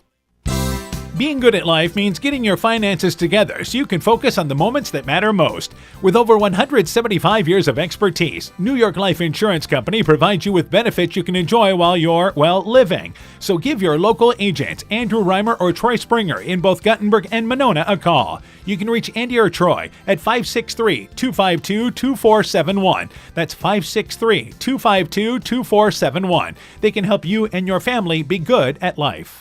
Energy consumers everywhere are getting calls and texts from scammers. The callers threaten to shut off their power if payment is not made immediately. Don't fall for it. Never give out financial or personal information to someone who calls claiming to be from your provider. When in doubt, always call your utility and get the facts. Alameda Clayton Electric Cooperative, your Touchstone Energy Cooperative. Strawberry Building Supply offers all your building materials for residential and commercial projects. Whether you're building from the ground up, remodeling your home, or a weekend project, we have the materials you'll need. We are an authorized Milwaukee dealer for all your Milwaukee tools. Strawberry Building Supply also has everything you'll need for your pets and livestock. Stop into Strawberry Building Supply today at 413 West Mission Street, Strawberry Point, or call 563-933-4579. Alpine Communications believes connected communities become thriving communities. We are the local telephone company that became a 21st century communications provider. Alpine provides internet, television, cellular, security, and telephone too. We promise personal, timely, reliable service from people who live here. When you choose us, we all thrive. Connect with Alpine Communications today. Click alpinecom.net or call 563-245-4000. Mom, yeah, put that on my to-do list. There is more and more on my to-do list every day. I can hardly keep up, and I have to make sure everyone is paid. But who has time for the bills? You know who can help with that? Who? Elkader Tax and Bookkeeping. They not only do taxes, but specialize in bookkeeping services as well.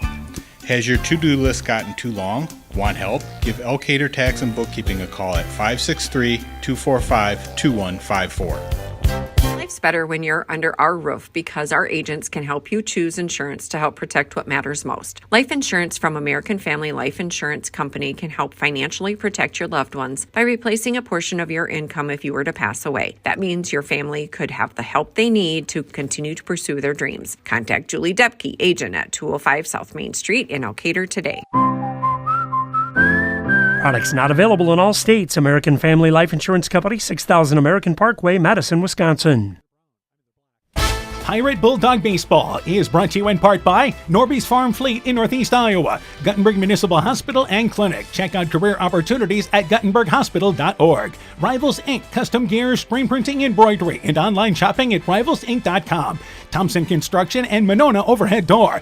Dean Family Chiropractic in Claremont. Meyer Collision and Service Center in Guttenberg and Elkader. LTI & Sons Water Conditioning, your Connecticut dealer in Postville, and by the Lowena Savings Bank, member FDIC. Good evening once again, everybody. How you doing? Dan Barons along with Coach Mike Sass. Welcome back to Monona. Welcome back to game number 2 tonight on KCTN with Postville-MFL MarMac. We've got plenty of time to talk during our on-deck show for this ball game. Postville is just starting to take infield. MFL MarMac has already taken theirs. Bulldogs come in. They're 21-6 on the season. Postville is 0-19. But let's talk about the first game in case you missed it. Clayton Ridge Central coming up short against Waukon in a thrilling end. 6-4. Waukon controlled the ball game for 6+ innings. War Eagles scored 4 in the bottom of the 7th inning, had the tying run at second base, and a young freshman, Blazin Stewart, got out of it there for Waukon. Colton O'Neill was sharp in his 6 innings of work for the Indians. Yeah, Colton O'Neill controlled that game, and Waukon was in control till that 7th inning. They felt pretty confident with O'Neill on the mound, but ran out of pitches.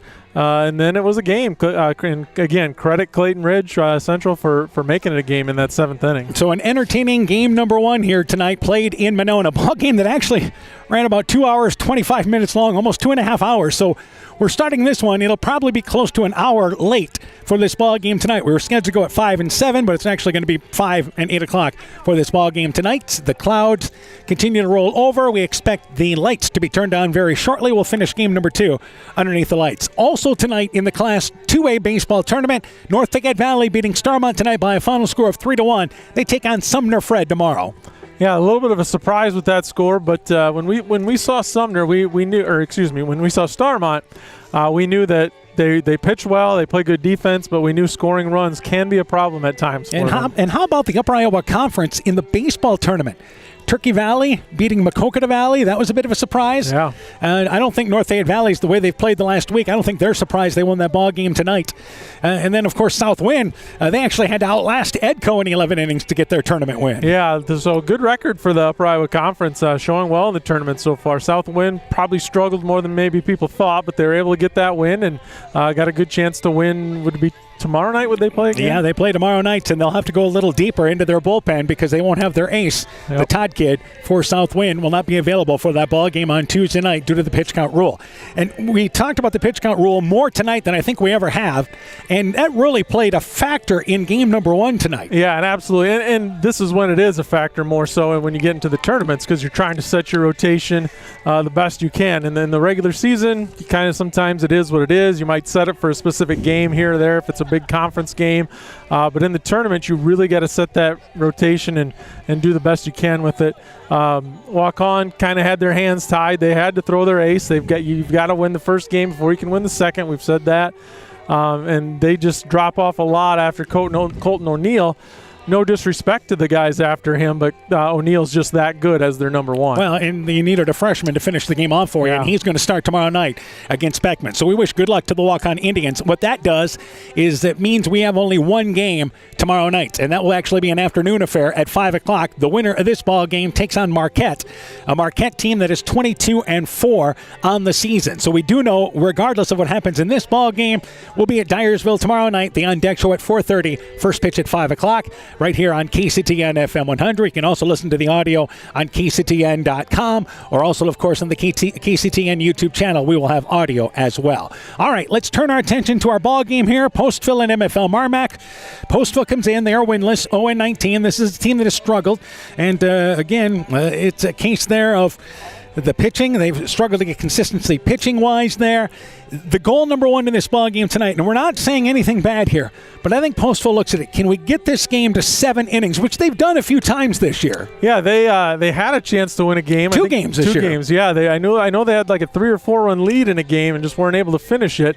But yeah, their developmental program right now, just trying to get better every week. They've got a big task in front of them tonight. Again, it's high school sports. You're talking young kids. Anything can happen, but would be a pretty big upset if Postville's able to win tonight. Yeah. So you're looking for those small victories to build your program. Absolutely there. So your goal again, starting out, let's get it 7 innings, and then from that point, you're like, can we be in the ball game late? You know, a good example is King High beat them 9-0 in a ball game. So you kind of hang in there. Obviously, you struggled scoring runs there, but that type of an effort, I think Coach Corsby, in talking to them, he's very pleased with the type of effort this team has had. They're still a young program. Right, still a young program. A lot of young young kids playing. So again, they've just got to keep learning and getting better every game, every practice, and keep moving forward. Yeah, had shots to win ball games against Clarksville and North Fayette Valley as well that they saw slide away late. So Postville individually tonight for them, it will be Xander Martinez getting the start. And they have thrown a number of kids this year. And again, just looking really for consistency on the mound. And it's a case there where they've walked 167 batters. They have struck out 86, so that has been a problem for them. The team ERA, and some of these numbers are just going to kind of set you back a little bit. The team ERA is 18.72 on the season. That's earned runs given up. Yeah, that's tough. You've got to build that pitching. Again, trying to build that program, and pitching is where it starts, and that's been kind of tough for him. Xander Martinez is a junior, and he has a lively arm. He has started 6 games. This will be his 6th start. He's made 7 appearances. He's 0-4 on the season, has thrown 20 innings, giving up 42 hits, giving up 39 earned runs, has walked 21, and struck out 27. Again, the kid's got a lively arm. Yeah, and I think he is their number 1 pitcher. But they're just going to see what they can do. He's going to pitch the best he can, and whatever happens, happens. Yeah, and again, you may see a number of kids in this ball game tonight here. They have, you look at the number of kids that they've had thrown this year. I believe they've thrown 13 kids this year. So they've started a number of, Navarro leads them start-wise with 7. And Zaid Brock is a freshman who has started 3 games for him. He's made 7 appearances. So they've had a number of kids that have just thrown. It's been pitching by committee for Postville all season long. Yeah, and that's what they've got to do. You've got to try and keep developing it, especially with your young kids. They're going to take some lumps and things, but hopefully they can learn and get better and continue to grow. Offensively, it's a team that their younger kids kind of lead the way. Griffin Day is 10 of 45 on the season. He is a sophomore. Also, Zaid Brock is the freshman who will play shortstop. He's had a nice season, 11 of 33 on the season. Yeah, so a couple of young kids doing good things there. And again, you're going to hear it over and over from us, just trying to get better in this program and trying to build something and see what can happen. Yeah, Dylan Wenthy's a sophomore. He's 10 of 38 on the season. RBI-wise, they're led by Giovanni Loera, who is a senior, 11 of 43 on the season with 7 RBIs. The big thing is, what you love to see is, think about this. They have 3 seniors that have been out for them this year, and seniors that haven't seen success, but they've stayed with the program, and I think it really says something to those kids. Yeah, definitely. It's hard to play sports, and especially at baseball, when you could be doing other things in your summer. Some kids like to work, make a little money, take trips, do whatever, hang out with your friends, but they've stuck it out, and they've put a lot of work in, and it's good to see that. And again, they're just hoping for a good effort in this ball game tonight. Again, their goal is to play the best baseball they can play for 7 innings. Meanwhile, for MFL MarMac, they come in 21-6, and if you think the Bulldogs are a heavy favorite in this ball game, well, you're right. They have defeated Postville 3 times by scores of 18-1. That was the closest ball game. Beat them 24-0 and 30-7. So they have done what really they should do. Yeah, that's what good teams do. They put away teams that maybe aren't as talented as them, and that's what the Bulldogs have done against the Pirates this year. So MFL MarMac, again, trying not to peek too far ahead to tomorrow's ball game when they play at 5 o'clock against Marquette, the winner of this ball game, should it be MFL MarMac. But they're going to start Jacob Shellhorn in this ball game tonight, and their goal is maybe he gets him through 1 inning. They just want to get him some work. He would have started there and been available a little deeper on Saturday night. Yeah, I think that's what you do if you're the Bulldogs. Get him a little work, but I think you might want to keep him available for tomorrow night. You still have Parker Keel tomorrow night. I'm sure he'll start tomorrow night for him, and very good arm. But hey, why not have 1A and 1B available if you can? Yeah, and again, you want to take care of business here, but they feel like that Shellhorn will give them a good start on the mound. This is a team that is built pitching-wise. I mean, they've been outstanding. Team ERA is 1.58. The other thing is they've walked 103 batters in a total of 176 innings. So those are, again, better numbers. But the big thing is they have struck out 197 in those 176 innings. So their pitching has been great. Well, and that's the thing. They've got a little bit more depth than like a walk-on where you've got O'Neill, who's great, and some good pitchers behind him, but they drop off quite a bit from O'Neill to those other pitchers. MFL MarMac's 3-4-5, I think, can get the job done for him against Postville. If you're talking about Shellhorn, this will be his 7th start of the season. This will be his 8th appearance. He is 3-2 on the season. has thrown 36 innings, giving up 30 hits, 11 runs, 9 of them earned, has walked 4, and struck out 40. So again, he doesn't give many passes. So Shellhorn, certainly one of their aces, along as well with left-hander Parker Keel. And Keel has been outstanding. His numbers, he's 6-2 on the season, 46 innings, only allowed 26 hits, 9 earned runs, walking 12 and striking out 65 on the season. His ERA is 1.36. Shellhorn's ERA is 2.10. And as we mentioned, as a team, it's 2.58. That's impressive. Yeah, again, 1A and 1B out of those two kids, and then they don't drop off a ton after them, like Waukon, again, does. And again, credit to O'Neill just because he's so good. But MFL MarMac, 3, 4, 5, even 6 pitchers are pretty good pitchers. Well, and think about this. It's a team that has 7 seniors, which is almost unheard of in baseball and softball. Yeah, you just don't see that too often anymore. So that's quite a few seniors, and they all start, I believe. All right, let's talk about as far as offensively. It's a team that actually batting .308 on the season, and it really starts for them with one of their leaders, and Ben Cranbeer. Cranbeer is 45 of 96. He has 8 doubles, a triple, 2 home runs, and 40 RBIs, by far the leader. Yeah, he's their big bat in the middle of their lineup. I believe he hits 3rd for them, and or maybe 4th.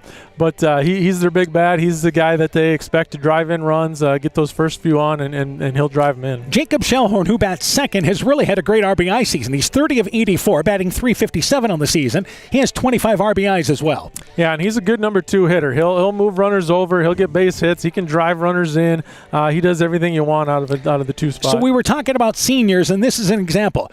Millage has 19 RBIs, Gordon has 17 RBIs, Humble has 19 RBIs, and Willie has 18 RBIs. Yeah, those are the first 7 batters are seniors, and again, they all hit, they all contribute. Quite impressive to see that from a team. And that's not including Parker Keel, the leadoff hitter, who's batting .324 with 4 doubles, a triple, and also a home run, and is 31 of 33 stolen base-wise. Yeah, we talked about him on the mound, but he's kind of the guy that gets them going in the offensive end too. He can hit the ball. He's got great speed, steals bases, scores a lot of runs. Again, just really tough lineup, especially those first 7. Now, many of these kids were part of a team that reached the sub-state final 2 seasons ago. But as baseball can be a fickle game, remember what happened last year in their first-round matchup. Denver came here and worked in and out of trouble for 7 innings and ended up defeating MFL MarMac in a close ball game here in Monona in the first round. And the Bulldogs, they remember that. Yeah, hopefully they do, because they were, maybe not as big of favorites last year, but they were definitely favorites. And Denver did a great job. Like you said, I think MFL MarMac put a lot of guys on in that game, but they just couldn't score them. Denver kept working out of trouble and were able to win it at the end. If I remember, I think they left 13 runners on the base paths in that ball game, so they have left a small village. All right, winner of this ball game once again goes to Dyersville tomorrow night at 5 o'clock tomorrow afternoon, and will face the Marquette Defenders, as they have a record of 22-4. That's just the second round. That's a quarterfinal in this 2A district. Yeah, there's some good teams in this district. And of course, in the 7 o'clock matchup, Beckman will take on Waukon, and that doesn't even include the top half of the bracket, which has Mediapolis with a record of 24-2. Yeah, whoever makes it to the tournament out of this district is definitely going to deserve it. Yeah, so baseball has been very strong in Northeast Iowa. Let's set the lineup now here for Postville. For the Pirates, Cedric Navarro, the center fielder, bats leadoff.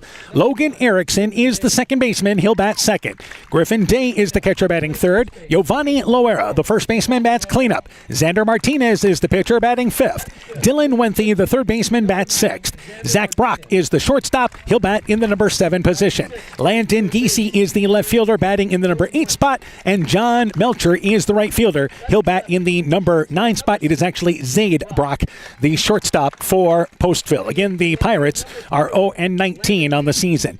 Here's the lineup for MFL MarMac. Parker Keel, the center fielder, bats leadoff. Jacob Shellhorn is the pitcher. He'll bat second. Braden Gordon, the right fielder, bats third. Ben Cranbeer, the third baseman, bats cleanup. Jackson Millage, the first baseman, bats in the number 6 spot. Actually fifth. Cade Humble, the second baseman, bats sixth. Batting seventh is Jaron Willie, the left fielder. Batting eighth is the youngest guy on this team, Tice Wickner. He is the catcher there. Wickner, of course, is just an 8th grader at the catcher spot. And Carter Lightfoot plays shortstop with Shellhorn pitching tonight. Lightfoot, of course, is a junior. But you mentioned this, the first 7 batters are seniors. What a luxury. Yeah, you just don't see that anymore around here. So enjoy it while you can, Bulldogs. And for the Bulldogs, tonight they're wearing, of course, their white bottoms, and they wear the yellow vests with the blue sleeves underneath. Pirates wearing their gray bottoms with the black Pirates there, black color, and also, of course, the red numbers. We have been following some softball games, and we actually now have a final. Starmont has defeated Clayton Ridge in the softball tournament by a final score of 8-0. Starmont victorious over Clayton Ridge. 8-0. I believe that ball game ended up going 5 innings. So it is Starmont advancing into round number 2 on Wednesday night. We do know that our girls tournament coverage will begin on Wednesday night. We'll be in Colesburg, 7 o'clock matchup, as it is Edco taking on the winner of Springville and East Buchanan. Those two teams are playing tonight at Springville. We'll be in Colesburg for the action on Wednesday nights, with the On Deck show beginning at 6:30, game time at 7 o'clock. Then Thursday night, we'll head to Manchester, and it's 3A softball tournament action, as it is North Fayette Valley taking on West Delaware. 7 o'clock matchup there, with the On Deck show starting at 6:30. Friday nights, we plan on having girls regional softball action for you again. Then Saturday night, hopefully district semifinal boys tournament action. Yeah, so hopefully we get a good week of baseball and softball here. MFL MarMac, could get to that game on Saturday night, and then Edco girls are expected to be in that game Friday night, but of course they've got to win on Wednesday night first. And they'll face either a team that they've seen a couple of times this year in the Tri-Rivers Conference. Edco softball team, by the way, winning the Tri-Rivers West Division this year. So we're ready to go with top of inning number 1, Cedric Navarro, Logan Erickson, Griffin Day to lead things up for the Pirates. For MFL MarMac defensively, Jaron Willie is in left field, Parker Keel in center, Braden Gordon is in right field. Around the horn defensively, Ben Crambier is at third, Carter Lightfoot at short, Cade Humble is at second base, Jackson Millage is at first base, the catcher is Tice Wickner, and Jacob Shellhorn, the right-hander, is on the mound for MFL MarMac. Bulldogs, they again want Shellhorn to start this ball game. They're hoping to give him an inning of work, but we'll see what he is pitch count-wise here. But again, their goal is that they can maybe set the tone here early, try to get an early lead if you can, and then try to let some of those other arms get some varsity experience this year. As MFL MarMac, nice to have pitching, isn't it? Oh, yeah, and like you said, if they can jump out to a big lead, then you feel real good about resting Shellhorn for possibly using him tomorrow night. Cedric Navarro, the center fielder, to bat leadoff here for the Pirates. Navarro, 12 of 41 on the season. First pitch hit by the pitch. Navarro turns, wears it on the back, and the leadoff runner on here for the Pirates as Navarro hit by the pitch. Yeah, not an ideal start there for the Bulldogs. You don't see that out of Shellhorn too often. Logan Erickson, the second baseman, is up to bat. Erickson is 434 on the season. You've got another young kid at the plate. Erickson is just a freshman. Pitch, fastball, actually a breaking ball that moves away, and the count is 1-0. So, not a great start for MFL MarMac on the first pitch. Leadoff runner on here for the Pirates. 1-0 is the count. 1-0 pitch. They send the runner. A pitch low to handle. Wickner's throw to second. It is in time, but sliding in safe is Navarro. Nice throw by Wickner. Laid it on top of the bag. The tag from Lightfoot just late. And the Pirates steal a base and into scoring position. Yeah, good job by Navarro. Just I don't know that the Bulldogs are really ready to start this game here. We mentioned that kind of during the infield, that maybe they weren't as sharp as you'd like to see. And that's just from our perspective anyway. 2-0 pitch. Here's a fastball, bouncing ball. Second baseman Humble. Holding at second base will be the runner. It's a high throw to first. Millage able to jump up, get it, come back down on the bag. Erickson bounces out to Humble. Navarro stayed at second base, but it's out number 1 here in the first. Yeah, and talk about them being sharp. And as a former coach, it's hard because you've beaten Postville pretty badly 3 straight times. It's hard for kids to really focus, but they need to bear down here. Griffin Day up to bat, 10 of 45 on the season. With 1 out, runner in scoring position, looks to bunt, lays it down. It's fielded by Shellhorn, bobbles it, has to recover. The throw to first, it is in time. Didn't come up with it cleanly, but able to recover. Day retired out easily at first base. Navarro advances to third, and it's out number 2 here on the top of the first. Yeah, and again, one of those times where maybe it's not a sacrifice, but I think that's what Griffin Day was doing there, just getting to that runner to third base. Giovanni Larrera, the first baseman, again, he leads them RBI-wise this year, 11 of 43 on the season. Close to double digits RBI-wise this year. First pitch, it's a fastball away. The count is 1-0. Again, we have our base umpires switching for game number 2 tonight. Did a good job in the first game tonight. 1-0 is the count here to Loera. 0-1-0 pitch. It's a strike on the outside. The count is 0-1. Eric Pasker now behind the plate. D. Youngblood is out on the base paths in game number 2 tonight as our umpiring crew. So 1-1 with 2 outs, trying to get a quick inning number 1. And 1-1 to Loera. Takes the pitch inside, got a piece of it, fouled it back, and it's a ball and 2 strikes. Still see some walk-on people kind of hanging out here, watching the early part of this ball game. Yeah, if you don't have any plans tonight, just take in another baseball game. A ball and 2 strikes. Our crowd with a game done, so 2 teams have left. Certainly not as big as it was a few moments ago. 1-2. Here's a curveball, bouncing ball. That's into left field. It's a base hit and an RBI. Giovanni Loera put it between second and third, and the Pirates take an early 1-0 lead here. This is exactly the start they were hoping for. Yeah, this is what you want if you're Postville, and if you're the Bulldogs, that's why we said, it was a little concerning that they didn't look super sharp when they took their infield. Xander Martinez, the pitcher, is up to bat with runners on first base now. Takes a fastball outside. The count is 1-0. So Martinez, the number 5 hitter, wears number 9, 13 of 41 on the season. Here's the 0-1 pitch. It's a pitch that's inside, and the count goes to 1-1. Well, the other thing is, by getting runners on the base paths, Shellhorn's pitch count goes up. Yep. 1-1 is the count. And the 1-1 pitch, fastball swinging right through the outside pitch is Martinez. The count is a ball and 2 strikes. And then if you're still behind, if you don't score in the bottom of the inning, do you bring him out and use him again in inning 2? Here's the thing. This is an earned run, too. Yep. 1-2 pitch, swinging right through the fastball is Martinez. Strikeout number 1 for Shellhorn, and that does it for the Bulldogs, or the Pirates, rather, in the top of the first. A run. They do it on a hit. They leave a runner. We've played 1/2 inning. Postville 1, MFL MarMac coming to bat. Epic Wear. Get personalized clothing for your school, your team, family, friends, business, or any event. Epic Wear has a huge range of customizable apparel, trophies, and awards. They offer free design help or design your own apparel at getepicwear.com, and you can even set up a free website for your fundraiser. Epic Wear, walk on. Call 563-568-2301 to place your order today. When making up a to-do list, don't forget to include servicing your car at Edie's AC Delco Service Center in Garnavillo. Your car should have the best care, and Edie's will make sure of it. Stop in or call 964-2186 to make an appointment. Tires worn out? Well, Edie's can replace them. Need a tow? Call Edie's at 964-2186. Kay, Lynn, and Todd invite you to stop by and fill your car's tank with fuel at Edie's AC Delco Service Center in Garnavillo. Edie's open 7 a.m. Mondays through Saturdays. Scooter's Coffee in Manchester offers a variety of coffees, smoothies, blenders, and breakfast food products served all day long. Scooter's Coffee offers fast and friendly service, too. In a hurry? Use the Scooter's Coffee app to order, pay, and earn rewards. Simply stop at the drive-thru window and pick up your order. Scooter's Coffee is open Monday through Saturday, 5:30 a.m. till 8 p.m. and Sunday, 6 a.m. till 8 p.m. We look forward to seeing you at Scooter's Coffee in Manchester. People's State Bank is a locally owned and managed bank with convenient locations in southwest Wisconsin and northeast Iowa. If you're looking for a place where you're more than just a number, but still have access to convenient technology and low fees, People's State Bank is it. As a community bank, they're proud to support many of the local charities, county fairs, community events, and more. When you become a part of People's State Bank, you can be confident that you're standing with a good cause. People's State Bank, member FDIC. Bottom of the first inning, Pirates score in the top of the first. Parker Keel, Jacob Shellhorn, Braden Gordon to lead things off here. In the bottom of the first inning, the left-handed hitting Parker Keel set to lead things off. Keel 24 of 74 on the season.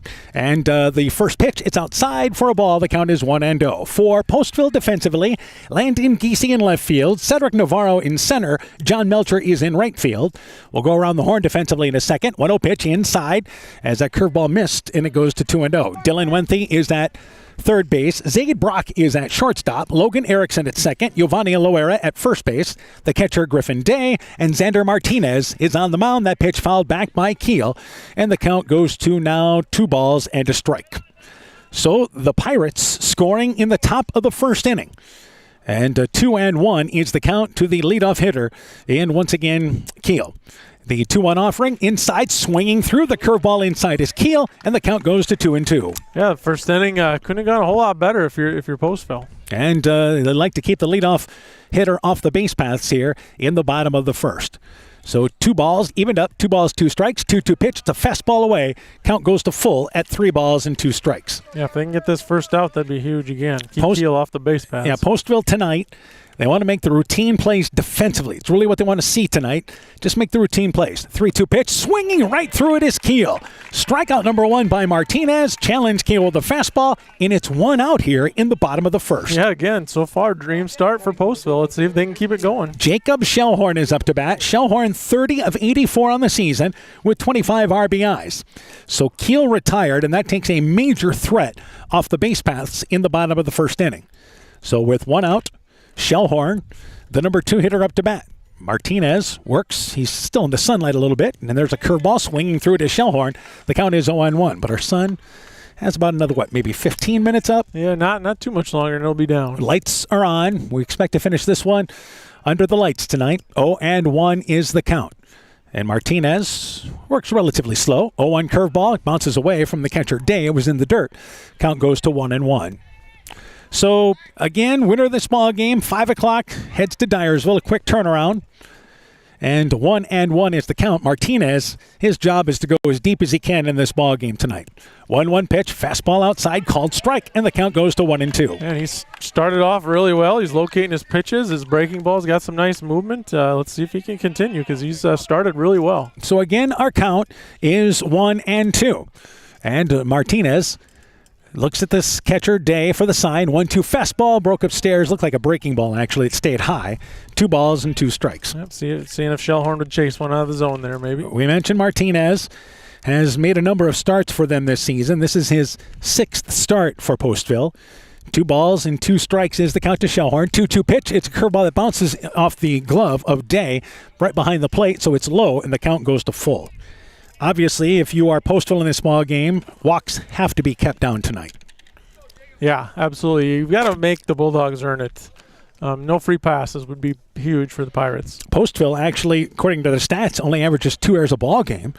3 balls and 2 strikes, but in most cases, they have been untimely errors. Yeah. After some walks, big inning develops, and you kind of struggle. So 3 balls and 2 strikes now to Shellhorn. 3-2 offering. It's a fastball, overthrows it in the dirt. It is ball number 4, and a 1-out base runner for the Bulldogs here in the bottom of the first. Yep, that's what you don't want. You got to make the Bulldogs earn it. You had been pitching really well. Don't give them those free passes. Braden Gordon is now batting 3rd in the lineup, 24 of 75.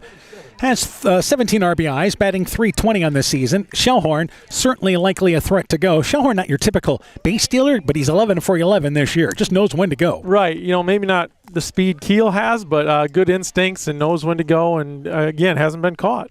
And working from the stretch for the first time tonight is Martinez. Good to see Martinez working from the windup facing batters. Yeah. First pitch there is a fastball that stayed a high, and the count is 1-0.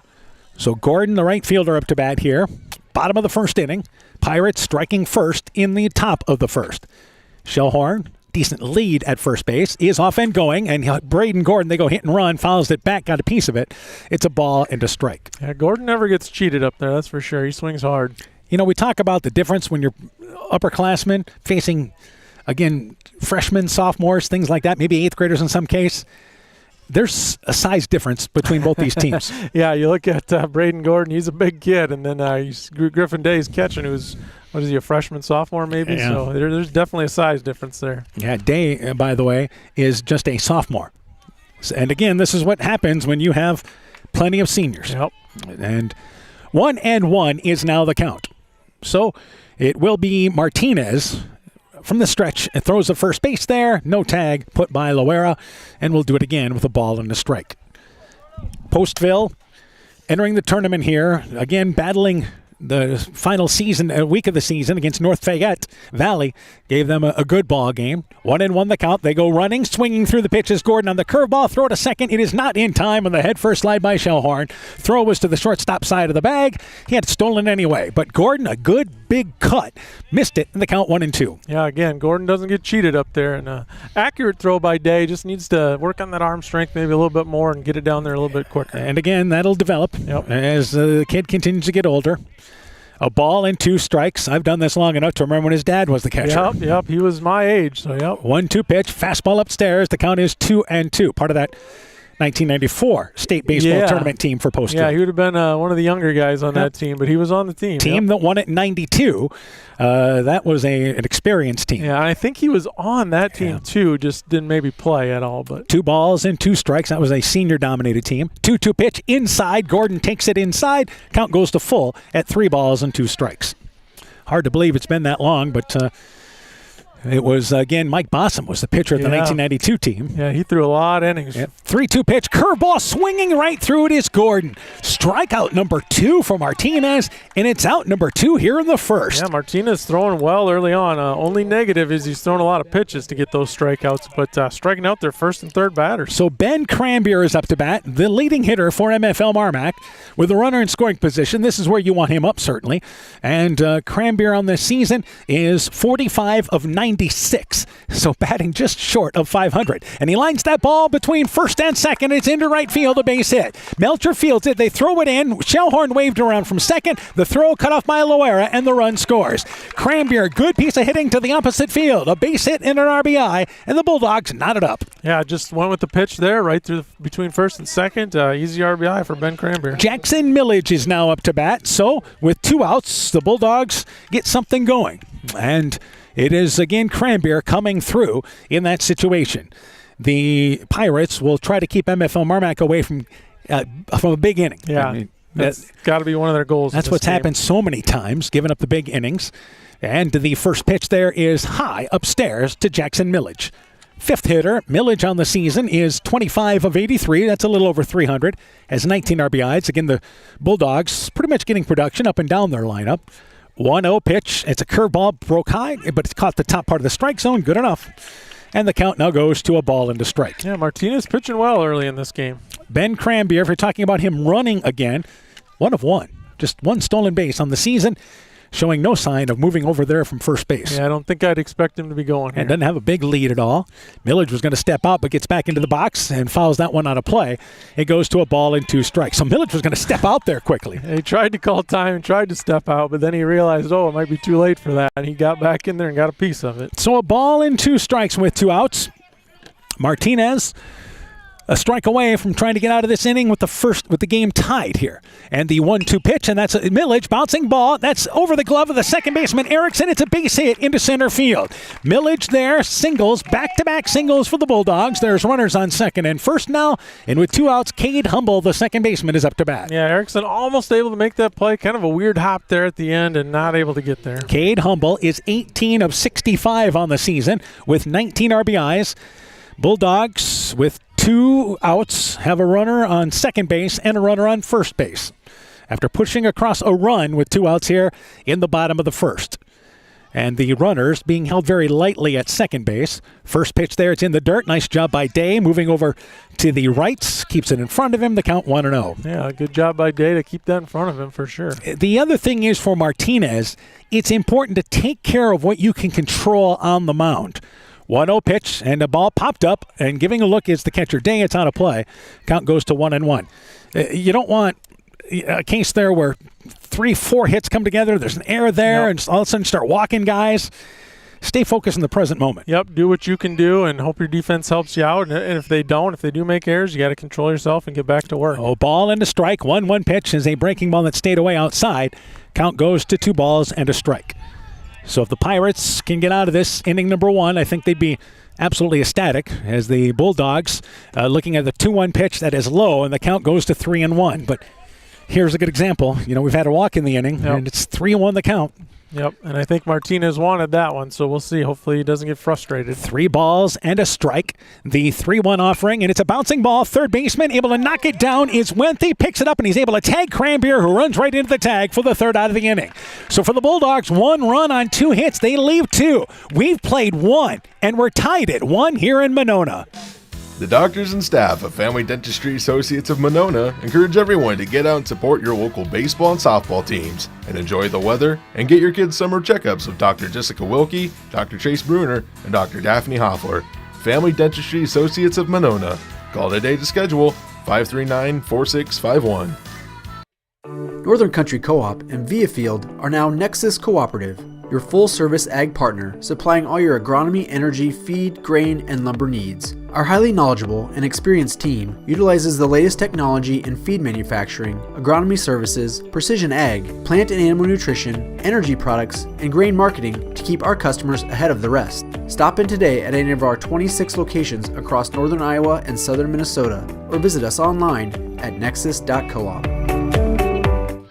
Pirate Bulldog Baseball is brought to you in part by Bruins and James Insurance, your Grinnell Mutual agent in Monona. Furniture Showcase and All Wine, lighting showroom, flooring, furniture, and window treatments. Bacon Concrete in Postville. Car Auto Group online at karautogroup.com. Fisk Farm and Home in Monona, Cresco, and Decorah. Culligan Water Conditioning in Elkader. Farmer Savings Bank of Colesburg, Elkport Garber, Strawberry Point, Arlington, Elgin, and Wadena. Member FDIC. Clayton County Recycling in Monona. TJ's Pizza in Monona and Claremont, and by Myers Auto Service in Monona. So top of the second inning, we're tied at 1. Dylan Wenthy, Zaid Brock, Landon Giese at 6, 7, and 8 in the Postville lineup. Pirates, a good start in this ball game, scored a run, an earned run at the top of the first inning, and then got out of it in the bottom of the first with MFL MarMac with 2 runners on. Shellhorn back in there for the second inning. Fly ball hit by, once again, Wenthy to center field. Moving on over there is Parker Keel, able to get underneath it. Wenthy, who was 10 of 38 coming in, flies out to center field for out number 1. Yeah, good hard hit ball by Wenthy, but right at Parker Keel. All right, Jacob Shellhorn continues in the second inning, and pitch count here, they're not worried. Yeah, he threw 13 the first inning, so 14 with 1 out here in this inning. Zaid Brock is up to bat, follows the first pitch back. The count is 0-1. Brock, the shortstop, up to bat. So they're hoping for a quick inning here. And with a little luck, they maybe score some runs in the bottom of the second inning, perhaps? Yeah, I think that's what they're hoping for. 0-1 pitch, curveball on the outside. The count is 0-2. But it may be one of those deals of the longer this game is close. You can't get to game number 2 without winning game number 1. Exactly. 0-2 pitch, and that ball's lined into center field for a base hit. The second base hit for the Pirates. Zaid Brock, good piece of hitting, right back up the box. And a 1-out single for the Pirates. Yeah, barrel of the bat on the ball and line right back up the middle. Landon Giese, the left fielder, is up to bat. Giese on the season is 9 of 38. And we will see time taken as Coach Corsby having a conversation, very short conversation with Landon Giese. Probably try to bunt here in this situation. Yeah, you wonder. I think anytime they can get someone in a scoring position, they're going to try. And if Postville have any chance in this ball game, it's got to be a lower scoring game. Right. And Shellhorn from the stretch. And they look to bunt. They pull things back. Takes it outside. The count is 1-0. So we'll see how MFL MarMac handles this with the pitch count and Shellhorn. Yeah, and maybe they're just going to say, hey, our 3, 4, 5 pitchers are good enough to help Parker Keel out tomorrow night as well. They look to bunt. Pulling things back is Giese, but he takes it for a strike. The count is 1-1 as Ben Cranbeer comes crashing in from third base. So 1-1 is the count. No sign of Brock as far as moving from first base. 1-1 pitch, swinging through it is Giese. The ball fouled back off the glove of Wickner, and it's a ball and 2 strikes. Again, as a team, Postville has stolen 38 bases this year. Zaid Brock has a couple of steals. He's 2 for 2. It's a team that doesn't run what you would say a ton. Navarro leads them stolen base-wise. He is 9 of 10 from the leadoff spot. 1-2 the count. 1-2 offering. High fastball. Giese swings right through it. Strikeout number 2 for Shellhorn. It's out number 2 here in the second. Yeah, good piece of pitching there by Shellhorn, getting it out himself. And that will bring up now here John Melcher, the right fielder, and the number 9 hitter. So a runner on first base with 2 outs. Melcher takes the first pitch. It's a breaking ball outside. It's a first strike. The count is 0-1. Melcher is 1 of 5 on the season, the freshman, so hasn't had a ton of at-bats. Getting the opportunity here. 0-1 is the count. 0-1 fastball, high fastball, swings right through it. And the count goes to 0-2. Yeah, a little bit behind that one. So it looks like Shellhorn would get through the second inning without getting to 25 pitches. 0-2 is the count. The 0-2 offering, high fastball. It looks like a breaking ball, but either way, Welcher swings right through it, and that does it for the Pirates. No runs a hit. They leave a runner. Third strikeout recorded there by Shellhorn. We've played an inning and a half. We're tied at 1. Brought to you by locally owned and operated NEAT, proudly providing high-quality internet, television, and telephone services at the speed of light to businesses and homes in Northeast Iowa. NEAT also provides computer and network services as well as business phone system sales and service. For more information, visit NEITEL.com or call 877-638-2122. NEAT, connecting you now. Stronger, farther, faster. It all starts with good nutrition. Clayton County Farm Bureau is proud of our livestock farmers who provide high-quality protein needed to fuel our young athletes. The ultimate pre- and post-game fuel-up? can be found in meat and dairy foods grown right here. Meat and dairy are natural sources of essential vitamins that support health, energy, and performance. We know our student athletes are the real deal, and Iowa's livestock farmers are committed to helping them reach their goals. To learn more, visit realfarmers.realfood.realmeat.com. Pirate Bulldog Baseball is brought to you in part by Elite DJ Service in Monona, the Luena Tap, home of the award-winning Philly, D&J Feed in Monona, Central State Bank, member FDIC, Patsy Electric, Maggie's Diner on top of the hill, McGregor, Community Insurance of Iowa, Hometown Agency, Monona, Auto Home Business, Crop Farm and Life, Nick's Excavating and Kane Construction in Farmersburg, T&K Cahoon, your Napa dealer in Monona, St. Olaf Ag Sales and Service, and Growl Logs and Lumber in Elkader. Timber is a crop. Harvest wisely. Now in the bottom of the second inning, we're tied at 1, and it will be Jaron Willie, Tice Wickner, Carter Lightfoot, bottom of the lineup to lead things off for MFL MarMac here in the bottom of the second inning. Willie on the season, 18 of 74, and awaits the first pitch from Xander Martinez. And again, both teams scoring a run in the first inning. First pitch there to Willie. Willie will say high fly ball. This is to deep left field. Giese on the run. That ball is over his head, and that ball is gone. Jaron Willie with a solo home run. And for Jaron Willie this year, that is actually home run number 1. And it's 2-1. Bulldogs take the lead. Yeah, what a time to have your first home run. I wonder if it's his first career, but got the meat of the bat on it and lifted it high to left field there. And Giese gave chase there, and it looked like it was going to be over his head, but that ball landed up on the hillside behind there. Yeah, I think Giese knew that thing was out. So Tice Wickner is up to bat with 1 out now, the left-handed hitting catcher. Wickner is 9 of 53 on the season. So the Bulldogs take the lead here, hoping to get the bats going in the bottom of the second inning. They lead 2-1. Yeah, that one will help. And Wickner, Carter Lightfoot is waiting on deck, by the way. We'll talk about the pitch count for Shellhorn here. And the first pitch there is high and away outside to Wickner. The count is 1-0. Shellhorn got through 2 innings in good shape. Yeah, I have him at 24, so if they're going to take him out, he won't be coming in for the next inning. 1-0, the count to Wickner. Pops it up in the infield. Third baseman coming in, that's Wenthy. Calls for it there. Able to reach over there, makes an interesting catch. Almost kind of tumbled over, but he caught it for out number 1. Wickner pops out in the infield. Yeah, stayed with it there. A little bit late adjustment, but he got it. And Carter Lightfoot, the shortstop, is up to bat. These are the types of plays we're talking about for Postville, though. You got to make, right? You've got to make that catch. If not, you're just asking for more and more trouble. Carter Lightfoot, 15 of 53 on the season. Looks to square to bunt, takes the pitch high. The count is 1-0 as Wenthy comes crashing in from third. So we're Suns now tucked away and finishing this one underneath the lights in a ball game that's just a little short of a half hour old. 1-0 pitch outside. Count goes to 2-0. Thought we'd get a quickly played game number 1 tonight. Well-played game, but did not happen as far as moving things along time-wise. Right, yeah, it took a while. 2-0 pitch to Lightfoot. Takes a curveball, slams that into left field. That's a base hit. Past the glove of Wenthy at third base as he reached over to the left. That is hit number 3 for the Bulldogs. Correction, it's hit number 4. And a 1-out single for Lightfoot. Back to the top of the lineup with Parker Keel. Yeah, Wenthy just not quite able to reach that one. Lightfoot, 11 of 11, stolen base-wise. Well-hit ball by Lightfoot. Parker Keel now, second inning in a row that you get to the top of the lineup. Keel was a strikeout victim his last at-bat. So with 1 out, runner at first base here, and let's see if they move Lightfoot with Keel at the plate. Keel, being a left-handed batter, makes things a little tougher for the catcher, Griffin Day, as well. Looks to square to bunt, takes it, Lightfoot off and running, ball dropped by Day. He'll pick it up, throw it to second. Anyway, there is no chance as the ball caught by Brock on the hop, and Lightfoot moves into scoring position with a stolen base. Yeah, once Day dropped that ball, I don't think he had a chance to get him. Yep, Parker Keel took the first pitch for a strike as he squared to bunt and pulled things back, but still took it for a strike. And here is a breaking ball upstairs, a ball and a strike. So 2-1, Bulldogs in the lead, pushing a run across again in our second inning, and Jaron Willie with a home run. Talk about the Bulldogs and the seniors that they have, and they have some power behind that. Ball and a strike. 1-1 offering to Keel, takes it outside, away. 2 balls and a strike. Winner of this ball game, again, takes on a Marquette team that is 22-4. Now, they're called the Defenders. Did you know that? I didn't, no. 2-1 pitch, good cut by Keel, took a hard cut, missed it low, 2 balls and 2 strikes. And we think they're with Bellevue Public I believe that's baseball? why they're Class 2A. That's taking place. 2 balls and 2 strikes. So we're evened up at 2-2. And they go to second base, stepping off the mound and throwing back there was Martinez, which makes it easy for Lightfoot to get back to second. But they're working him. Middle of the infield is with Zadebrock covering the bag at second base with the left-handed hitter up in Kiel.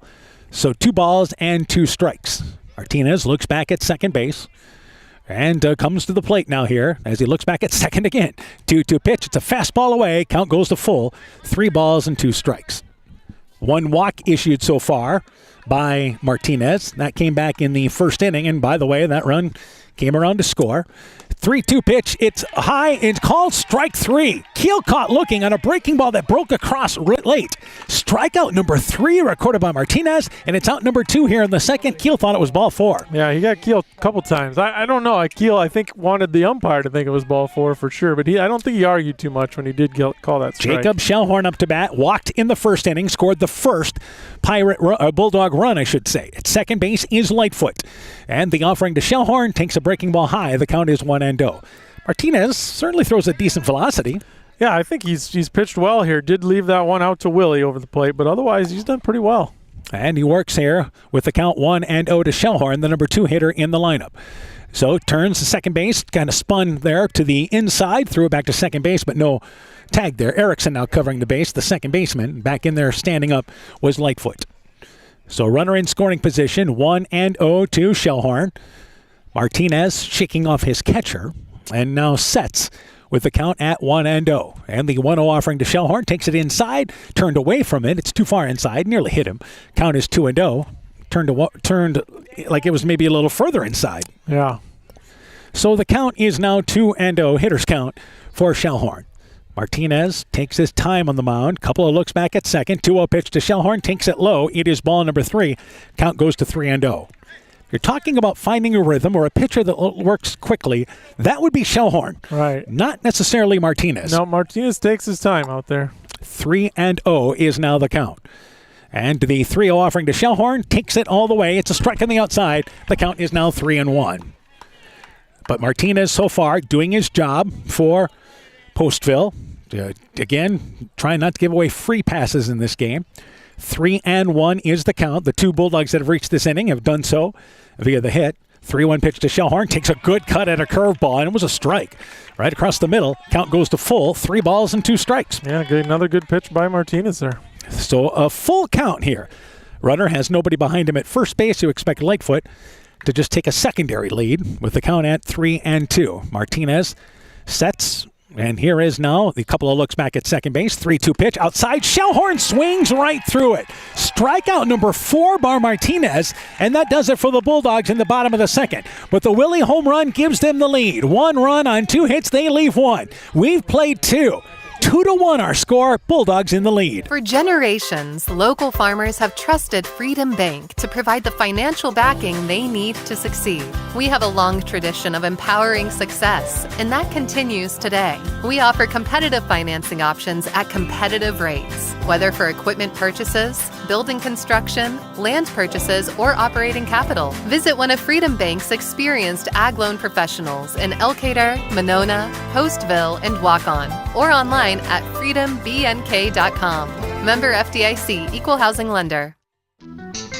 This is Chris Holbert, General Manager of Hall Robertson Incorporated in Postville. We would like to wish the area student athletes both a safe and successful sports season. We have been a community-based company since 1864, servicing and supporting the area ag industry with products necessary for daily success. We look forward to continuing to serve and support both the ag industry and high school athletes in our surrounding communities. Thank you and good luck from the families at Hall Robertson. Bulldog Pirate Baseball is brought to you in part by Smitty's Oil and Tire in Monona, Garden View Place in Monona, Vorwald Enterprises Inc. in Monona, Ashbacker Building Supplies in Rossville, Kanako Floor Covering in Monona, M's Machine and Manufacturing in Monona, Sincerely Yours Interiors by K in Monona, Postville Veterinary Clinic, Elkader Chiropractic Center Dr. Jamie Hammersland, Adverse Weather Insurance, Jim Furman of Volga, your independent crop insurance agent, and Innovative Ag Services in Elkader, Monona, and Waukon. So it is MFL MarMac going to the bullpen, leading by a score of 2-1. Jacob Shellhorn will go to the shortstop position. Carter Lightfoot will move over to second base. Cade Humble has left the ball game. And the new pitcher for MFL MarMac here for the Bulldogs will be number 13, I believe, there in Kyler Nearing. So the left-hander Kyler Nearing comes into the ball game. So in this game for MFL MarMac, Shellhorn goes 2 innings, gives up a hit, also gives up a run, walked no one, and struck out 3.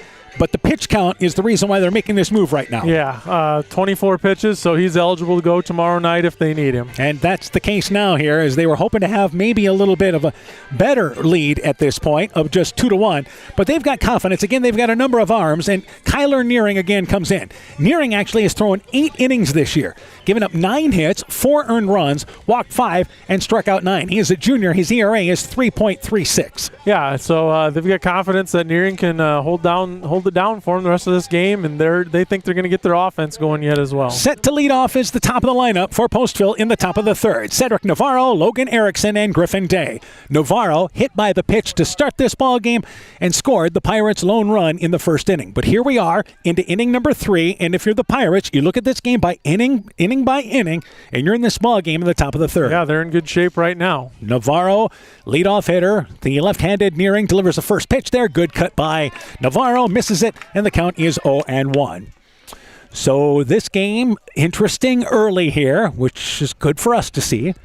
And 0-1 is the count. 0-1 pitch outside, the count goes to a ball and a strike. But as far as pitch-wise, Nearing, this is his 5th appearance on the season, so he hasn't thrown a ton.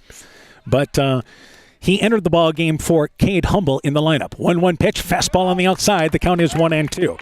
But here's a kid that's going to log a lot of innings for him next year. Yeah, there's going to be one of their arms next year. They lose, obviously, their top 2 plus a couple other guys, so he's going to be one of their arms next year for sure. A ball and 2 strikes, 1-2 pitch. Navarro swings right through it. The third Pirate to strike out in a row. The first strikeout recorded there by Nearing, and it's out number 1 here in the top of the third. Yeah, good start by Nearing, getting the early strikeout, getting the leadoff hitter out. Logan Erickson, the second baseman, is up to bat. Erickson bounced out to second his last at-bat. So 1 quick out here in the top of the third. Nearing, just like Shellhorn, works a little quick on the mound. Fastball away, and the count goes to 1-0. Inning number 3, game number 1 tonight. Thrilling end as Waukon controlled the game. 6-0 into the bottom of the 7th inning, but the War Eagles scored 4 in the bottom of the 7th after a pitching change for Waukon. 1-0 pitch, fastball away, count is 2-0. And had runners on second and first with 2 outs in the bottom of the 7th inning and a chance to tie, and one of the better hitters that they wanted at the plate. Yeah, that sure got exciting in that 7th inning. 2-0 pitch, taking it inside, by the way, and missing low into inside is Nearing. The count goes to 3-0. The one thing you don't want to see if you are Nearing in this ball game is a bunch of free passes. Right. Postville's playing with some confidence here early. Yep, that was a good start for Postville. They think they're in this game, and they are. 3-0 pitch outside, and it is a strike. It was Erickson heading down to first base, threw his bat into the on-deck circle, but nope, turn around, come on back. 3-1 is the count. Yeah, it was close, but I think it was a strike. And our umpire always looking to call strikes. 3-1 is the count. 3-1 offering. Fastball good. Cut by Erickson at the outside. Fastball did not get to it. Count goes to full. Yep. So we do know tomorrow night, again, we're going to be in Dyersville. Tomorrow afternoon, I should say, because that's a late matinee. 4:30 is the on-deck show, regardless of who wins this game tonight. 3-2 pitch, fouled out of play by Erickson, stays alive, and a full count. Game time at 5 o'clock here on KCTN FM 100. And again, you can also listen on KCTN.com and on the KCTN YouTube channel. And that will be our lone game tomorrow night. We do not have the 7 o'clock game. 3 balls and 2 strikes is the count to Erickson. Nearing delivers the 3-2 pitch. Fastball swinging right through it is Erickson. Coming back to get him is Nearing. 4 nice pitches in a row. Strikeout number 2, and it's out number 2 here in the third. Yeah, great job by Nearing, down 3-0 and able to come back all the way back and get the strikeout. Griffin Day now up to bat. Day bounced back to the mound. And actually, that ended up being huge because that moved Navarro over to third base. It was a bunt by Day, so he moved the runner into scoring position. First pitch to Day, takes it low. The count is 1-0. Bulldogs hoping for their first 1-2-3 inning of this night. 1-0 is the count to Day. Nearing with the 1-0 pitch. Fastball misses low and inside. 2-0 is now the count. So this may be a case of this may be the first maybe of a couple of different arms for MFL MarMac, you think? Yeah, it could be. Maybe get 2-3 innings out of Nearing and then go to someone else. 2-0 pitch. Day takes it outside. It's a called strike. 2 balls and a strike. And the only reason why I say that is, again, Nearing's only throwing 8 innings. Right. Yeah, he hasn't worked a ton, and you've got the arms to do that. So we'll see. 2 balls and a strike. 2-1 offering is a fastball that sailed away, and the count goes to 3-0. Good job by Wickner getting to what would have been a wild pitch to the outside. Yeah, good stretch there by Wickner. 3-1 is now the count. And again, quickly working is Nearing, the left-hander. 3-1 offering today comes to the plate. That pitch is low. It is ball number 4. So that's the first walk issued by Nearing. It's a 2-out base runner. The first walk issued by any MFL MarMac pitcher tonight.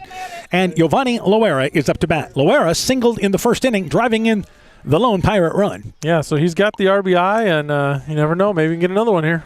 And now working from the stretch is Nearing. And runner at first base in Day. He is not courtesy run for it. Takes the pitch inside. The count is 1-0. Again, your concern if your MFL MarMac is one of those deals of start walking guys. Guys start to play on their heels. We talk about they necessarily haven't been overly sharp except for Willie's home run. Right. 1-0 pitch is the count. 1-0 delivery by Nearing, and Loera, good cut, got a piece of it, fouled it back, and it's a ball and a strike. Yeah, you don't want to become even more passive in this game. And again, they've managed a run in the first, a run in the second, but they've had to earn both those runs. Yeah, Martinez has done a good job on the mound. Nothing's been given to him. 1-1 is the count. And Nearing works to the plate. And here's your 1-1 pitch. Loera inside, misses it. It's a ball and 2 strikes. Loera has a big cut. But he was able to slam one between short and third back in the first inning. But Nearing is in control with the count at 1-2. So here is now your 1-2 offering to Loera. Brings the pitch. Curveball caught. Looking on the outside is Loera. Strikeout number 3 by Nearing. And that's how he gets all 3 outs in the top of the third. For the Pirates, no runs, no hits. They leave 1. We've played 2.5. 2-1. Bulldogs the early lead. Hey, sports fans, take a time out and call Garms & Gifford Insurance Agency. Whether you need auto, home, farm, health, crop, or business insurance, Garms & Gifford Insurance Agency and Grinnell Mutual has you covered. You'll receive quality protection, expert advice, and local-friendly service. Owners Brian Bugenhagen and Michael Beck, along with their staff, look forward to serving all your insurance needs. Call them today for a free competitive quote. Garms & Gifford Insurance Agency in Elkader, your trusted choice agency. When I started out in the car business, my dad gave me some good advice. Hi, it's Forrest Brown with the Browns family of dealerships. What my dad told me is when you sell someone their first car, you need a good sales department. But if you expect to sell them their second, third, and fourth car, you better have a great service department. Visit any one of the Browns family of dealerships in Guttenberg, Elkader, West Branch, or Victory Ford in Dyersville and find out why Browns is your hometown dealer, no matter where your hometown may be.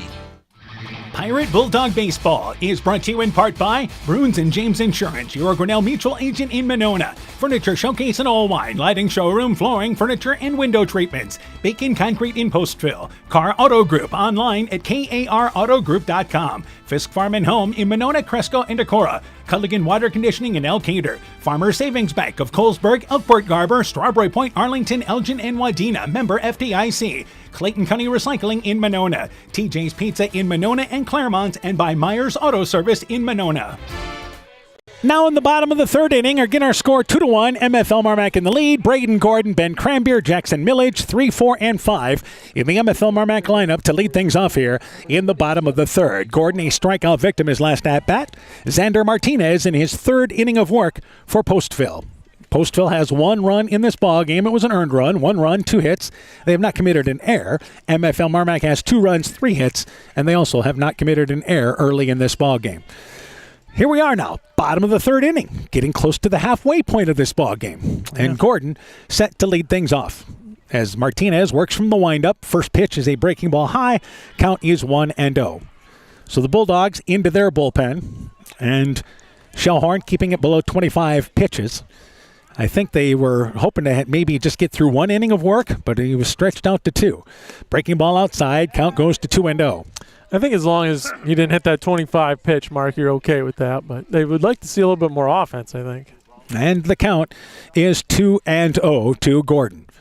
And 2-0 offering to Gordon. Curveball takes a good cut. Missed it, though, outside.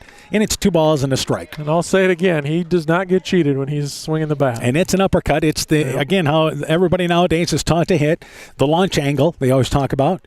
2 balls and a strike, which is totally different from how I was taught to hit. Yeah, same. Here's a curveball. It's a fly ball into left field. Giese took a step in, but that ball's going to go over his head, and it's going to roll to the fence. Gordon will go into second base with a stand-up double. Leadoff runner on here in the bottom of the third. Yeah, not played perfectly there by Giese, but that's a double either way, and maybe that's why they teach that now. I know that's a big thing in golf. They talk about launch angle as well. Getting the ball up in the air. We were always taught you should have a line drive cut, right? Yeah, that's what I was taught as a youngster, too. Ben Cranbeer up to bat. Cranbeer is 1 for 1. Singled, drove in a run in the third inning. So the leadoff double for the Bulldogs up 2-1. Gordon is at second base. They look to pick off at second base, but back in there easily is Gordon, as Martinez he actually has to step off to throw it to second base, and obviously that gives the base runner an extra step and a half. Yeah, almost caught him leaning, but again, the move takes a little bit longer there. So Cranbeer awaits the first pitch from Martinez, and they go back to second base again. And again, Gordon able to slide back in there. Tag applied by Erickson, but Gordon's got a good safe lead. If you're Martinez here, just continue to look back, try to keep him close, right? Yeah, that was a little bit quicker move there, but that time Gordon not leaning. So, and still awaiting the first pitch here now to Cranbeer. And good lead still off of second base for Gordon. Coming to the plate, pitch inside. Cranbeer just raises the right leg up, gets out of the way of it. The count is 1-0. I guarantee you Cranbeer is not going to take, if he can avoid taking a hit pitch, he wants to hit. Right, he wants to put the bat on the ball. Yeah, 1-0 is now the count. 1-0 pitch, breaking ball, pops it up out of play over the backstop area. Count goes to a ball and a strike. Plus, you take a pitch off your ankle. That hurts quite a bit, too. Yeah, that's true. But Cranbeer singled, so he, again, continues to hover near the 500 mark on the season, having a tremendous senior year. 1-1 is now the count. So Martinez looks back twice. 1-1 curveball. It's a high fly ball. This is to center field. It is Navarro on the run. Looks up, and that ball's going to hit the bottom of the fence. Having to hold at second is once again Gordon. They'll put the brakes on there at third base. Into second base is Cranbeer with a double. It's back-to-back doubles, but runners on second and third. Nobody out here in the bottom of the third. Yeah, and Gordon not able to score on that because Navarro was playing fairly deep. He had to make sure that wasn't caught, but over Navarro's head right at the base of the fence. It looked like at first that maybe Navarro had a shot at it and gave a great chase at it. So Jackson Millage singled is up to bat, takes a fastball there, falls it out of play. The count is 0-1. But the Bulldogs now their second time through the lineup having some success.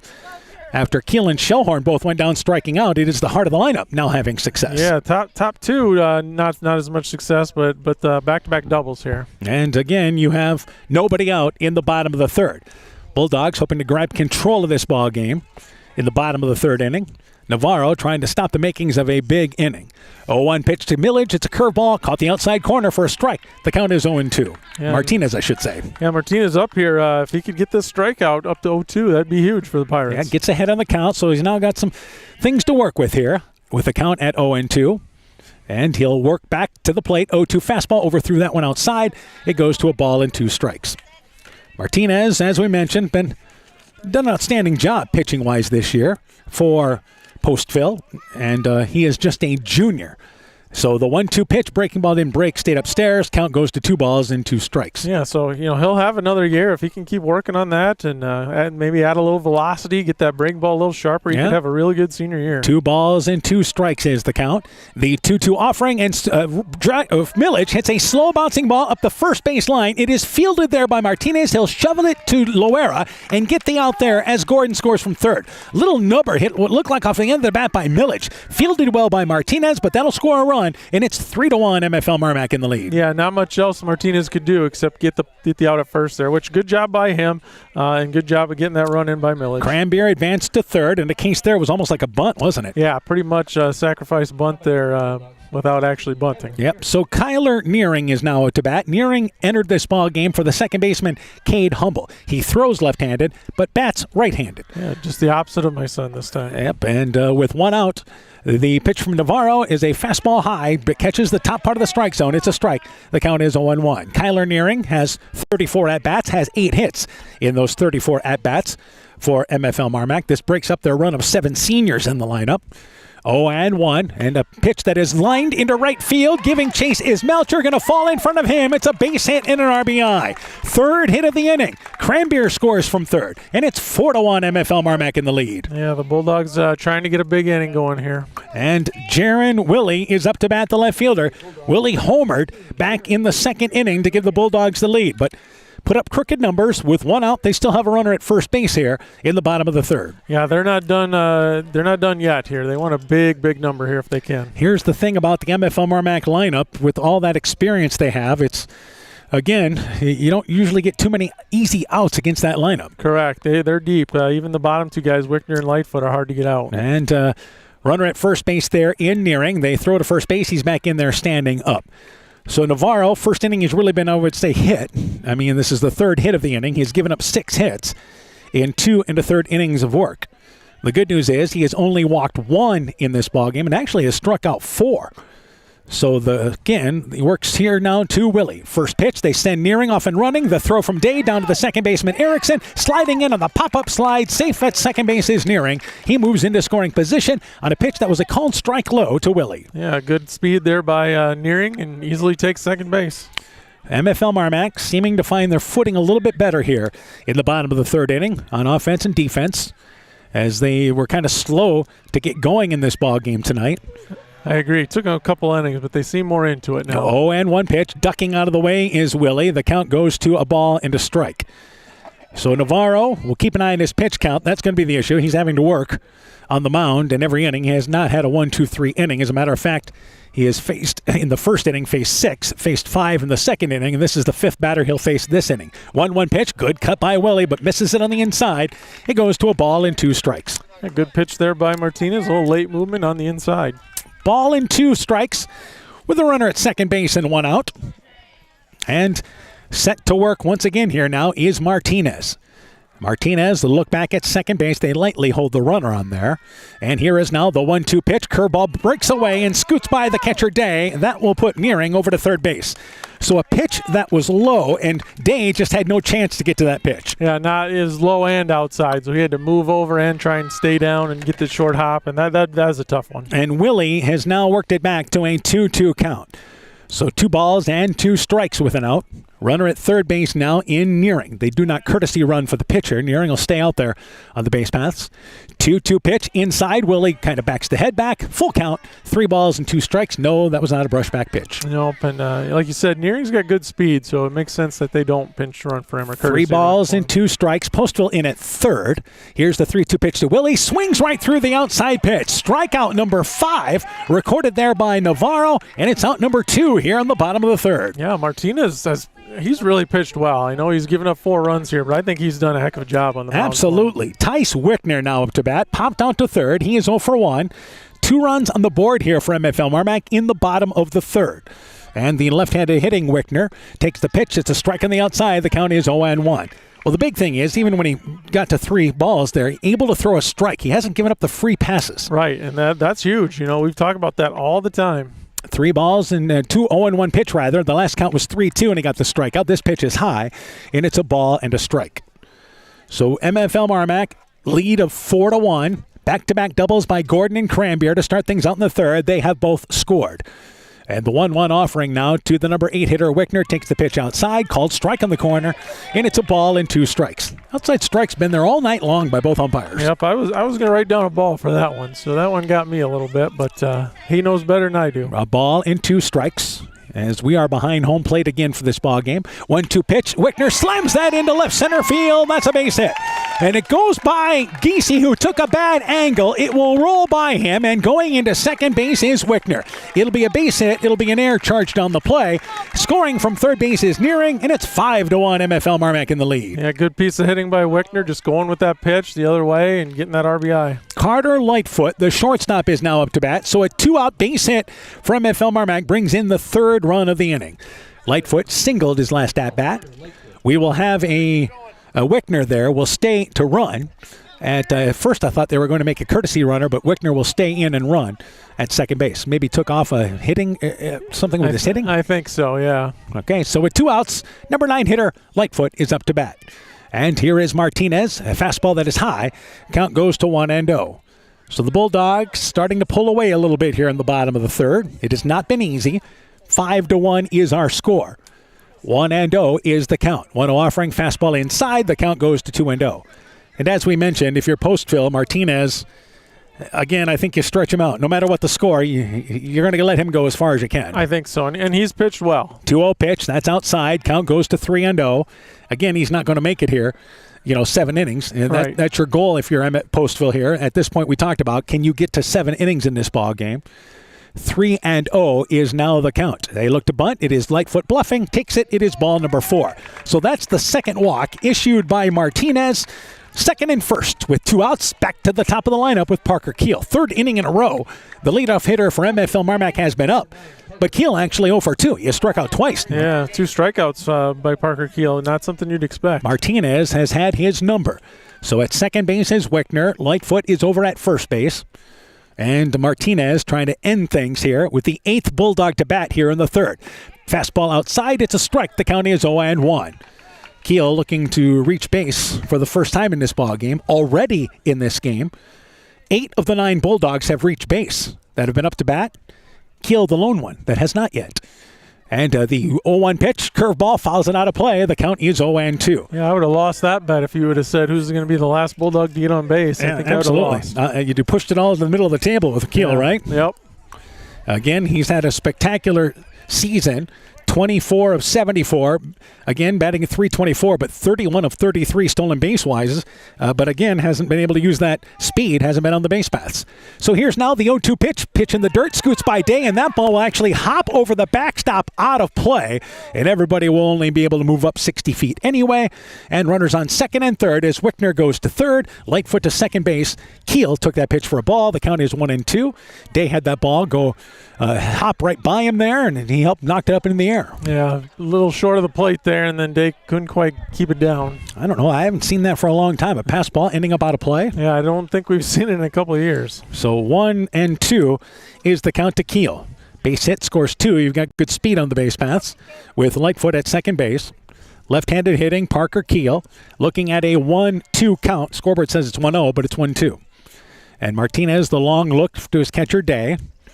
Martinez not rattled by much. 1-2. Here is the pitch. It's a curveball. Popped up down the left field line, and that ball is going to fall in. It's a base hit into extra bases. And Keel's going to try to stretch it out. Goes into second base and slides in safe there. There's that speed. A double into left field. 2-run score. And it's now 7-1 MFL MarMac in the lead. Yeah, and this is what the Bulldogs were looking for. They wanted to have a big inning to break it open, and they've done that. And this is, again, now 5 runs in the inning so far and still a runner in scoring position. The other thing is, most of this coming with 2 outs. Yeah, absolutely. The last 3 hitters have all reached with 2 outs. Jacob Shellhorn is up to bat. Shellhorn is 0 for 1, walked and scored, and a strikeout victim. And here is a fastball high. The count is 1-0. So Keel with a bloop single into left field, but it'll look like a line drive in the books. It actually ends up being a double. Yeah, not especially hard hit, but with his speed, he turned it into a double. And he made no bones about it. He was heading to, once again, second base. Here's a pitch. Scoots by the 5-hole for Griffin Day. It'll go to the backstop. That'll be a pass ball. And the runner goes over to third base in Keel as the count is 2-0 to Shellhorn. And now time taken here for Postville.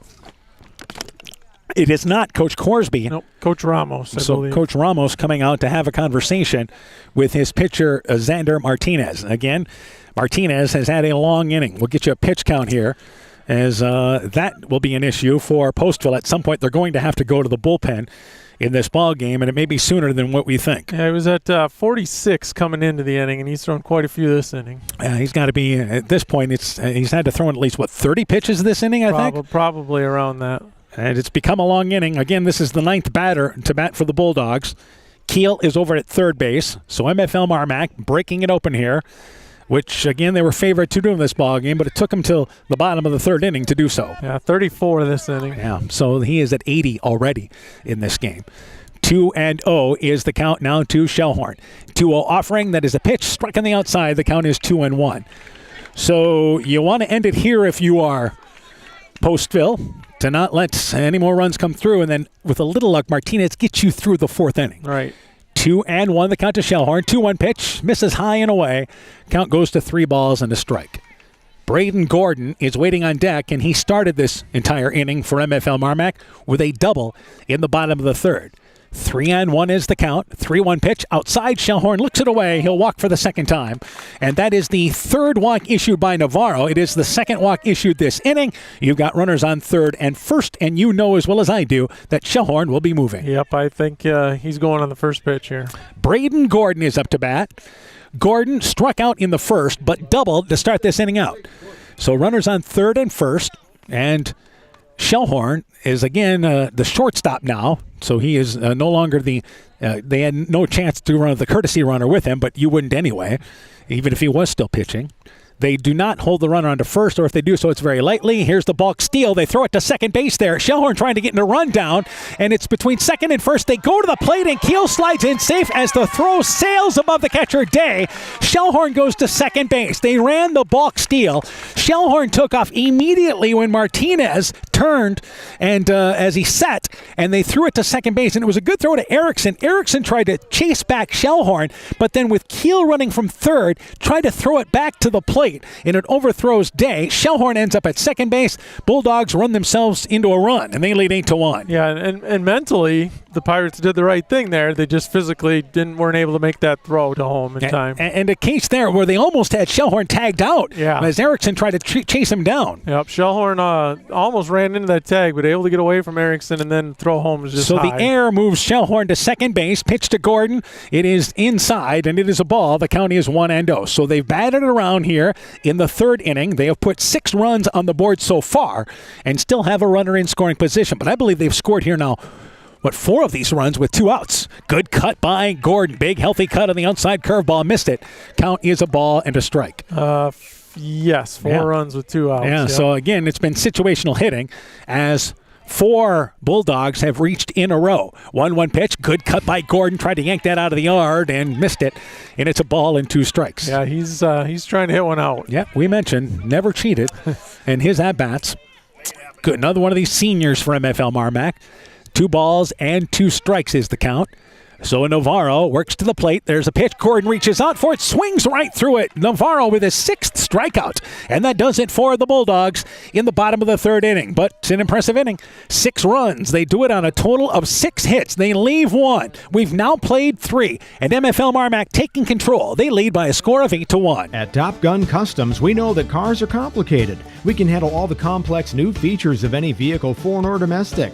Not only will it look like new, it'll perform like new. At Top Gun, we don't care if it's a 30-point buck or just your neighbor's cat, big or small, we like them all. Top Gun also does fiberglass repairs, boats, motorcycles, guitars, detailing, paint corrections, headlight restoration. There's not much we don't do. Call Bob or Nancy at Top Gun for details and to schedule your repairs today. 563-964-9899. Hi, this is Tara Fink, psychiatric mental health nurse practitioner. Helping people, bottom line, is the biggest reason I chose a career in mental health. During my own struggles, it was difficult to find good support in this area. Therefore, I vowed to come back home to help meet the great need for mental health care in Northeast Iowa. I'm available for consultations at both the Waukon and Postville Clinic locations, offering assessment, diagnosis, and medication management for all mental illnesses.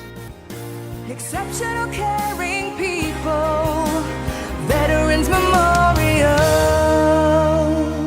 Pirate Bulldog Baseball is brought to you in part by Norby's Farm Fleet in Northeast Iowa, Guttenberg Municipal Hospital and Clinic. Check out career opportunities at guttenberghospital.org. Rivals Inc. Custom Gear, Screen Printing, Embroidery, and online shopping at rivalsinc.com. Thompson Construction and Monona Overhead Door. Dean Family Chiropractic in Claremont. Meyer Collision and Service Center in Guttenberg and Elkader. LTI & Sons Water Conditioning, your Connecticut dealer in Postville, and by the Lowena Savings Bank, member FDIC.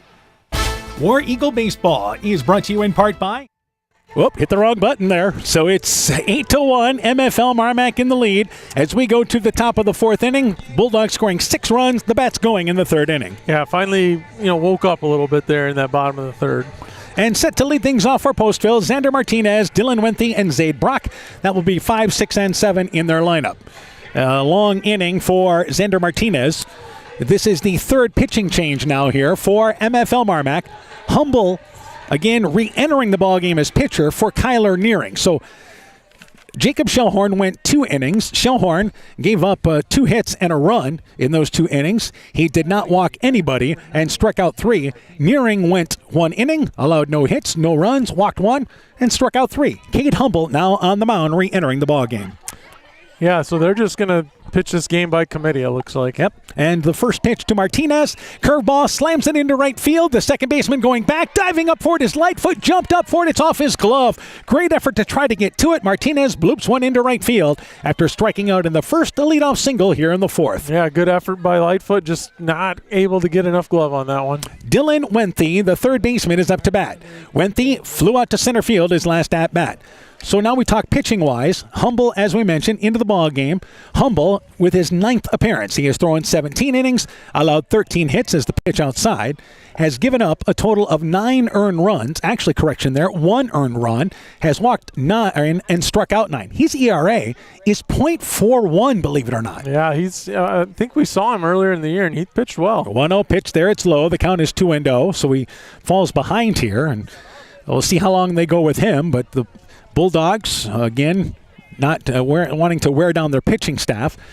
So they hopefully have lots of guys available if they need to tomorrow. 2-0 pitch. They look to lay down a bunt. It's up the first base line, fielded by Humble. His only play is to first base. And a good job by Dylan Wenthy. Lays down the sacrifice bunt. Martinez moves into scoring position with 1 out. Yeah, good job by Wenthy. Again, the Pirates doing the basic things here and doing them well. It shows a lot of promise for the future. And that brings up now Zaid Brock. Brock singled his last at-bat. Runner in scoring position for Postville. Postville struck first in the first inning of this ball game, scoring a run, and a curveball there. It is low and outside, and the count is 1-0. But even though you're down 8-1, if you're Postville, you're still working on things in the ball game, and that's why you bunted there. Yeah, absolutely. It works for the future. Yep, 1-0 pitch. Brock able to get his hands up, get out of the way of it. Count goes to 2-0.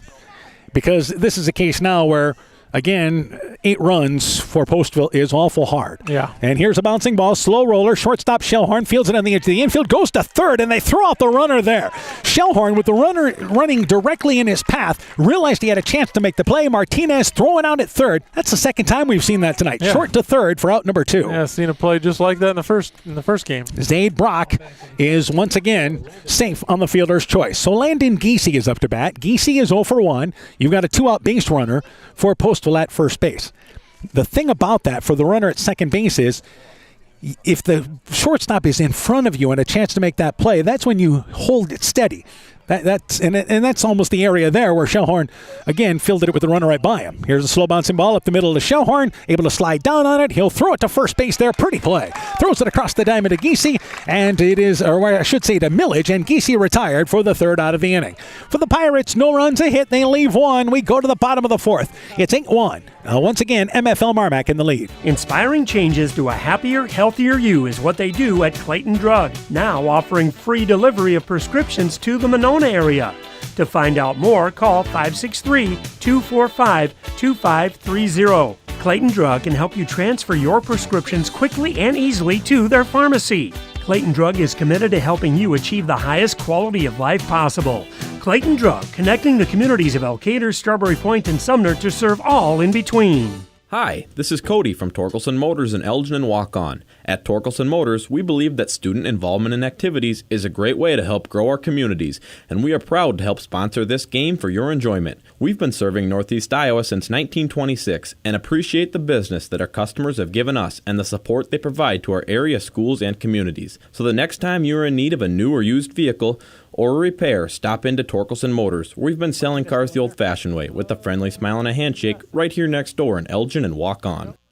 Pirate Bulldog Baseball is brought to you in part by Elite DJ Service in Monona, the Luena Tap, home of the award-winning Philly, D&J Feed in Monona, Central State Bank, member FDIC, Patsy Electric, Maggie's Diner on top of the hill, McGregor, Community Insurance of Iowa Hometown Agency, Monona, Auto Home Business, Crop Farm and Life, Nick's Excavating and Kane Construction in Farmersburg, T&K Cahoon, your Napa dealer in Monona, St. Olaf Ag Sales and Service, and Growl Logs and Lumber in Elkader. Timber is a crop, harvest wisely. So we go now to the bottom of the 4th inning. Again, our score 8-1. MFL MarMac leads Postville. They will send up the Bulldogs, Ben Cranbeer, Jackson Millage, Cade Humble back in the lineup to lead things off here in the bottom of inning number 4. Bulldogs sent 6 to the plate in the first inning. They sent 5 in the second inning, but then sent 10 to the plate in the third inning, resulting in those 6 runs. Cranbeer is 1 for 2, takes a pitch upstairs. The count is 1-0. Cranbeer singled in a run in the first inning, then doubled in the second inning but cheated out of an RBI because Gordon had to wait to see if that ball was caught. 1-0 pitch, takes it outside for a strike. The count is 1-1. Xander Martinez now in his 4th inning of work, and the pitch count rising on the youngster. Yeah, 86 pitches through 3 innings. And again, they hope to get him through this 4th inning here. 1-1 pitch, Cranberry takes it high, and it's 2 balls and a strike. But he's given up 9 hits, the walks for the most part. He's given up 3 walks, but he has struck out 6 in 3 innings, so that's the bright spot. Yeah, done a nice job with those strikeouts. 2 balls and a strike, 2-1 pitch, and Cranberry pops it up, a high major league pop-up. Second baseman Erickson goes to the edge of the infield, drifts into the grass, camps underneath it. Cranberry pops out to second base for out number 1 here in the 4th. Yeah, good job getting the leadoff hitter out. Jackson Millage is now up to bat. Millage is 1 for 2, singled in the 1st inning, bounced back to the mound in the 2nd inning. That is the first time since the 1st inning that the Pirates have got the leadoff batter out. So Millage, 1 for 2. Nobody on. Fastball high, sailed over the head. Day able to just leap up, and Day, not a tall kid by any stretch of the imagination, got his glove on it, but that ball sailed way by him. Yeah. 1-0 is now the count. So we mentioned North Fayette Valley beating Starmont tonight, 3-1. In the 2A tournament, 1-0 pitch there. It's down to Millage in the dirt. Count goes to a ball and a strike. And again, you had a Starmont team that had a winning record against the North Fayette Valley team that you looked at their record and you went, well, they've struggled all year, but they had played better as the season has went on. 1-0 pitch outside, count is 2-0. And we saw Waukon tonight winning by a score of 4-0 over Clayton Ridge Central with a lot of positive out of that game for both teams. We need a new baseball, I believe. Yeah. As Waukon, Colton O'Neill was outstanding for 6 innings. They went to the bullpen and had 2 guys able to nail it down after the War Eagles scored 4 in the bottom of the 7th inning to stay alive before coming up short with runners on 2nd and 1st in the bottom of the 7th. 3-0 is the count to Millage. Waves the bat, pulls things back, takes it for a strike. The count is 3-1. So he was taking all the way. Humble, who was actually nearing batted for Humble his last time up, but Humble back in the lineup. 3-1 pitch to Millage, takes it inside. It's a called strike. Count goes to full. 3 balls and 2 strikes. Martinez trying to work his way back in the count. Yeah, started 3-0. Let's see if he can work all the way back here. Full count at 3-2. And Martinez, from the windup, delivers now the 3-2 pitch and fouled back by Millage. Got a piece of it. Count full at 3 balls and 2 strikes. The only bad thing about going to full count on a lot of hitters is it's a case there. Your pitch count just rises up. Yeah, that's the thing with his strikeouts. He's done a nice job at those, but it's cost him a lot of pitches. 3-2 pitch, curveball, Millage. It's a bouncing ball. That's into center field. It's a base hit. Millage singles with 1 out. Count was 3-0. It was Martinez working it back to full. Millage takes it right back up the middle for a single here. That is the now 10th hit of the ball game for MFL MarMac. Cade Humble now up to bat. A good piece of hitting by Millage, just right back up the middle. Humble is 1 for 2, safe on a fielder's choice in the 1st, singled and drove in a run in the 3rd inning and later scored. We have time taken here, and we have for Millage being replaced by a runner, perhaps? Yeah, I think we had a pinch runner at first. And so this will be number 11. Is it number 11? Yes, I believe so. Well, number 11 we don't have on the roster. How about that? So we'll look it up on the scorecard, and that is going to be Maddox Hansen in to run. Okay. So Maddox Hansen will be the runner at first base. So Hansen, this is again, you're in control by a score of 8-1 in this inning. If you're MFL MarMac, you want to get out of here early, and you're just trying to keep guys fresh for tomorrow night. And with 1 out, Cade Humble, who was safe on the fielder's choice, is back in the 1st inning. He's 0 for 1. There's a curveball upstairs. It's, again, high for a ball. Trying to steal second base and sliding in safe at second base will be Hansen. Hansen got a good jump at first base. Not a bad throw by Day. Erickson covering the bag, but a runner into scoring position for the Bulldogs. Yeah, Day's been extremely accurate with those throws. Again, just maybe needs to work on arm strength a little bit in the offseason, but accuracy is great. In girls softball tonight, MFL MarMac beats Postville on the other side 5-4. The final score of that ball game. 1-0 pitch inside. The count goes to 2-0. A Postville girls team that won their first game in a long time this season. Yeah, a lot of improvement by that team as well. 2-0 pitch. Here's a bouncing ball between short and third. It's into left field, a base hit. Waving around and now putting the brakes on at third base will be Hansen. He originally was waved around, but they pull the brakes on late. Runners on the corners with 1 out, and Jaron Willie, the left fielder, is now up to bat. So a good ball game on the other side of the school district here at MFL MarMac, and MFL MarMac survives and wins 5-4 in that ball game tonight. They will play on Wednesday night, by the way, in the next round. And we know we'll have Edco coming up on Wednesday night. We'll try to find out if Springville or East Buchanan, who won that ball game tonight. Runners on third and first with Jaron Willie. Homered back in the second inning, takes the pitch all the way. Humble off and running. They throw it down to the second base, but the ball sails to the short stop side of the bag. Erickson has to go over and catch it there. Humble moves into scoring position. That's a stolen base with the throw attempt at second base. So runners on second and third now here with one out. Willie, we mentioned, hit a solo home run in the second inning to give the Bulldogs the lead, then struck out back in the third inning. Count is 0-1 right now. So with one out, there's a breaking ball high and outside. 1-1 is the count. Bulldogs' goal here, I would think, was let's score these two, try to see if we can get another run in the bottom of the fourth, and then go play defense in the top of the fifth and get out of here. Yeah, if they could get 3 outs and then, or 3 runs and then 3 outs, that'd be perfect for them. The 1-1 pitch, far outside, 2 balls and a strike. Willie checks in to make sure of the count, and it's 2-1. Tice Wickner is waiting on deck. Every Bulldog in the lineup has scored in this game.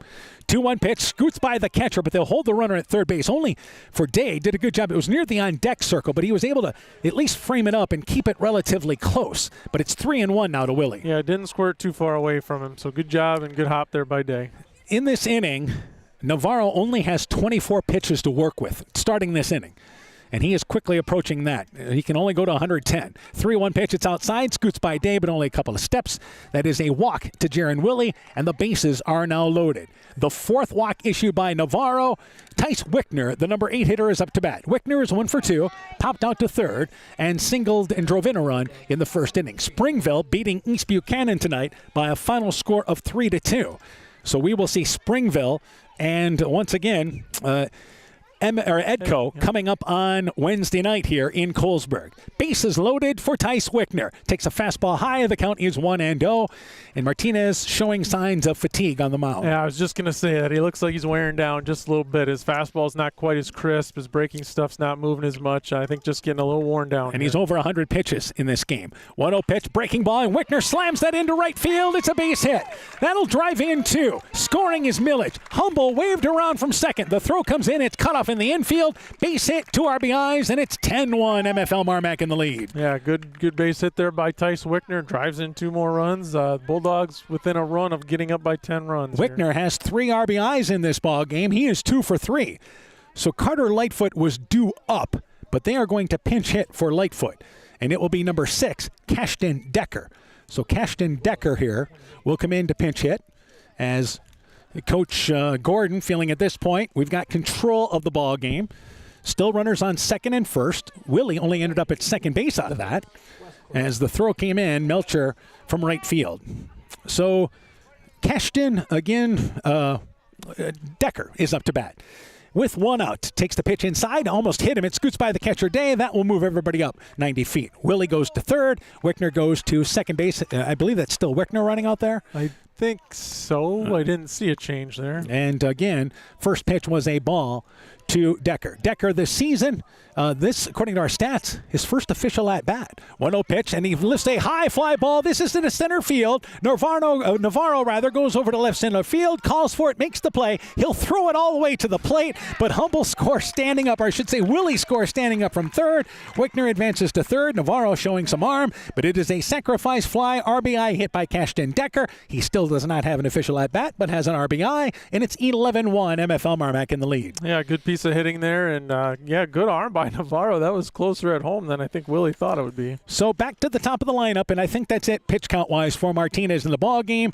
They will go to the bullpen here with the score 11-1 in the bottom of the fourth. Great effort by Xander Martinez on the mound, but it is again our score. Now 11-1, Bulldogs in control. We'll take a break, tell you about this pitching change when we return.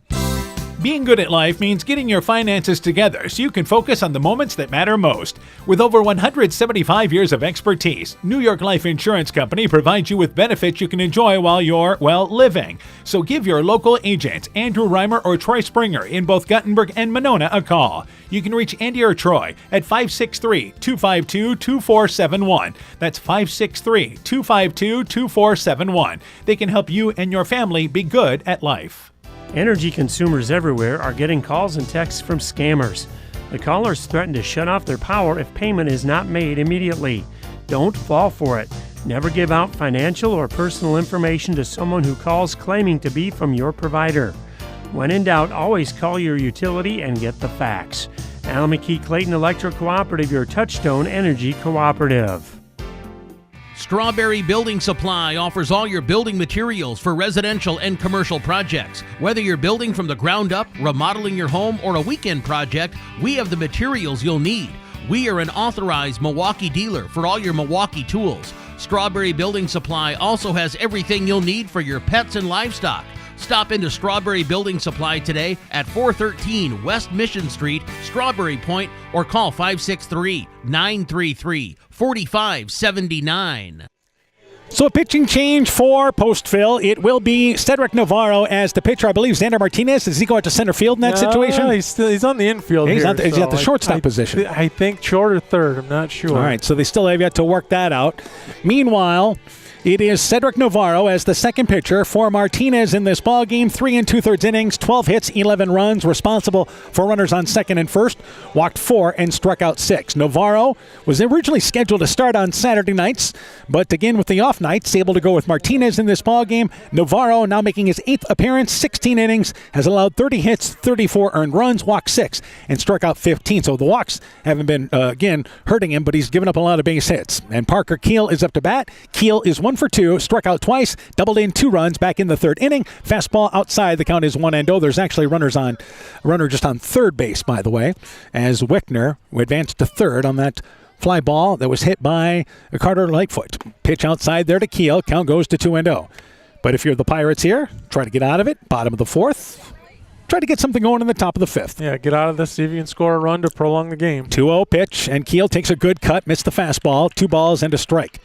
This is the best game that Postville has played against MFL MarMac of the 4 matchups. Yeah, by far. 2 balls and a strike. And now the 2-1 offering, and Keel pops it up out of play over the backstop. 2 balls and 2 strikes. So, you knew MFL MarMac was heavily favored. It was 2-1 after 2 innings, but they scored 6 in the bottom of the 3rd to take control. They've added 3 runs in the bottom of the 4th inning. It's 2 balls and 2 strikes, 2-2 pitch. Keel swings right through it. Navarro comes in, does his job, records his first strikeout, and that does it for the Bulldogs in the bottom of the 4th inning. But they pick up 3 runs. They do it on a total of 3 hits. They leave 1. We go to the top of the 5th inning. The 3 outs from closing this away as they would lead by a score here of 11-1. Mom, yeah, put that on my to-do list. There is more and more on my to-do list every day. I can hardly keep up, and I have to make sure everyone is paid. But who has time for the bills? You know who can help with that? Who? Elkader Tax and Bookkeeping. They not only do taxes, but specialize in bookkeeping services as well. Has your to-do list gotten too long? Want help? Give Elkader Tax and Bookkeeping a call at 563-245-2154. Hey, Justin Birdnow here from Birdnow Chevrolet in Monona. I want to take a moment to wish all of the local athletes good luck during their game. You have worked incredibly hard and it shows during each game. Myself and the entire Birdnow Chevrolet Monona team is wishing you all that you do your best and good luck. Bulldog Pirate Baseball is brought to you in part by Smitty's Oil and Tire in Monona, Garden View Place in Monona, Vorwald Enterprises Inc. in Monona, Ashbacker Building Supplies in Rossville, Kanako Floor Covering in Monona, M's Machine and Manufacturing in Monona, Sincerely Yours Interiors by K in Monona, Postville Veterinary Clinic, Elkader Chiropractic Center Dr. Jamie Hammersland, Adverse Weather Insurance, Jim Furman of Volga, your independent crop insurance agent, and Innovative Ag Services in Elkader, Monona, and Waukon.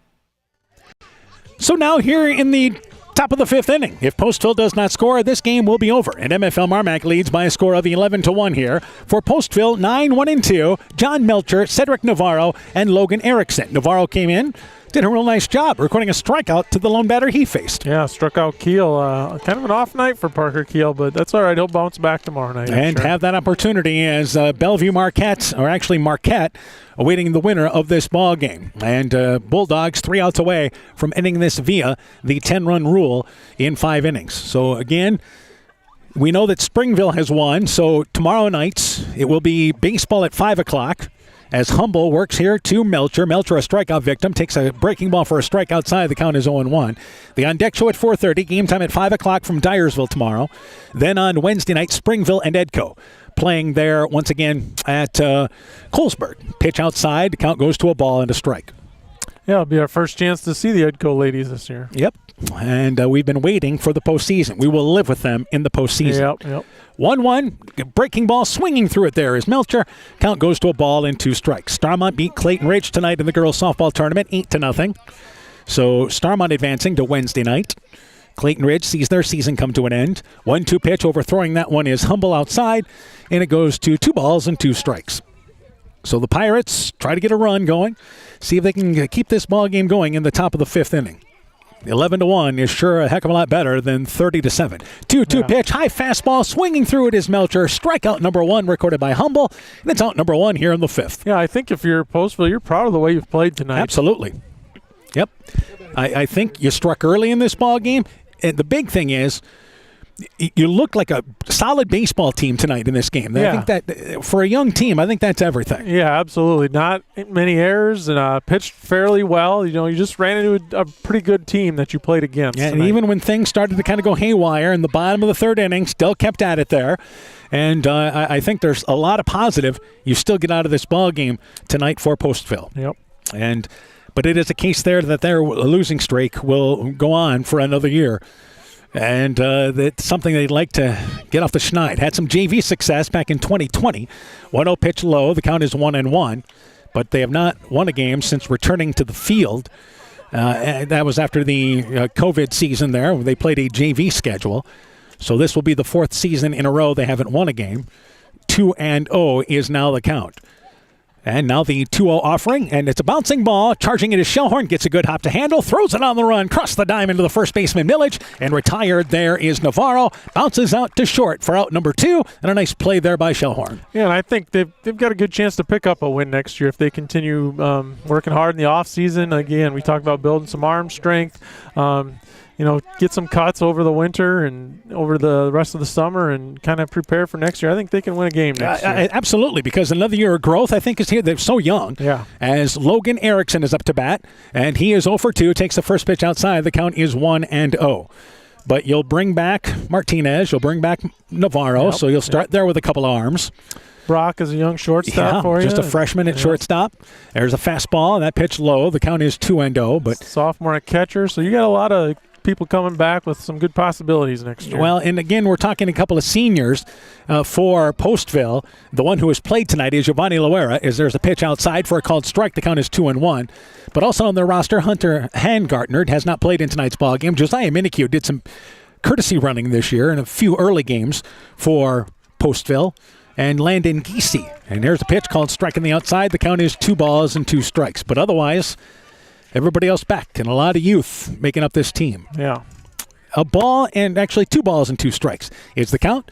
Humble delivers the 2-2 pitch. It's a fastball swinging right through it is Erickson. Second strikeout recorded there by, once again, Humble, and that does it for the Pirates in the top of the 5th inning. This game is over. It is MFL MarMac, a slow start, but they find their way to an 11-1 5-inning victory over Postville, and the Pirates will take on Marquette on Tuesday night. With the win, the Pirates improved to 22-6. Postville closes the season with a record of 0-19. We'll take a break. When we return, coaching interviews, game stats, your post-game show is underway. You're listening to High School Baseball from KCTN Sports. Inspiring changes to a happier, healthier you is what we do at Clayton Drug. We are committed to helping you achieve the highest quality of life possible. We are a full-service pharmacy offering services such as med packing to your home or mail delivery and online prescription refill. We also offer a cash pricing program on name brand and generic prescriptions. Call 563-245-2530 to find out more. Clayton Drug, connecting the communities of Elkader, Strawberry Point, and Sumner to serve us all in between. Being good at life means getting your finances together so you can focus on the moments that matter most. With over 175 years of expertise, New York Life Insurance Company provides you with benefits you can enjoy while you're, living. So give your local agents, Andrew Reimer or Troy Springer in both Guttenberg and Monona, a call. You can reach Andy or Troy at 563-252-2471. That's 563-252-2471. They can help you and your family be good at life. During spring and summer, severe weather can strike in a hurry. If you see a power line on the ground, stay away, keep others away, and call your electric utility. If there's a downed power line due to an accident, stay inside your vehicle until the utility arrives and de-energizes the line. Learn what to do if you see a downed power line. Doing the right thing could save your life. Alameda Clayton Electric Cooperative, your Touchstone Energy Cooperative. Strawberry Building Supply offers all your building materials for residential and commercial projects. Whether you're building from the ground up, remodeling your home, or a weekend project, we have the materials you'll need. We are an authorized Milwaukee dealer for all your Milwaukee tools. Strawberry Building Supply also has everything you'll need for your pets and livestock. Stop into Strawberry Building Supply today at 413 West Mission Street, Strawberry Point, or call 563-933-4579. Pirate Bulldog Baseball is brought to you in part by Norby's Farm Fleet in Northeast Iowa, Guttenberg Municipal Hospital and Clinic. Check out career opportunities at guttenberghospital.org. Rivals Inc. Custom Gear, Screen Printing, Embroidery, and online shopping at rivalsinc.com. Thompson Construction and Monona Overhead Door. Dean Family Chiropractic in Claremont. Meyer Collision and Service Center in Guttenberg and Elkader. LTI & Sons Water Conditioning, your Connecticut dealer in Postville, and by the Lowena Savings Bank, member FDIC. Again, our final score, MFL MarMac wins by a final score of 11-1 in 5 innings. The winning pitcher here, Cade Humble, in relief, actually gets the win. Jacob Shellhorn started the ball game, 2 innings, 2 hits, 1 run, walking nobody, striking out 3.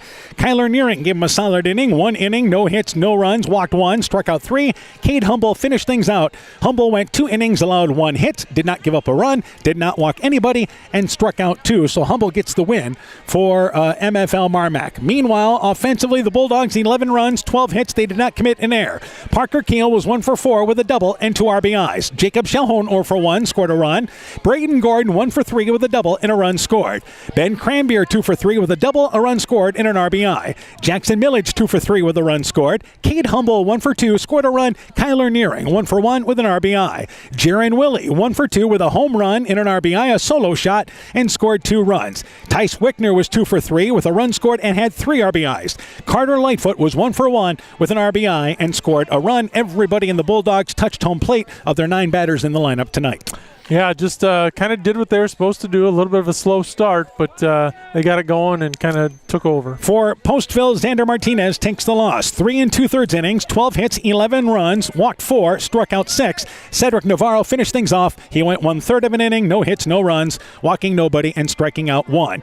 The totals for Postville: they had a total of 1 run. They did it on a total of 3 hits. They committed 2 errors in this ball game. Navarro 0 for 2 with a run scored. Erickson 0 for 3. Griffin Day 0 for 1.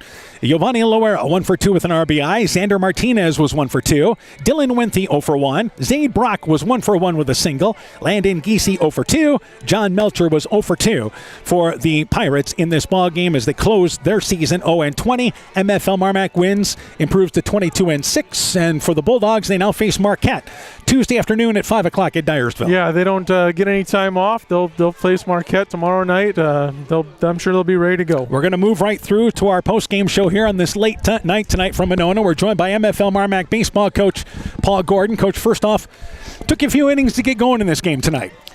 Yeah, they didn't start out the greatest. I mean, they got the job done, but yeah, you give these guys a little bit of confidence and they're going to run with it. They got some talented players, and Martinez did a great job there on the mound. Just all the credit. This is a program that's on the up. I give a lot of credit to their coaching staff. They got some good kids. It's just like we said in the pregame, sometimes it's hard to get that third out. All right, the big thing is, though, your team finally got going in the 3rd inning, and it seemed like the second, third time through the lineup, better approach. Yeah, that home run by Jaron Willie, that gave us a lot of confidence, and they really boosted our dugout and got us going. All right, everybody in the lineup contributes. Everybody scored out of your 9 players that batted tonight. That's what we like. We like to do it as a team. All right, let's talk about pitching-wise. Jacob Shellhorn, was your plan for him to go 2 innings? Yeah, we're hoping to get him through 2 innings with under 25 pitches, and he did it. Yeah, 2 innings, 2 hits, a run, walked nobody, and struck out 3. Kyler Nearing and Cade Humble did a solid job for you. The whole pitching staff, yeah. We got a lot of guys that can pitch, a lot of guys that I trust, and we got guys that can move around the field. That's a big thing, too. All right, getting back offensively, Ben Cranbeer, Jackson Milledge had 2 hits in the ball game, but Tice Wickner, 2 hits and 3 RBIs. Yeah, that's big out of an 8th grader. He's started at least half of the games this season. That's a lot to ask out of an 8th grader, and he's poised, and he's going to be a big contributor to this team for years to come. All right, let's talk a little bit now, getting ready for tomorrow night. What does your pitching look like for tomorrow night? I mean, we're good. We got everybody eligible. And who do you look to start? Parker Keel's going to start tomorrow night, but everybody's eligible. We'll go where we need to go. That's what we wanted. Marquette, what do you know about them? They're a good team. We were down there. They took it to us. We didn't play our best game down there, so we got to come out. We got to come out faster and start the game a little better than we did tonight. And the other thing is they didn't see your best arms, right? Nope, they did not. They're going to tomorrow night. All right, Coach. Good luck to you. We'll talk to you before the game tomorrow night. Good luck to you guys. Thanks, Dan. MFL MarMac baseball coach Paul Gordon talking things over there about his Bulldog team. We'll take a break. We'll be talking with Postville basketball coach Zach Corsby when our postgame show continues after this. The doctors and staff of Family Dentistry Associates of Monona encourage everyone to get out and support your local baseball and softball teams and enjoy the weather and get your kids' summer checkups with Dr. Jessica Wilkie, Dr. Chase Bruner, and Dr. Daphne Hoffler. Family Dentistry Associates of Monona. Call today to schedule 539-4651. Welcome back once again here to Monona. We continue to roll through our post-game show. We're joined by Postville baseball coach Zach Corsby. Coach, first off here, again, I think your team looked ready to play in this ball game tonight. A great approach for your kids. Yeah, we stressed a lot of them coming out, and we got to throw strikes, number 1, and number 2 is we got to get in and out of innings and make sure our kids are ready to play. And for the most part this year, all our games that we've played, they come in ready to play. It's just 1 inning. Usually the wheels fall off, and we try to eliminate that as much as we can. And tonight, MFL MarMac had to earn their runs tonight. Yep. All the way through the 3rd inning, and then that 3rd inning, we got 2 outs, and we couldn't find that 3rd one. And then I think they put up 6 that inning, but otherwise, Xander pitched a heck of a game, and our defense backed him up for the most part. And that's baseball. Is they're gonna find the gaps, and we got to try to eliminate errors as much as possible. Yeah, and Martinez, he looked like that. Took care of what he can control on the mound. Yeah, absolutely. He's really came on the last half of the season and thrown a bunch of good games for us, and with a lot of pitches. Cedric Navarro came in. Later in that game to get us that last out that we needed, and then hoping to score some more runs to keep the game going, but that we couldn't make that happen. All right, one of your seniors, Giovanni Loera, had a big hit to give you guys the early lead. Yeah, he actually came on pretty hot the first half of the season, and then kind of hit a little skid halfway through, and then was able to find it here the last couple weeks. So he's been doing a lot of cage work and stuff like that. So he's really put in some time and effort. All right. Obviously, tell me about your seniors. Seniors, we're few, and one thing I can say about our seniors, and I give them 100% credit all the time, is we don't really have to worry about kids not coming out. They do a great job every year of they're going to come out, and they're going to, it's that hard when they graduate. But Giovanni Loera, we had Josiah Minnicue come out this year for the first time and try baseball. Did a heck of a job for us running the bases, and even gave us some innings on the mound. Landon Giese played a huge role in the outfield and filled a spot for us this year. And then Hunter Hangardner, who was out tonight. But all those 4 guys are a crucial role in our team. And I really think you guys can take a step forward next year, you believe? Yeah, super young. We got a lot of sophomores and freshmen this year. Just so a lot of the mistakes that we make throughout the games is learning mistakes, and the only experience we're going to get from that is playing games and making those mistakes and learning from them. So, I'm excited for the future here in the next couple of years. So, all right, Coach. Good luck to you in the future. We look forward to catching up with you guys. Thanks, Ann. Great effort by your kids tonight. Postville coach Zach Corsby talking things over about his Pirate team as they drop a decision 11-1 in 5 innings. We're joined once again by Coach Mike Stats. For MFL MarMac, winning this ball game 11-1. better to get going late than never, and they move on to play Marquette now tomorrow. Yeah, probably not the start they wanted, but able to find it and take care of business in that third inning. All right, and that was the difference. They scored 6 runs in the third inning to go up 8-1, added 3 in the fourth inning. In their 4 at-bats, scored 11 runs in this ball game tonight for Postville. Again, this is the best you played MFL MarMac in the 4 matchups here. It showed that they did not come into this ball game feeling like they were overmatched. Yeah, I think you're never happy with a loss, but you're happy with the way you played. The kids they came in expecting to win, played like it, did some really good things out there. All right, so our schedule's lined up for at least the next couple of days. Tuesday, tomorrow, we'll bring you the MFL MarMac Marquette ball game again from Dyersville. The On Deck Show at 4:30. Game time is at 5 o'clock. Wednesday, we'll bring you the Edco ball game against Springville in the girls softball tournament, regional action. And then on Thursday, it will be North Fayette Valley and West Delaware playing in Manchester at 7 o'clock. The On Deck Show Wednesday and Thursday night begin at 6:30 with those games at 7. We'll see you tomorrow night, Coach. Sounds great. Again, our games tonight, Waukon fights past Clayton Ridge 6-4. MFL MarMac over Postville 11-1 in 5 innings. For Coach Mike Sass, my thanks once again to Ty Keenan for running our studio show. For a complete recap of tonight's ball game, highlights, scores, and more, go to KCTN.com. Click on the Sports tab. This has been a presentation of KCTN FM 100 Sports. Edgewood Auto and Towing is an automotive repair shop, tire dealer, and 24/7 towing service. We offer full service work on all autos and semis. Our highly skilled mechanics provide quality workmanship and will get you back on the road in a timely manner. Check out our current tire rebates by calling 563-928-7333 or stopping into Edgewood Auto and Towing for complete terms and conditions.